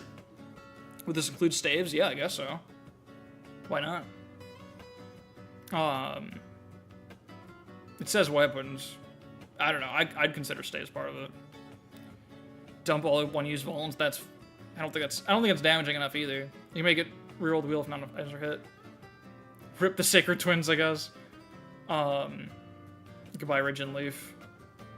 That is kind of funny. Yeah, it's funny because it's a hoarding punishment, right? Where it's like, you know, because I'm always like, I use the Ridgeon Leaf a ton because I'm like all anti-hoarding, and then I'll really hold on to those last 10 uses for no reason. I think maybe we want to, like, lower the percentage or something, or maybe instead of percentage it should just be like weapons under 15 uses total, even though it affects his different tiers so differently. It's kind of funny. Maybe it does just work. Maybe it just works as is. Maybe I'm thinking too hard. Maybe this one is just fine, and we can toss it. We'll do it as like a. It'll definitely fall under the mulligan rule, where it's like, if this is too low impact that it's not even funny, then we'll just reroll. Because there are going to be situations where, like, especially if it's early game, where it just doesn't really do anything. And if that happens, we'll keep it on the wheel and reroll.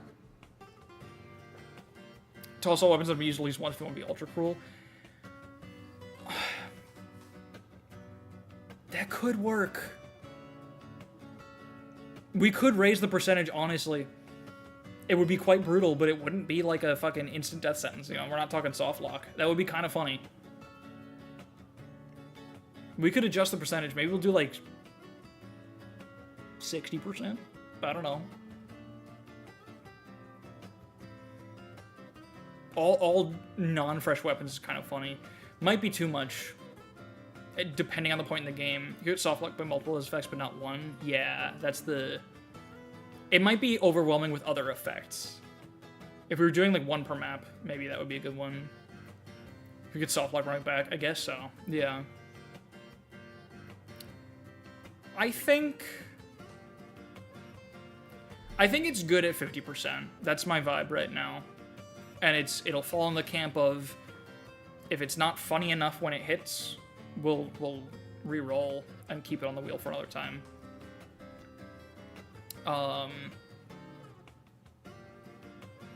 Let's see. All weapons gain the brave effect reduce damage by 20%. This is not really possible to reduce damage by a percentage. If they mean reduce the might, that's still like too much. We have already discarded an idea that would just make all weapons brave because it's just too hard. You'll just fucking die. Like, it's not really a good... I don't think it's a really good challenge because you might just die. Like, you're just fucked. You can't really do reduced damage by 20%. That's not really mechanically possible, to my knowledge. Brave plus wary fighter. Maybe? I don't think the problem was getting quadded, though. The problem is just enemies do a lot of fucking damage. FE8's so easy that people forget the parts of it that are hard.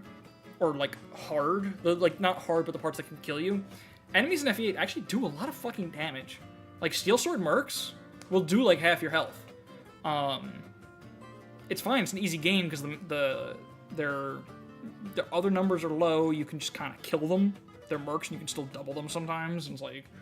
But they do a lot of fucking damage.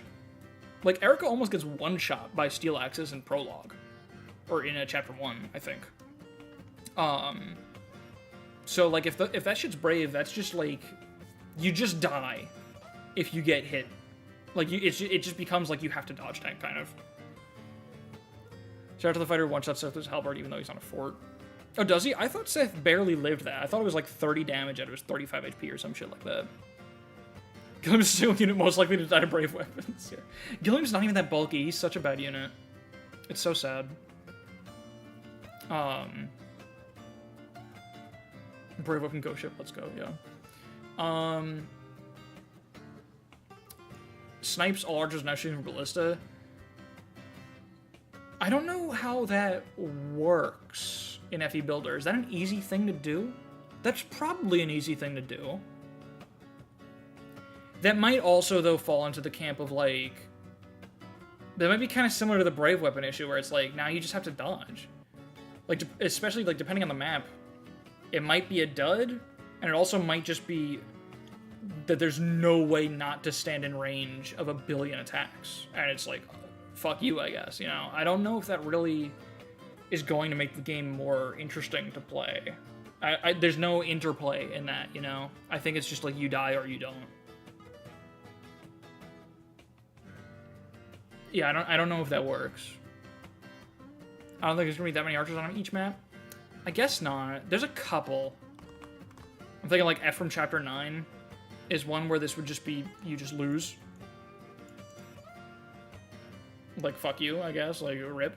I guess it wouldn't be so bad, though, on a lot of places. There are a few. If we lose, real. I'll think about it. I don't know if I love it. I think it might just not really be like Grotto Keep is like 15. Yeah. I think it's just not really enough meat on it. I don't think it makes the I'm torn. Because my goal ultimately is chaos, right? Not everything on the wheel is going to make the game super interesting. I'm not trying to recreate like some new choice shit where I'm trying to add depth to the game. I'm just trying to fuck with it. So maybe that's fine. Maybe. I don't know. Should come with some counterplay at least. Yeah, I don't... There should be something to it, yeah. I don't know if that has enough. Yeah. Monster Mash, aggressively mediocre. I think you were the one that gave me this idea already. So that's also already there. I think they gave it first. Yeah. But that's already in there. It's a good idea. Use them to shield your own units. Like provoke. Maybe. I want to kind of avoid... Maybe it also gives Namie Ballista. I'm not staunchly against this on principle, but I'd like to avoid ideas that need, like, too much counterbalancing, where I'm having to, like, buff myself the right amount to make sure I can deal with it. Because it might wind up just making me stronger, you know? It gets messier, and I don't want to really deal with that logistically. If it's simple enough and we're, like, 100% sure it just works, maybe. But I want to steer away from that direction, generally speaking. I want to keep them simple when we can. You know, not too many, like, this and this and this and this. Like, I don't want to stack too many conditions into one thing that are, like, too dramatically transformative, you know? Can make lists only have one use? That could work. Is it now just too simple? Is that nothing now? It would work. It wouldn't be too brutal anymore, but is that now just, like, not anything? All enemies become Gorgons with Shadow Shot. I think it's too polarizing.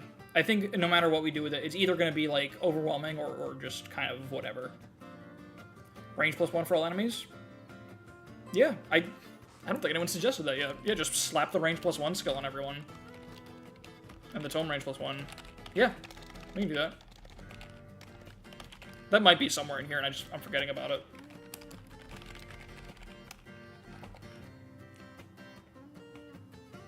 I don't believe they do for other weapon types now. But, like, that could be...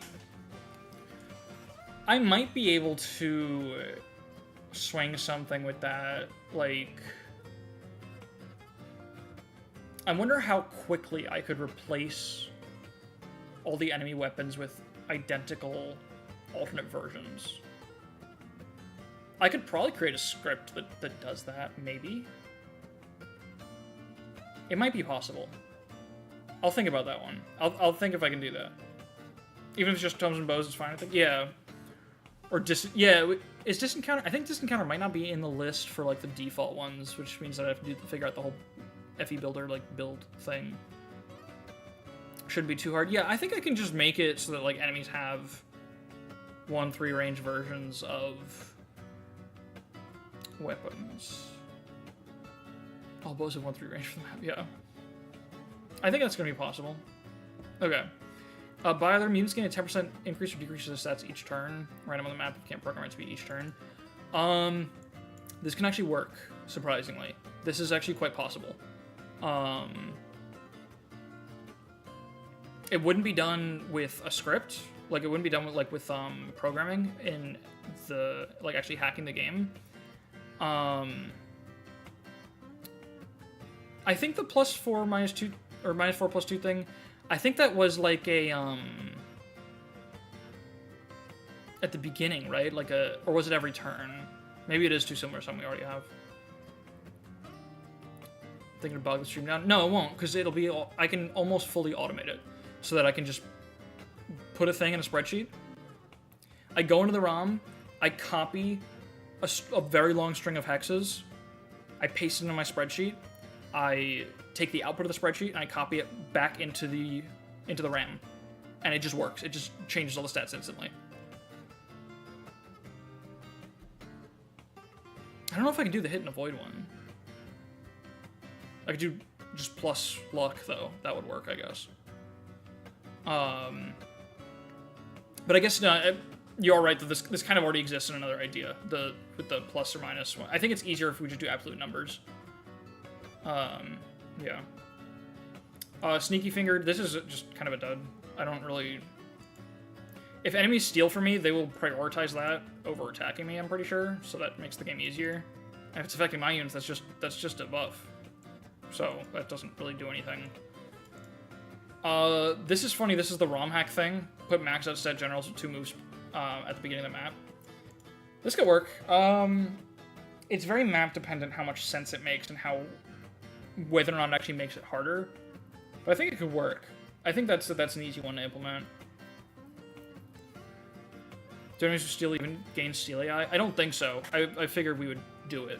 But, yeah, I don't know. It's like, they either steal or they don't, right? If they don't steal, then the idea doesn't do anything. And if they do steal, then what? Then now the game's easier. There's a similar idea in yours. Oh, yeah, I think you did, yeah.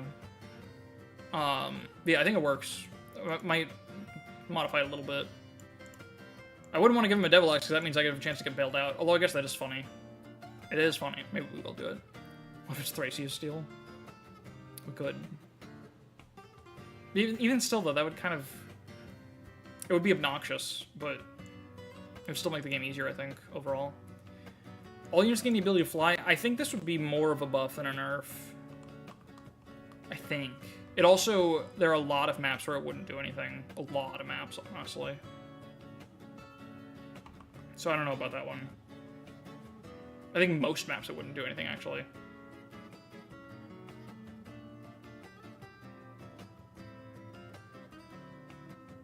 And all enemies are ballistic on the same map, yeah. I think this one crashes the game, unfortunately. Actually, no, we actually changed the class. I was thinking about... If you give the dance skill to someone that's not a dancer, it does crash the game, I believe. But yeah, we can just... I think just making my 2 highest level units, even. I think someone else... This might have also been someone else's idea as well. I feel like that was on there. Let me check my idea sheet. Oh no, I'm thinking of their idea. Because I have it noted. Yeah, no, that's on there. I have that on my list, actually. I like that one. It's funny because this is definitely one that's like nerf buff. It does seem more like a buff since you get them just grind XP. I think you can change in FE Builder the amount of XP you get for dancing, and I can just set it to 0 for that map. That would be fine. Suddenly it sets level 10. Could also even just set their level to 20, and then reset it after. There are multiple ways to make sure that's not a problem. I'll make a note of that, though, because you're right, I didn't think of that. Dancer XP off. There's still a risk this one could be more of a buff than a nerf, because if it's only 2 units, like, I'm sure I have at least 3 very good units, and now I have someone that can dance, that can move 3 times. I think we would ban dancing for dancers, probably. Put every highest level unit effect happens all at once, me too. I think we might want... There should be some other caveat to it, I think. Doesn't have dance skills, sad face. Maybe... What if it's the upper half? Upper half of my units become dancers? That's kind of funny, actually. Now we're just playing engage.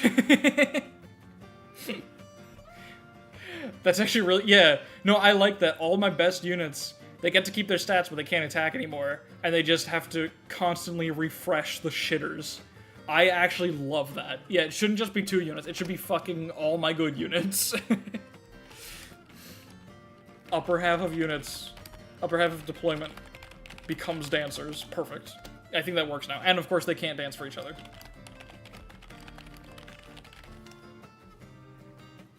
That's wonderful. Okay. That's great. That all works. Yeah, we got some good ones out of that, I think.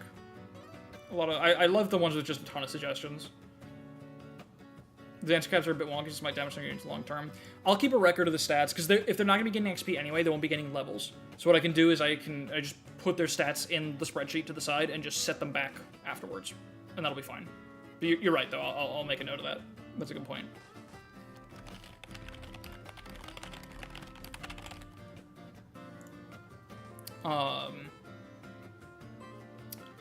The grass is greener. Magical units must now use physical weapons with physical units magic. This will probably require a setup with the 1 month against every unit magic. Well, we already have the physical magic split.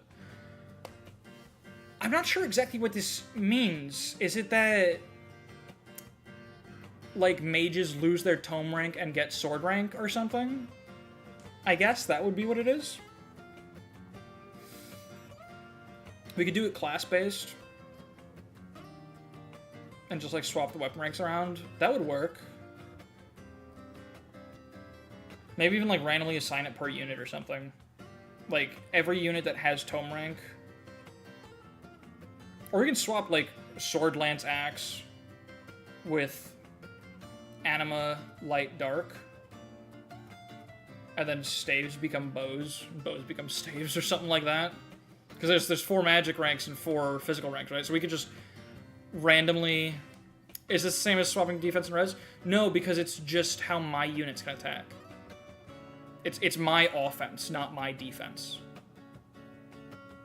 So it's the equal opposite, kind of. Tomes use strength, weapons use magic. Is that... I guess... That's also on there somewhere, I think. There's so many iterations, like, ways you can do swapping physical and magical. And for the one mage that, for some reason, level strength every level has their day in the sun. That's kind of why I like the version of it where they actually swap the weapons.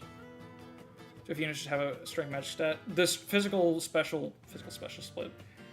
The skill system engine has a strength magic split built into it.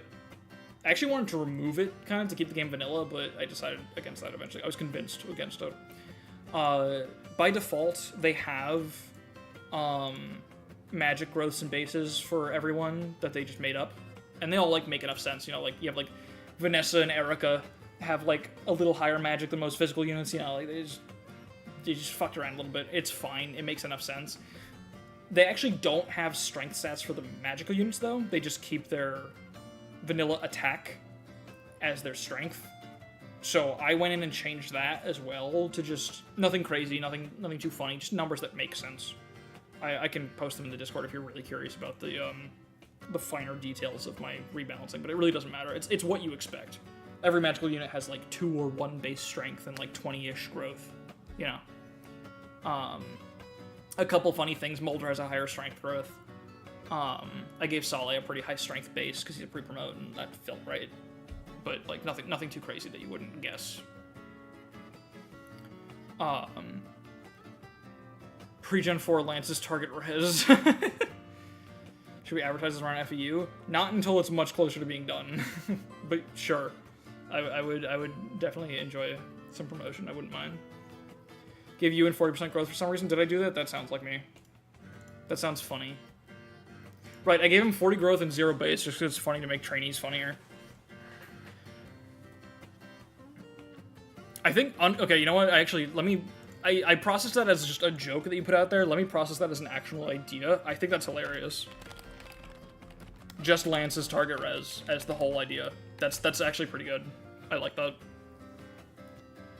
Sounds like what his strength growth would be. Hell yeah. Alright, let's see. I've got about... Let me see. It's 10:30. I got about like 10-15 more minutes that I can keep going through, so we'll do a couple more.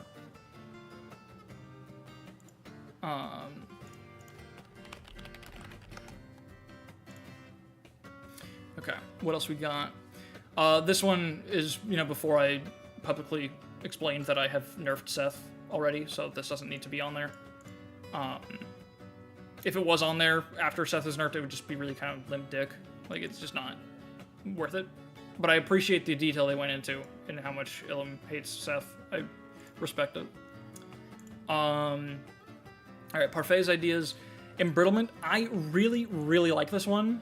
I have no fucking clue how to do it. I imagine there is a single byte somewhere in the code that indicates, like just in 01, that says this is the amount of durability to reduce the durability by. when a weapon strikes. And if someone can figure out what that is, it's not documented, I'm pretty sure. But if someone can find that and just make it so that it just takes 5, give everyone corrosion, call it close enough. I thought about it, it just feels lame.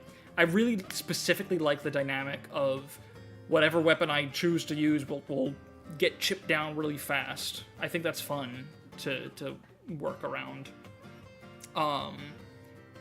If it's as simple as changing that bite, if someone can find it for me, I don't know how well documented the game is, really. I'm pretty sure an FE8 decomp is, like, almost done, so it might be possible to reverse engineer and find that bite and just change it from 1 to 5. Assuming that's even how it works, I don't know for sure. That would be great. As I am now, I have no fucking clue how to implement this, but I would really like it. There might also be some quirks where, like, if you have 3 durability and you do this, you go into negatives and the weapon has infinite durability now. So that could also be a problem with implementation, but if this one's possible, I want it. I just don't know how to do it. Could use spreadsheet food to multiply durabilities of all weapons in your combo by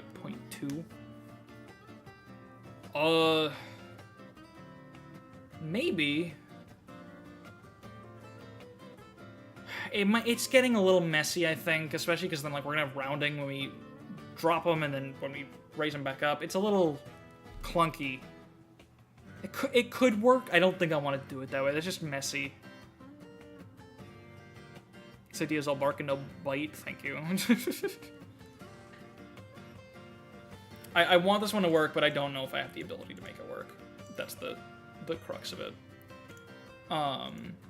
Legion. I love this one. 300 copies of the boss that move when provoked. I don't know where they would go. We could spread them around the map. We could put them right next to the boss. I think someone else might have suggested something similar. Oh, someone suggested replacing 3 random enemies with a copy of one of my units. I think we can just do the same thing here. We replace 3 randomly selected enemies on the map with the boss. That could work. Because arranging around the boss might not really do much. I think there are a lot of FE8 maps. A lot of FE8 maps have, like, that throne room structure, where once you get to the boss, it's not even hard. And if we can peel off the copies of the boss one by one, it's not going to add much, I think. I think incorporating them into the map is better. 3 more Vigard, scary. That would be fucking terrifying. They won't be on thrones anymore, but could make them charge it. Oh, you know what? Just put them next to the boss, but they just have, like, turn 1 charge AI. That could work, actually. So there's just a squad of the boss running at us. I think that's better. Because it makes it different from the other idea. Yeah. That's good. Yeah, so we'll make it for Legion. 3 copies of the boss. Moves on turn 1. Or all moves on turn 1. I think that works. 3 copies of Binks just charging you. It would be fucked up. It would be really hard, but I think it could work. I think it'd be fun. Okay, then this is where Parfait had a fucking stroke. I appreciate that. And then this one, I think I like where you're going. You're cooking a little too much though. It's getting a little. I think the smoke alarm's going off. At the start of each enemy phase, every player unit needs to have a different weapon equipped. If they ended last turn with a javelin, they might swap to a spear. If units didn't attack and didn't counter last turn, they don't have to swap. What the fuck?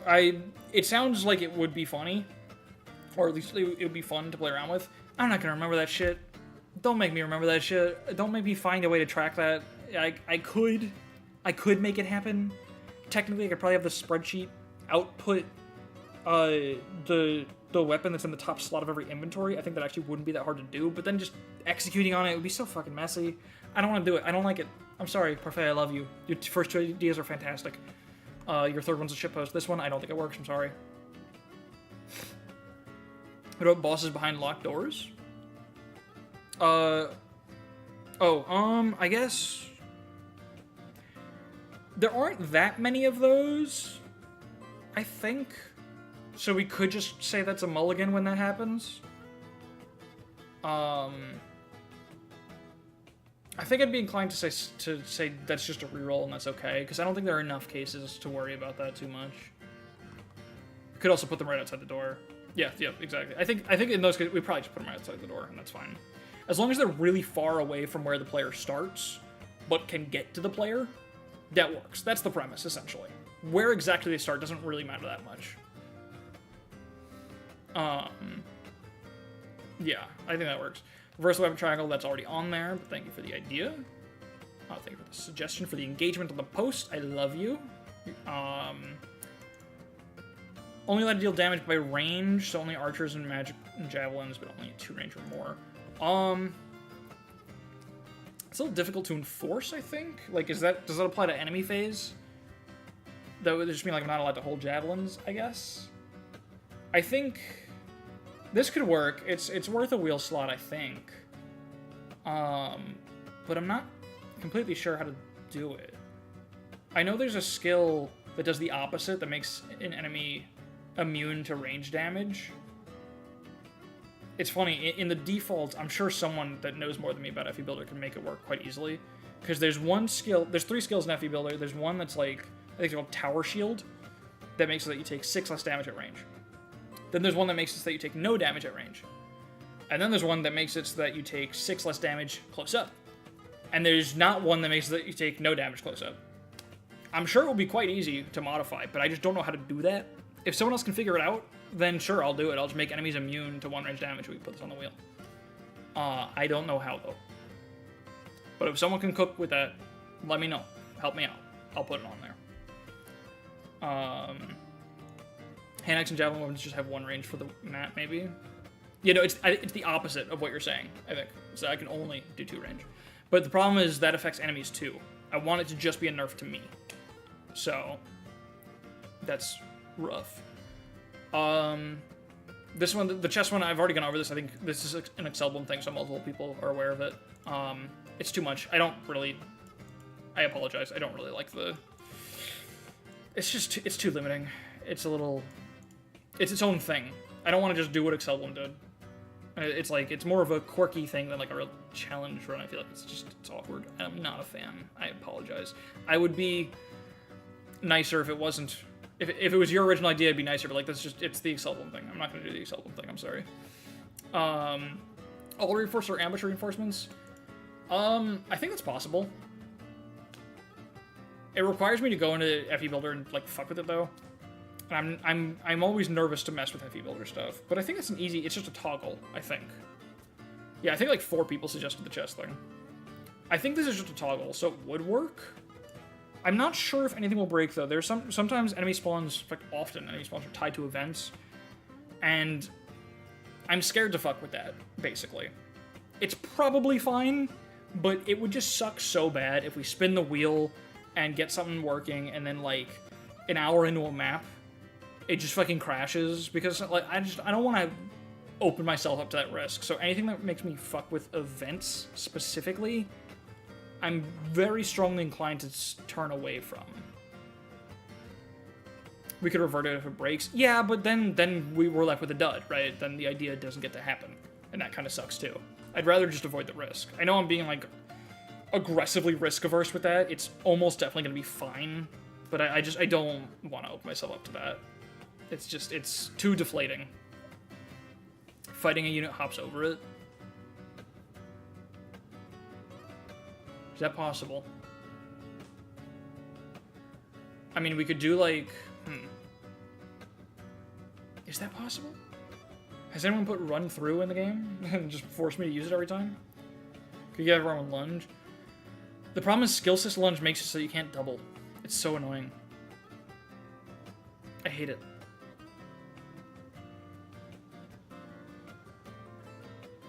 I mean, that would be a very significant nerf, I guess. Pivot on attack. There's almost definitely a fix for that, maybe? If there's a fix for that, I'm down to make it so that everyone has lunge and it's the only way I'm allowed to attack. Everyone has to lunge. Only if we can fix it. Yeah, I'm making a note.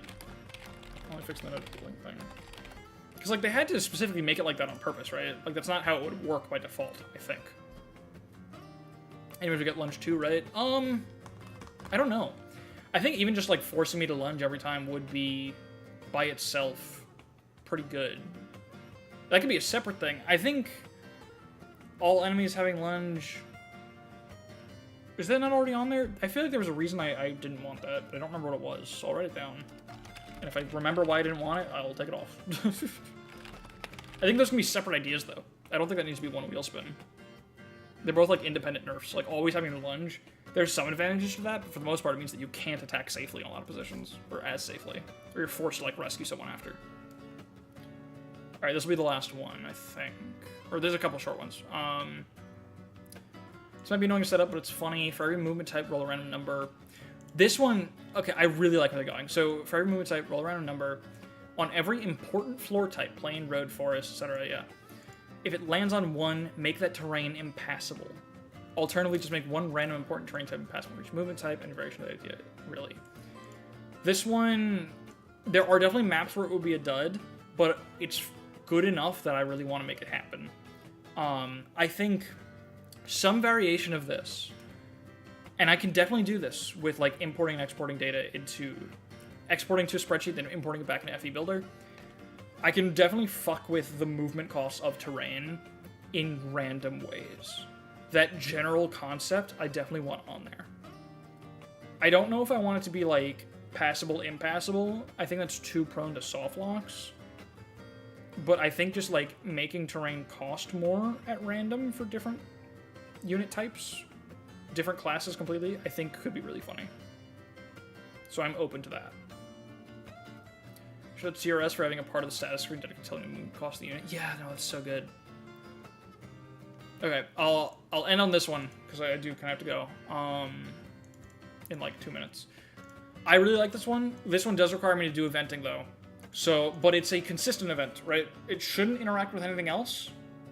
And I'm pretty sure it's possible. I don't remember if there are any maps in vanilla that add fog, but I could also do this with the FE Builder debugger if I have to. I'd rather make it work with an event to make it automatic, but I can do this manually if I have to, and I think it's worth it. So putting them on there. Because people suggested Rain, and people suggested Fog of War. I have the Fog of War on there. I don't have Rain on there because it's just moves slower. But I love this idea of Storm. It's just, they keep swapping, so you either can't move or can't see every 2 turns. I think that's awesome. I think that's really funny. It's a good way to incorporate weather, because every other way kind of just makes it so the game's a slog. I think this is funny, though. I really want this one on there. Speed Boost Brigand's getting double move on random patches of... Oh, double move on random patches of planes. Oh, yeah. I think that's... Is that possible? Can you make roads in FE8? I think someone made a patch for that. I think that's a thing that exists, but it was like a dedicated hack for it. I could be wrong. I don't know. Indoor Castle map, every tile takes 2 to 3 move. It could... Oh, yeah, it could also make it... Yeah. I was thinking about that. There could be, like... Can't make decimals? Okay. There could be, like...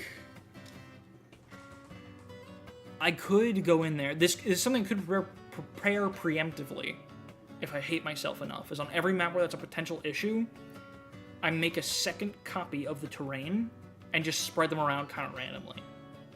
So that way the randomized costs will only affect, like, random fucking tiles all over the map. That's kind of hilarious, honestly.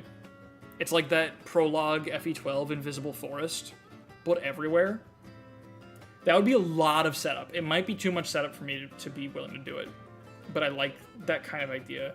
I feel like as this is, it's not exactly actionable, but I really, really like the just principle behind fucking with terrain at random. And it's definitely possible to do that. Double all the movements. Oh yeah, no, that would work. Yeah, double all the movements, double a terrain, then have Resby 1 cost. I think you do get some glitchy arrow stuff, because the game doesn't like really high movement, but that could work. Alright, I think I have to log off there. But yeah, this is a good session. A lot of good ideas, a lot of good modifications, contributions coming through. Yeah, I'm excited to keep working on this.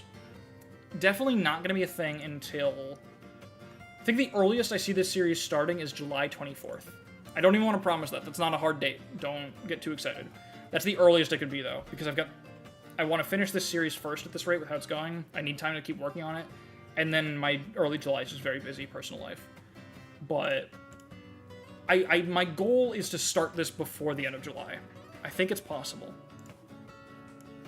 Got so close to your trash garbage. Oh shit, I'm sorry. You know what? You're next time. But I really gotta go. Alright. Thanks everyone for hanging out, for watching the gaming. And I'll see y'all around. Bye-bye.